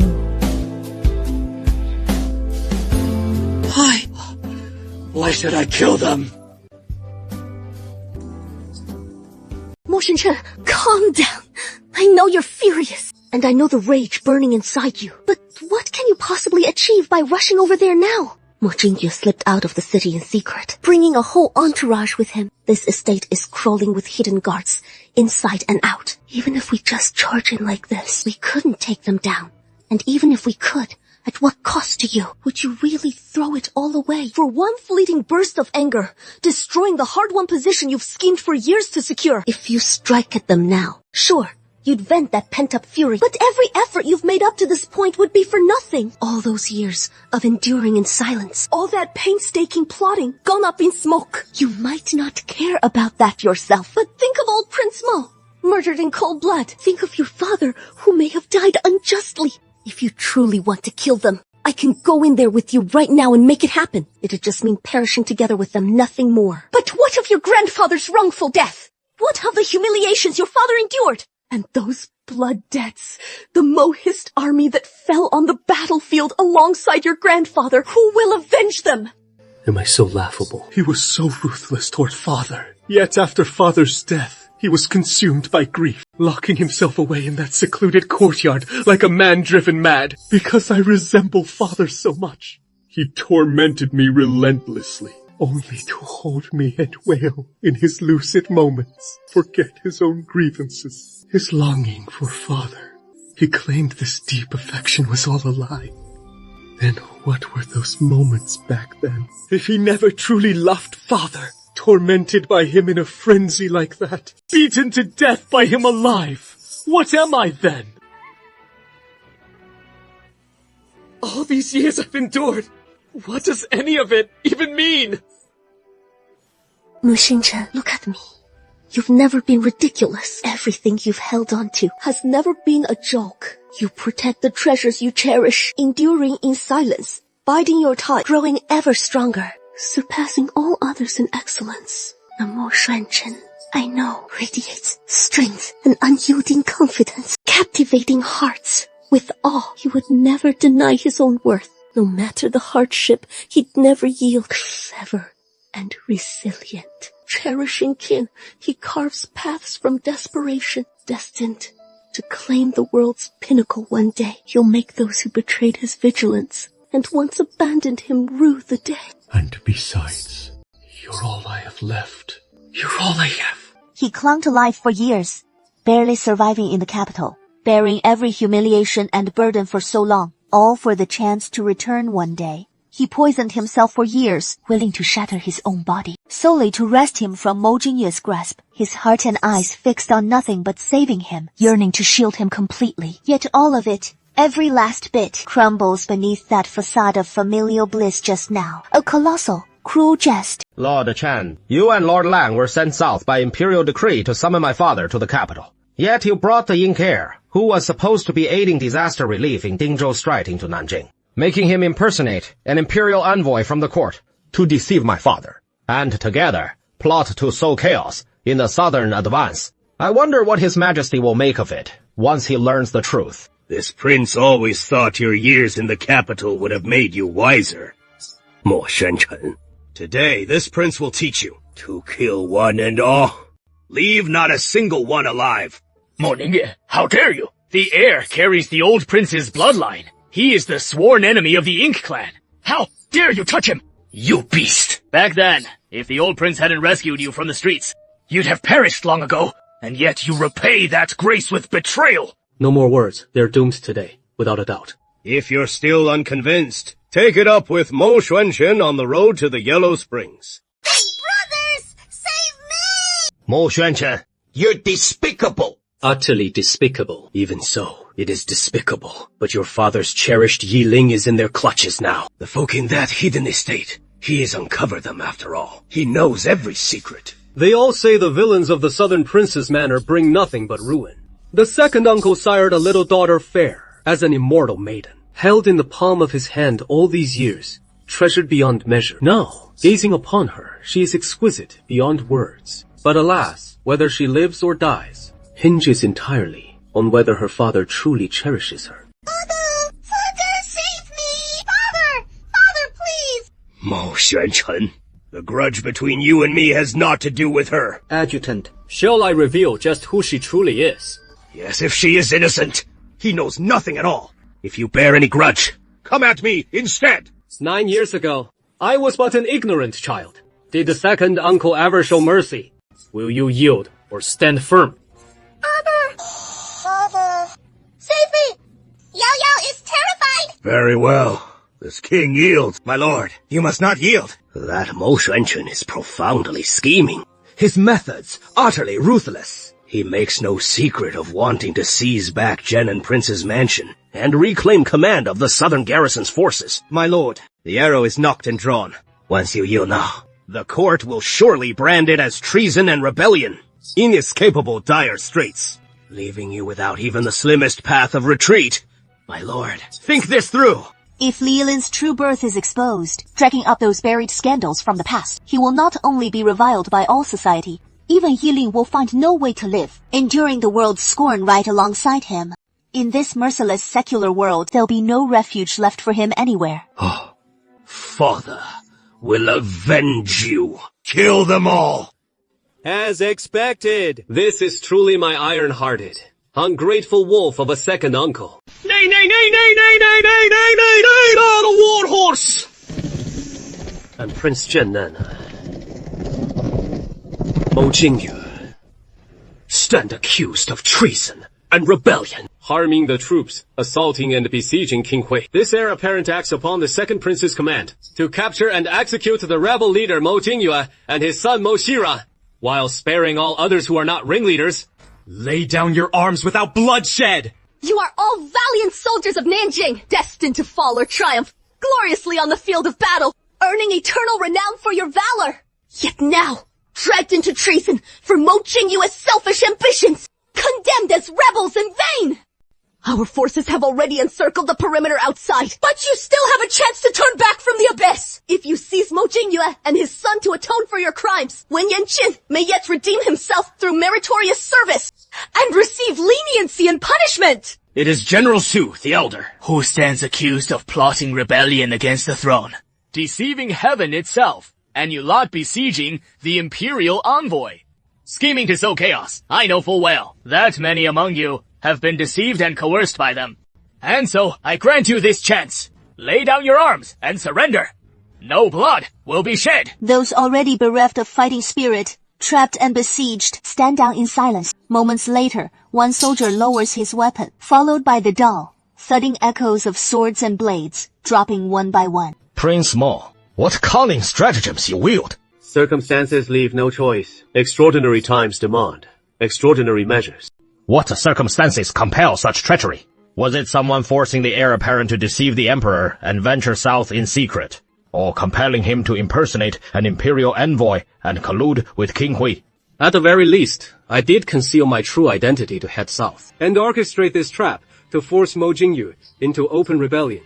Mo Jingyue has long colluded with border threats, harboring rebellious intent from the start. He is held back only because I stood as the final obstacle in his path. These years in the capital, I faced peril time and again, and repeatedly tested the will of heaven. His Majesty has confined me to the capital for nearly a decade, turning me into a caged bird among dragons, intent on severing the Mo family's last bloodline. I could only scheme for myself, step by step, lest I perish in silent isolation, forsaken and alone, so that one day I might return to Nanjing and fulfill my grandfather's dying wish. Where is the wrong in that?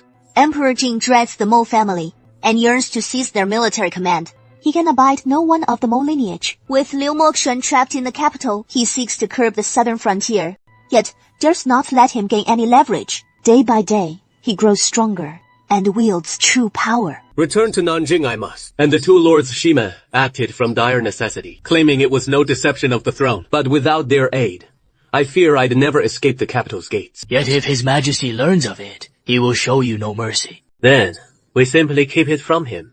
The matter of my journey to Nanjing is known solely to the two lords and King Hui's inner circle, while all others believe I've remained in Dingzhou this whole time. So long as the two lords hold their silence, His Majesty will remain none the wiser. Mo Shizi, this old man has schemed it out clearly for you. I'll ask you just one thing. Do you only seek Nanjing? Or do you aim to go even further? What if I do want Nanjing?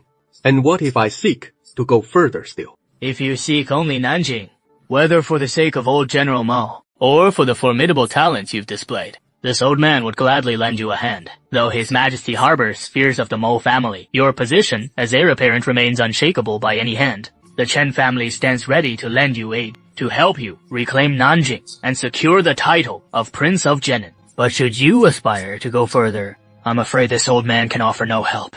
The Chen family has upheld its spotless name for over a century, and I cannot be the one to tarnish it. Should the Mo family join with the Morong and Shu houses to seize the great enterprise and grasp the reins of the realm together? Yet, the Mo family has always held itself as humble subjects through the ages, safeguarding the great cause without a whisper of disloyalty to the Morong house. I remember when I was still a mere child, my grandfather would cradle me in his arms, guiding my hand to inscribe the sacred military codes of the Mo family army. The first 8 characters I learned were loyal to the sovereign, repay the nation, safeguard the great enterprise. Had there been no unforeseen calamity, I would have faithfully adhered to the Mo family precepts. I would have grown steadily within the ranks, emulating my grandfather and the Mo ancestors before him in guarding the southern frontier, and perishing honorably on the battlefield. But grandfather is gone. Lord Chen, you say that Emperor Jing's mere decree confining me to the capital offers no justification for me to raise troops in reprisals, nor would it win the assent of the realm. What then, if my grandfather's death is linked to him? What if, in those days, my grandfather did not fall in battle?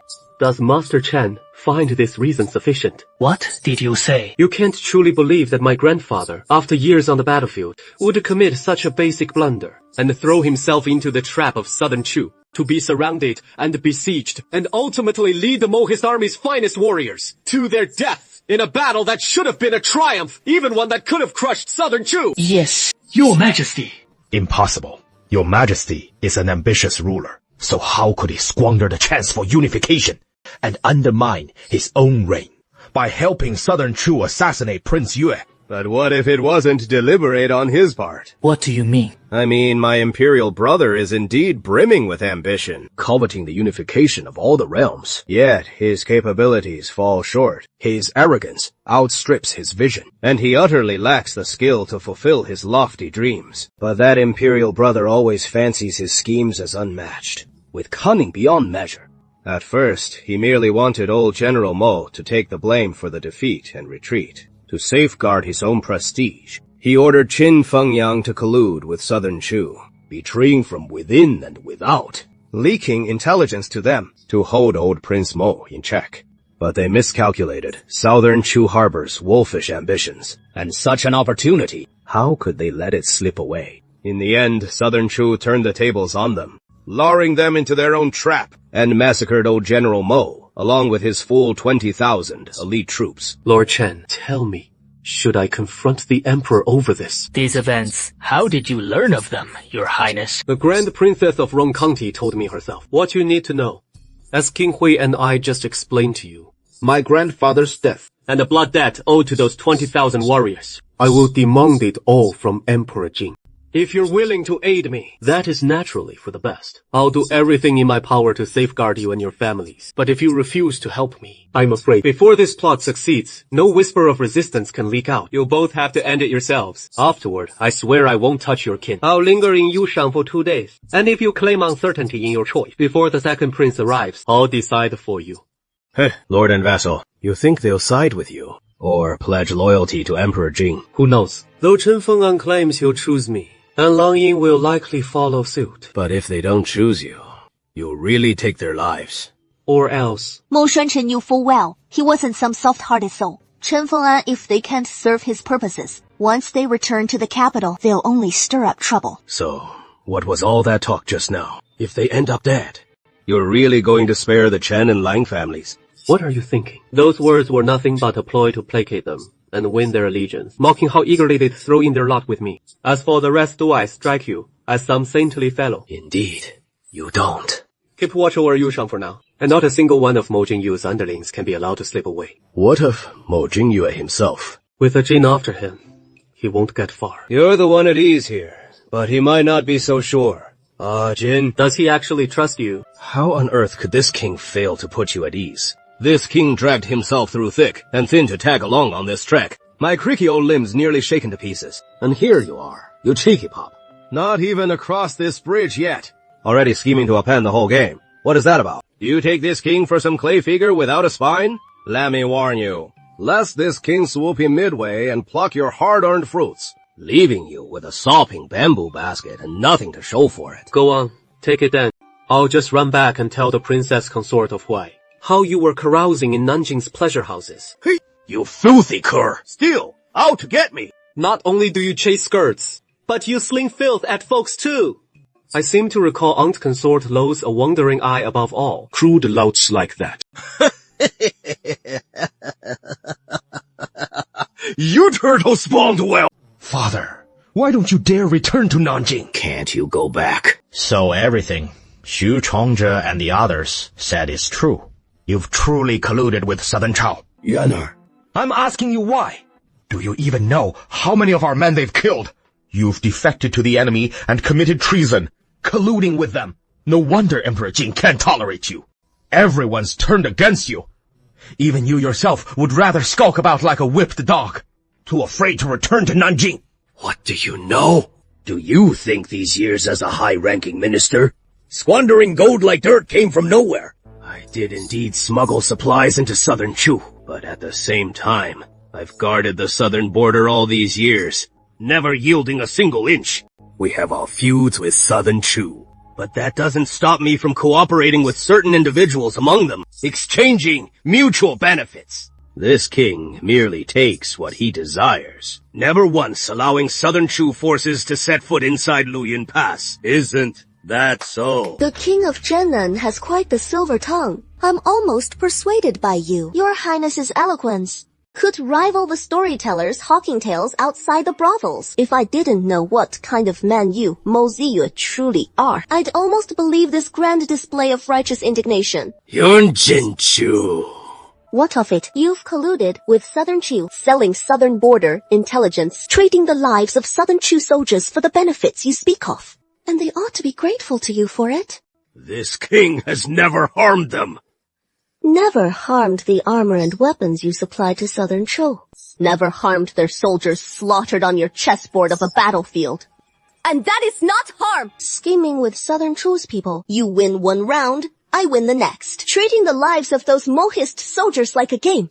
And you tell me you've never done them harm. So what? You haven't gone to unearth those bones buried outside Luyin Pass and ask if their death were unjust. Master Mo, you can't really mean you've bought into your father's lofty rhetoric, or let his recent bluster bamboozle you senseless, thinking his collusion with Southern Chu was just chasing fair gains. Since he acts like it is all so justified, why doesn't he dare return to the capital? Yin Jinchu, shut your mouth before this king! Afraid your son and I will tear off your shameless, vile mask. Do you know what your father intends by fleeing north with you? He knows he can never go back to the capital, and that his crimes will come to light eventually, with no safe haven left for him in this world. He is seeking out Emperor Jing because of that plot years ago to murder old Prince Mu, in which Emperor Jing was deeply complicit. He knows Emperor Jing's role in it all, so he plans to wield this filthy secret to blackmail Emperor Jing into crushing a Chen for him, and paint the rest of us as traitors. Why? Why did you kill grandfather?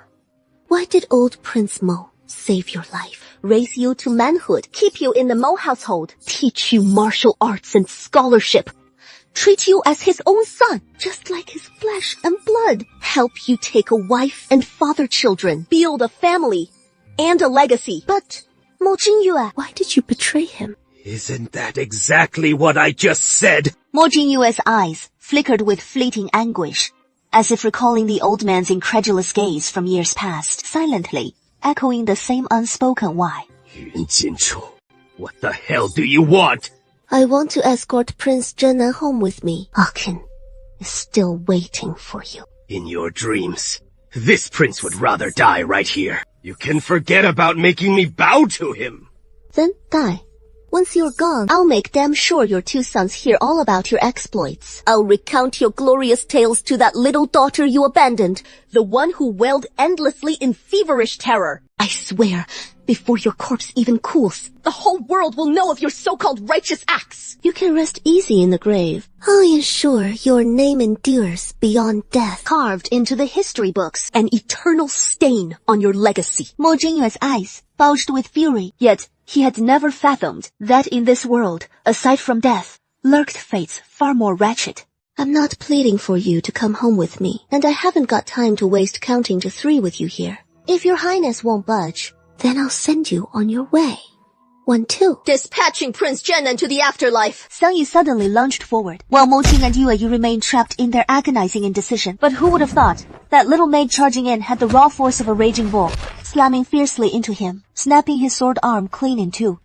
My lord, I'll go with you. Your highness, don't push yourself. See, I'm the type who always has a soft spot and never forces a soul against their will. The third master's too coarse and no fun at all. This one's not clever in the slightest. Good girl. Head on back and savor that roast goose. Roast goose? That I can manage. These two bolted without a trace. And yet, you actually managed to drag them back. Or what? I wasn't talking to you. So why are you butting in? Miss. A man without any sense of propriety like this. You just can't keep him around. He's one of a kind. All right. Doesn't know his place. But he'd sure make a spectacle if you took him out in public. Yin Jinchu burst into laughter upon hearing this. You ungrateful wretch. Back then, the old prince could have left you to rot in your debauchery. How much favor did the old prince bestow upon you back then? You, a man of lowly birth, whom he raised as his own flesh and blood. And even the young prince treated you like a true brother, never once suspecting you in the least. But you, seizing the Prince of Genen's title, was bad enough. Yet you even schemed to take the heir's life. Today, I'll beat you to death, you ungrateful, white-eyed wolf. Enough. Let's head inside first, while the Prince of the South awaits. What is it you want from me? You've gone to such lengths to hunt me down. Yet now that you've caught me, you make no move to strike. Instead, you expect me to willingly submit to your blackmail and walk right into your trap. So I must still have some value to you. Then, just tell me straight what you want me to do. I want you to testify on my behalf and reveal to the world what truly happened after my grandfather led his troops into the heart of southern Chu. What exactly went down? You crave the throne. Or is that not allowed? You want me to help you bring down Emperor Jing, so you can raise your army with righteous cause. You've ruined years of this king's careful plotting, shattering all my long-held hopes in an instant. And yet, you still demand the throne. Why in the world should this king aid you? On what grounds do you say that? Just those despicable deeds you've committed. And you still have the audacity to ask what counts as ugly. Mo Xuanchen wants the throne. Does he dare to make them public? A man of honor with such a scandalous past. This prince has nothing to fear. At worst, Mo Xuanchen loses face right alongside me.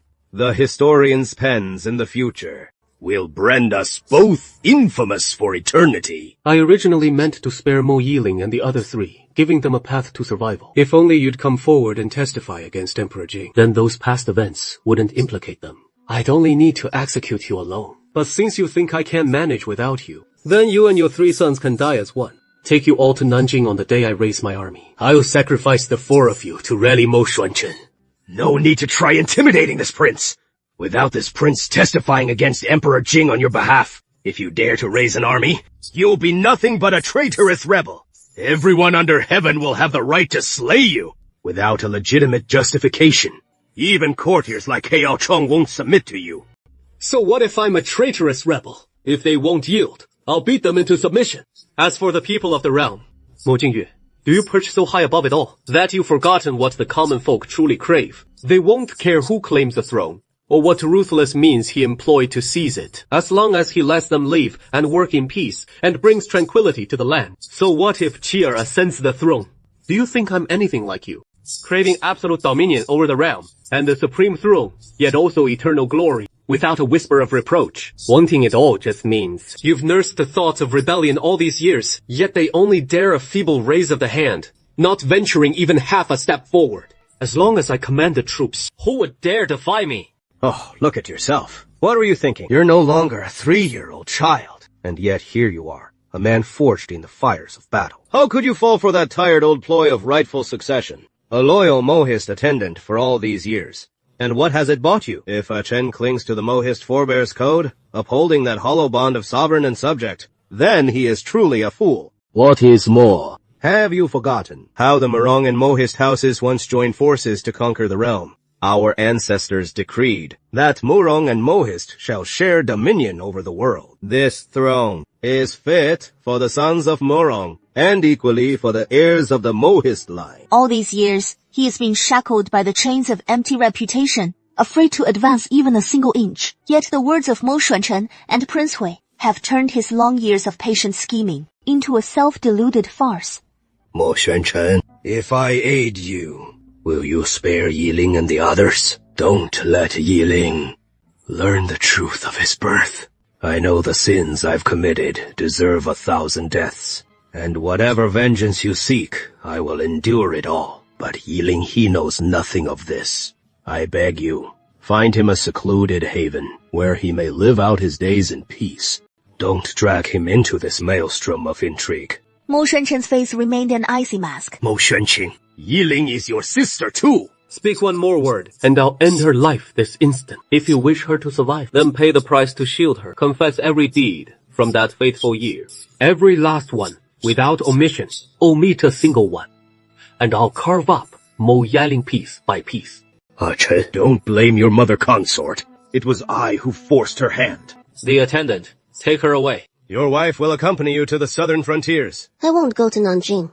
I'll return to the capital with the prince. Achen's plan to raise an army won't come to pass overnight. In the meantime, someone must keep watch over the capital from within. And only I can stay behind in the capital to let her know Achen's vulnerability remains here. Only then will she feel at ease. I'm no pampered Miss Cloistered in a boudoir, nor will I recklessly place myself in peril to become Achen's fetter. Achen needs an ally in the capital to support his moves, and when the moment comes, I'll coordinate inside with the prince, while Achen strikes from without. Together, we'll achieve twice the result with half the effort.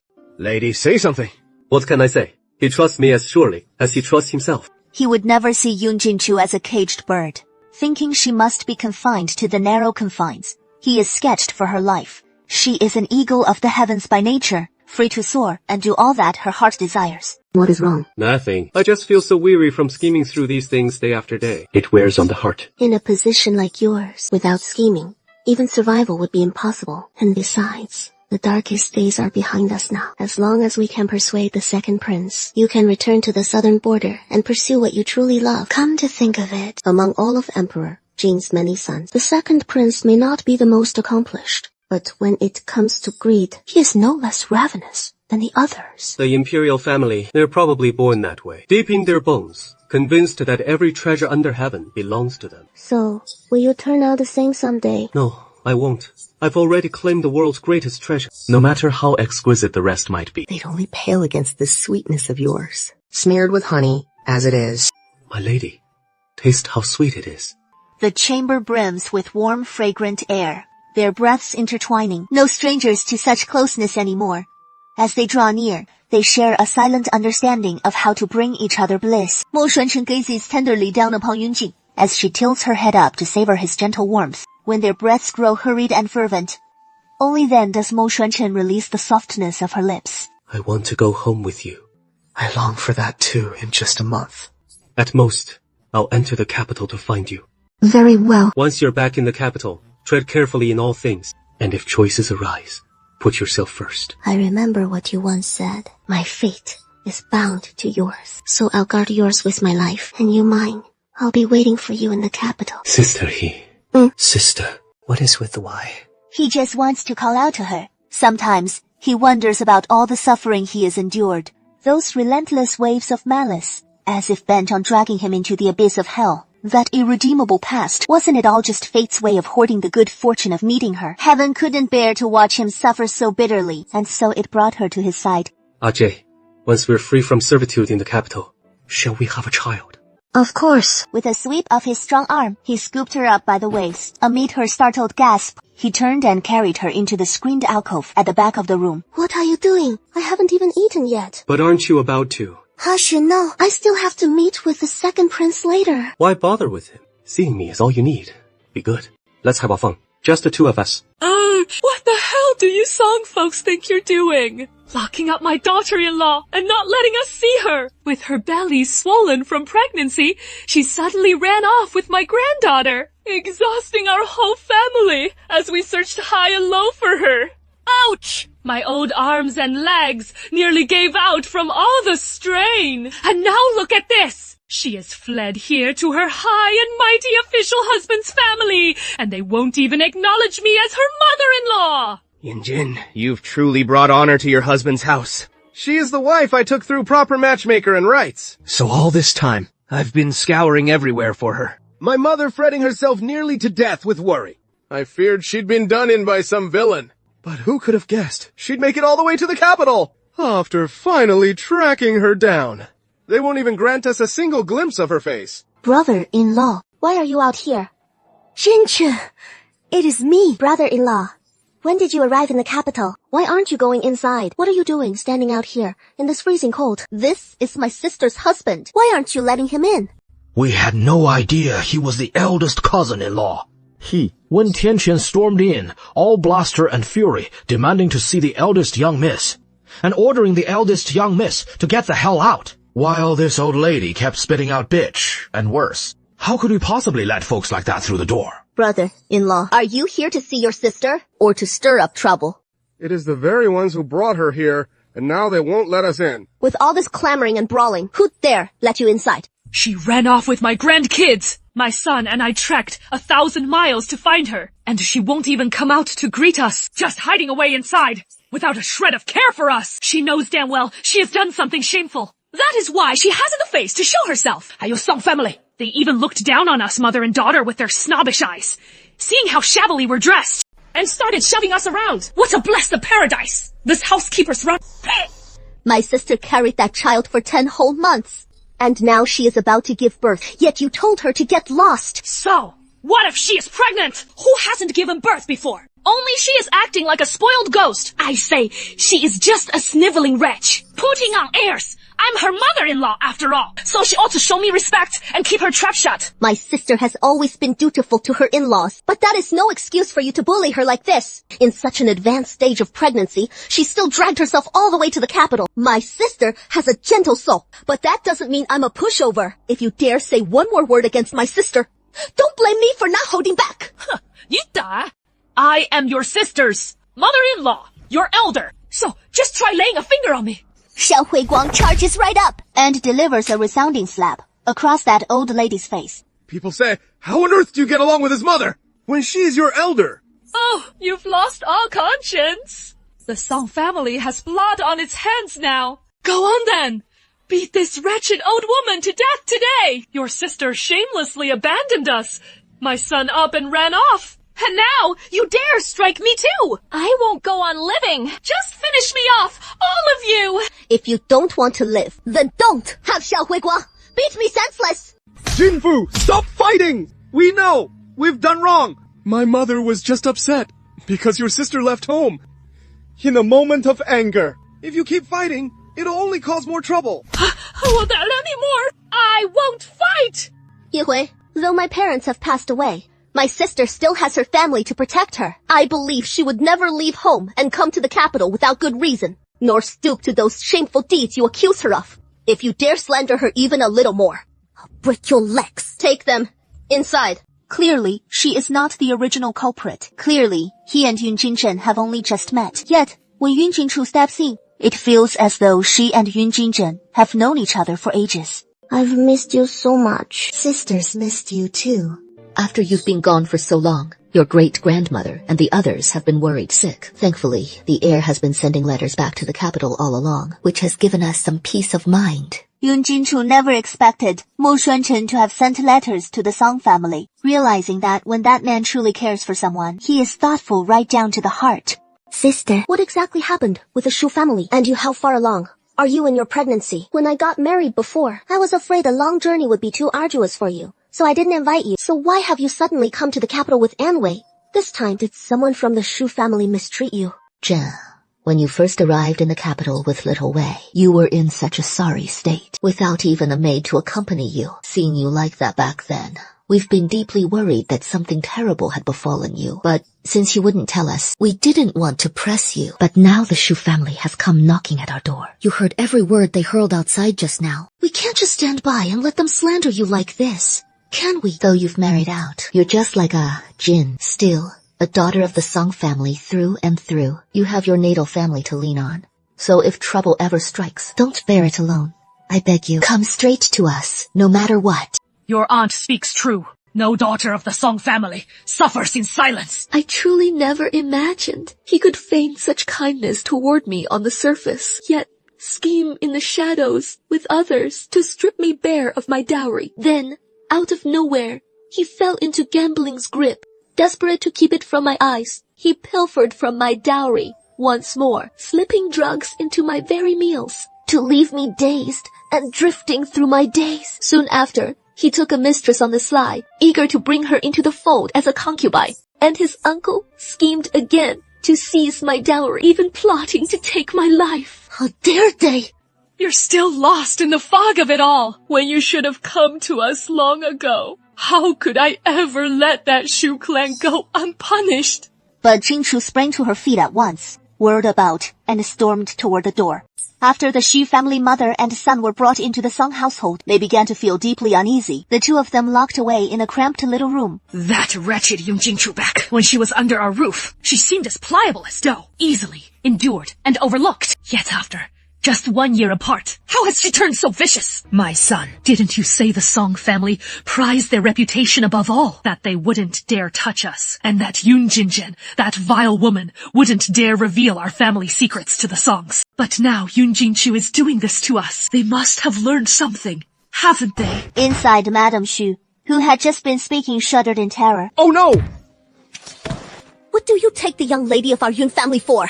You thought my parents' death meant no one left to stand up for my elder sister. Back then, it was my father's sponsorship that let you study and earn your degree to become a Juren. Have you forgotten how you knelt before my father, begging to wed my elder sister, swearing with utmost solemnity that if you ever betrayed her, you'd suffer death by 1,000 cuts? Xu Mentong, did you think such vows were idle words, that no one would hold you accountable? Will it come true? Huh? Rest assured, I've seen to it that your vow of 1,000 cuts is fulfilled. Who gave you the nerve to bully me like this? Elder sister. Yun Jingchu, you've lost your mind! You dare strike my son! I'll fight you to the death! She whirled around and seized the stick she'd snatched from the courtyard moments before, lunging forward to swing it savagely. At the pair sprawled on the ground, amid the dull, flashy thuds of the staff raining down, the occasional crack of splintering bone echoed through. Don't spare him. No. Spare me, please. Spare me, please! As long as you let me go. Spare my life, and I'll immediately flee the capital with my mother. Shen-che, I didn't mean to harm you. I was forced into it by that Liang family thug. Who's he? Liang Yun took a fancy to you. It was he who wanted to destroy us. You're talking nonsense! It was clearly you who sent Mother inside. I even overheard you scheming with Grandmother. Once that Liang brute had his fill, then used Mother's plight to coerce him into funding your entire dowry. You weren't forced at all. It was you who wanted to ruin my mother. It was you who brought the Liang clan into our household. You even planned to exploit Mother to curry favor with the county magistrate's office. Have that Liang fellow line your pockets. Secure you an official post. I have money. What are you babbling about? I'm your father. I'm your father. What on earth are you saying? You're no father of mine. I only have my mother. No father.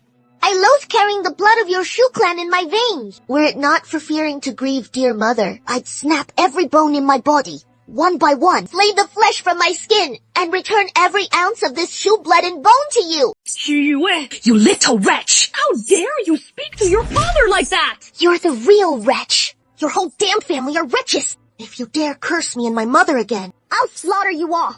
This young miss has quite the fierce spirit. Rip out their tongues, shatter their hands, and haul them off to the Jingzhou prefecture. Accuse them of seizing sister's dowry and plotting to take her life, all to usurp the Xun family estate. No, no, please. I dare not. I swear, I'll never dare again. And I will write you a plea of mercy. I'll never set foot in Songyuan again. Just spare me, I beg you. Spare my wretched life. Jinjin, we've been man and wife for so many years. Just for the sake of our long shared bond.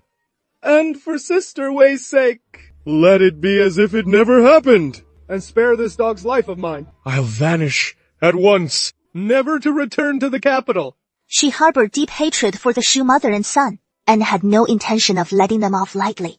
But Sister Wei is still so young. She cannot bear the shame of a disgraced father and mother. I don't care at all. I bear no Shu name anymore. Nor do I fret over what the future may hold, least of all what others might say of my father's identity. It is they who have wronged you. You must not forgive them lightly. Have you forgotten what I told you? Vipers like them know no true repentance. If you release them today, they will not cherish your mercy, but slither like serpents in the shadows, ever watching, waiting in the dark for you. And the moment an opening appears, they'll strike again without end. To deal with such vermin, one must cut the grass at the root. They are especially eager to take your life. If you spare them, you'll only invite endless troubles. You little bitch, if I ever hear you curse my elder sister or Sister Wei again, forget about going to the authorities. I'll send you both straight to the afterlife right now. Sister Wei is absolutely right. Elder sister, don't hesitate on her account. Sister Wei doesn't care about such things herself. If you yield because of her, it won't be doing him any favors. On the contrary, It'll leave him with endless troubles. Just the status of being your birth father is enough for Xu Mengtong and his lot to hold it over you for their family's gain. Moreover, you can go to the Yamen with Xu Mengtong to sever ties once and for all. Once the two families cut all kinship, Sister Wei can take the Yun surname with me to shield her. Let's see who dares to gossip about her. Very well. I'll follow your lead. No! You can't come with me. Sister Yun, though we are husband and wife, our bond has been shattered. You can't be so unyielding. Don't let those two utter another word. Yes. Yanhui turned and strode into the room, and after the door slammed shut, moments later, agonized screams pierced the air. Why does your face look so pale? Just the trip to the southern border, and you've even lost weight. Where? You've actually filled out. You're all soft curves now. All that exhausting travel back and forth, from south to north, and you only just made it home yesterday, only to get tangled up in this mess with the Shu family. Look at you. Your face is ghastly. When Imperial Physician, she arrives shortly. Have him give you a proper pulse reading too. It is our fault for not watching Janner more closely. I figured she was just seeking refuge here in the capital after some hardships. And with Jur settled in the capital now, no one needs to know about her past. I believe eldest sister will pull through. As for your eldest sister, I'm not truly worried about her. She survived the ordeal in Runzhou back then.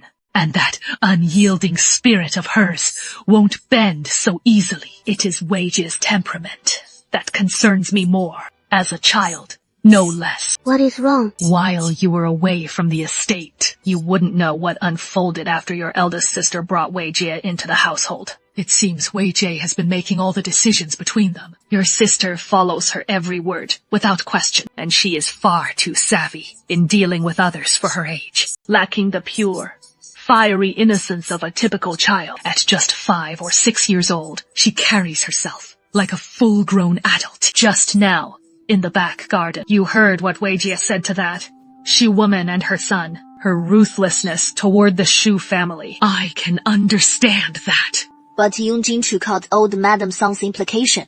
Her eyes flickered with realization, and she sensed the unnatural air about Xu Youwei, that brutal edge in her words and bearing, which is hardly childlike at all. Don't worry, grandmother. I'll find a moment to talk it over with eldest sister and Wei Ji. Yun Zhenzhen has composed a fine quatrain over there, and old Master Song and Song Hongfen wasted no time either. They had the Shu family mother and son bound, and sent straight to Jingzhou Prefecture. I must trouble Imperial Physician Shi to examine a Jin as well. I've noticed her complexion looks rather off. I've taken the pulse for the Crown Princess, and her body is perfectly fine. She is with child. I truly am pregnant after all. This little one, how far along? Just over a month, by the feel of it. Later on, I'll prescribe 2 doses of stabilizing herbs to keep everything steady once you take them. But His Majesty has had his eye on you constantly, on account of the Crown Prince and the southern border troubles. I'm afraid even the Song family won't be spared his scrutiny. Imperial Physician Shi, you know Yun Jinchu accompanied Mo Xuanchen to the southern border, and this pregnancy was surely conceived there. Yet the outside world remains in the dark. The Crown Prince's sudden return to the southern border has already stirred Emperor Jing's unease. The Crown Princess remaining in the capital to hold the fort is the only thing that has kept him somewhat appeased for now. Until things on the Crown Prince's end are fully secured, the Crown Princess and the little one in her womb may yet fall under Emperor Jing's shadow. At the very least, until Mo Xuanchen returns, no one else can know. I never imagined I'd ever have a child of my own. The sensation of nurturing new life within me brings me no trace of rejection or unease. Instead, it fills me with genuine joy and makes fate's twists feel all the more wondrous. We've crossed time and space clearly from worlds apart, yet somehow he and I, Mo Xuanchen and me, found each other and now share this child. Sister Wei, my Heir Yimu, I miss you so much. Back when you were young, Heir Yimu, you were the dashing rogue, nearly unmatched in all the world. That is why I always said my little brother's face takes after you entirely. Even Uncle boasts about how handsome he is, just to fool the poor kid. She is utterly convinced that this young lady couldn't possibly have met Mo Xuanchen, and that the little brother she mentions must be the child growing in her womb. No doubt. Who are you? Where'd this auntie come from? I'm your sweet little darling. I'm Lin Yujun. The name Lingzhuang still echoes in the world above. Auntie said Xu Yuwei sounded too petty and small-minded, so she changed it for me. I'm no lost wandering soul, nor some outsider crashing the party. So this is rebirth for you. I wouldn't know. I was just hassling some silver for little brother, planning to sneak out of the palace for a bit of fun. Who knew that? When I climbed the wall, I tumbled down slightly. By the time I hit the ground, I was already like this. And Auntie, no need to fret about Mother noticing anything off with you. She knows this auntie before her isn't a real one, yet her feelings for her and for Mother are utterly sincere. Auntie, I know so many things that happen later. Want me to spill them for you? You, uncle, and little brother. Don't say you won't listen. It is the twists in life that make it truly thrilling. I don't know what the future holds, so there is no need to cling to events that haven't happened yet and bind yourself in chains of what-ifs. Besides, your very presence is a twist of fate, and the life you remember will shift along with it, save for those few certainties etched in stone. As for what lies ahead, no one can say for sure. Blindly clinging to your memories will only drag you into a tangled mess of your own making. You'd best keep this from others, or else apart from me. I'm afraid everyone else will see you as some kind of freak, turn around and set you ablaze. He never imagined he and Mo Xuanchen could lose, and besides, if you knew every twist, what thrill would life hold? Wouldn't that just drive me to despair? I know full well I can't breathe a word of the future. So what is the damn point of these memories anyway? I had half a mind, once I got to Auntie, to hit him with those future memories and leave him stunned, playing the Oracle for a thrilling round. But come on, just hear me out. Just a little bit. Not even a tiny whisper. But I've got a trove of confidential scoops. Keeping to myself for fun. I've been reborn, all right, and it is anything but a game. During this festive season, the heir apparent remains stationed in the southern lands, unable to return to the capital. He remains deeply concerned for your majesty's grave illness. Earlier, the heir apparent entrusted someone to deliver a congratulatory gift back to the capital. Have the minister's consort present it to your majesty, wishing your majesty an eternal reign over the realm. Oh, what sort of congratulatory gift might this be? The gift is rather substantial. It currently awaits at the palace gates. Without your majesty's decree, this minister's consort dares not bring it into the palace without authorization. That boy Chen has been away from the capital for several months now, and I am rather curious what he has sent back for me. Mo Jingyue previously rebelled and fled. The heir apparent ordered men to hunt him down far and wide. Only a few days ago did they finally capture him with great difficulty. This man holds the title of King of Jinan. Having colluded with southern forces in treasonous rebellion, he ought to be subjected to death by 1,000 cuts, his remains scattered as a warning to others. Yet the heir apparent knows that your majesty is incensed by Mo Jingyue's deeds. Thus he had him captured and brought back to the capital, to be dealt with at your majesty's discretion. Chen proves himself a true son of the Mo family. Once he returns to the capital, I shall duly reward him handsomely. Drag Mo Jingyue away and behead him before the palace gates. Your Majesty cuts quite the imposing figure. No wonder this king has coveted that throne for so many years. Mo Jingyue, 你放肆! This king is already a man on the brink of death. What care have I for insolence now? Back then, this king asked the old master why the throne wasn't for the Mo family to claim. Why must we pledge loyalty to the useless whelps of the Murong house? But how foolish the old man was. He couldn't help but administer me a severe thrashing with the staff. Yet he could never have imagined. He was ever loyal, devoted heart and soul to his majesty. Yet in the end, did he not lead those tens of thousands of Mohis troops to their doom at the hands of this foolish sovereign? Shut your mouth! Mo Jingyue, in your deranged treason against us, gag him, drag him inside. What does your majesty fear? If I am truly this mad traitor, why not let me finish how? The old master truly met his end that year. He did not perish in the heart of southern Chu, but fell at the hands of this very majesty you swore to serve. Shut your mouth! Shut up! Is the man already dead and buried? Then why not drag this raving traitor off to his execution for us? Hold on. Yun Jinzhou, what do you think you're doing? As your subject, I seek no mischief. Only what Mo Jingyue just revealed bears on my grandfather's death. As his granddaughter-in-law, and as the heir's consort, I must have the truth laid bare. He is but a treacherous rebel who defies the throne. What ring of truth could taint his lying tongue? Drag him away for us. Should he resist, slay him without quarter. Until the matter of the Mo family is made clear, no one is to lay a hand on Mo Jingyue. The Mo clansmen may perish on the battlefield, but never to fall victim to treachery. Nothing could justify such an outrage. The Mo family above all deserves justice. The heir is in Nanjing, and this humble consort holds authority in the Genin Prince's mansion.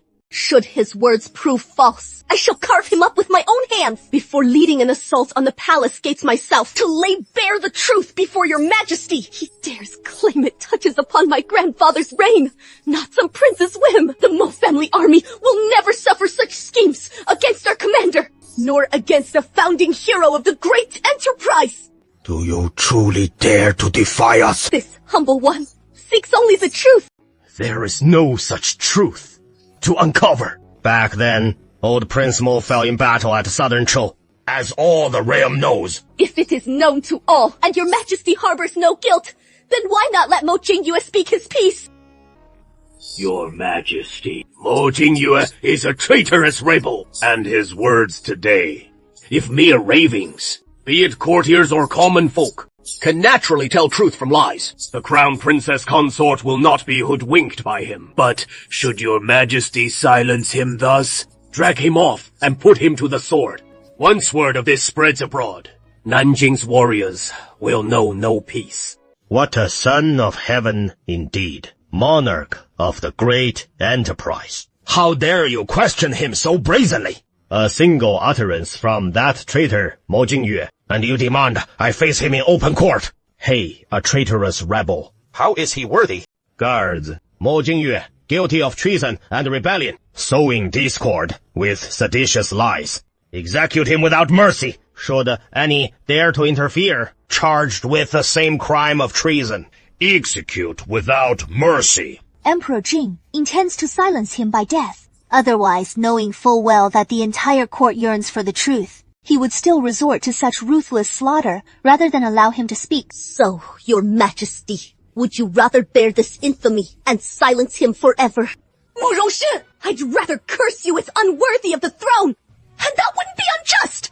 Yun Jinchu, are you plotting rebellion? If the sovereign's rule lacks benevolence, how can a subject remain loyal? Since you branded treason, then let it be treason! What of it? The Mohis forces, every soul, heed the crown princess consort's will as our own command. Her deeds are mine. Her actions, my own. Where her gaze falls and her finger points, there my blade will strike, let alone clashing with Mu Zhengxia, even if it means sweeping the realm clean. As long as the crown princess consort wills it, we shall not hesitate. Damn it. Where'd this little rascal pick up such honeyed words? They're making my teeth ache. I wish I could woo my own wife like that. No one could have foreseen that Mo Shuanchen stationed in the south would march on the capital, let alone storm the imperial palace with his men. Ken, what happened back then was merely a momentary lapse in judgment. If I truly wished to eradicate the Mo family, I would never have brought you back to the capital and raised you in Xixia for all these years. I know I was wrong, and I'm sorry. To the late Prince Mo, I am willing to issue an edict of self-blame, and to restore command of the Nanjing forces to the Mo family. I can appoint you as regent, and if that is still not enough for you, I can even abdicate. Aren't you close with the second prince? I can hand the throne over to him. You can serve as regent, and co-rule the realm with him. And then what? You can become the supreme emperor once the old grievances have faded. You and I can hear the words of the Murong ancestors once more. Or perhaps it wasn't just my grandfather who decreed that the Murong and Mo families should share dominion over the realm. This time, we can both claim imperial authority, but the Murong family has held the throne for far too long now. If you truly wish to repent and make amends, then the Mo family is the true dragon, and your Murong lineage must yield to ours. It also proves that Murong Shun is a man without virtue, who slaughtered the loyal and righteous, arrogant in his incompetence, leading to utter disgrace in a single stroke, abandoning the southern front to chaos, and dooming over 10,000 souls in Nanjing to perish as the first victims of Chu. A man so devoid of virtue and ability is unworthy to rule. Today, the Mo family acts by heaven's mandate to depose this tyrant, summoning the realm to witness our grace. And this throne shall be ours. Emperor Jing could see the tide had turned against him. he could no longer hold on. His earlier composure twisted into raw ferocity. Mo Xuanchen, you treacherous rebel! You divided the forces under false pretenses, scheming to usurp the throne for your own gain! With the Mo family now in power, who dares object? Your servant Helen Chongshan pays respects to your majesty. Your servant bows before your majesty. May your majesty reign for 10,000 years, 10,000 years. 10,000 years! After Mo Xuanchen and Yun Jingchu seized the throne, the court, which ought to have descended into chaos from the shift in power, settled with astonishing swiftness. After Emperor Mo Xuanchen's ascension, the Zhenwu guards made a public proclamation. He had been assassinated by Mo Jingyue in Nanjing. In truth, he had been confined to the cold palace. Lady Wei wailed without cease, at first shrieking that she was his true birth mother, that she was the Empress Dowager, then, over and over, murmuring that she had been wrong, calling out Mo Xuanchen's name, begging only for the new emperor to grant her one glimpse. But alas, Mo Xuanchen had never laid eyes on her, not even a single glance, back in Nanjing. Your Majesty, the one in the cold palace is gone. When the servant arrived with the day's meal, he found yesterday's potion untouched. Sensing foul play, he unlocked the door and entered to investigate, only to discover her hanged from the bedpost by the bed curtain. Beside her lay a blood letter scrawled on her own garments. Burn it. Cremate her body with it. Carried out as your majesty commands. Incinerate the body and the blood letter together. Then cast the ashes beyond the palace walls and bury them in some forsaken spot. My child never met him, nor asked after him, not even deigning to glance at that so-called testament. Your Majesty, have I been too ruthless? Yun Jingchu, upon hearing this, saw no fault in it. The only thing he could write before his death is nothing more than a confession of his own misdeeds, or endless curses against Mo Xuanchen's heartlessness. If it were him, he wouldn't bother reading that so-called last testament either. Your Majesty, have you forgotten what those people outside say about me? When it comes to ruthless cruelty, who between us could possibly outdo the other? Quite right. He and the Empress were never good people to begin with. So naturally, they're a match made in hell.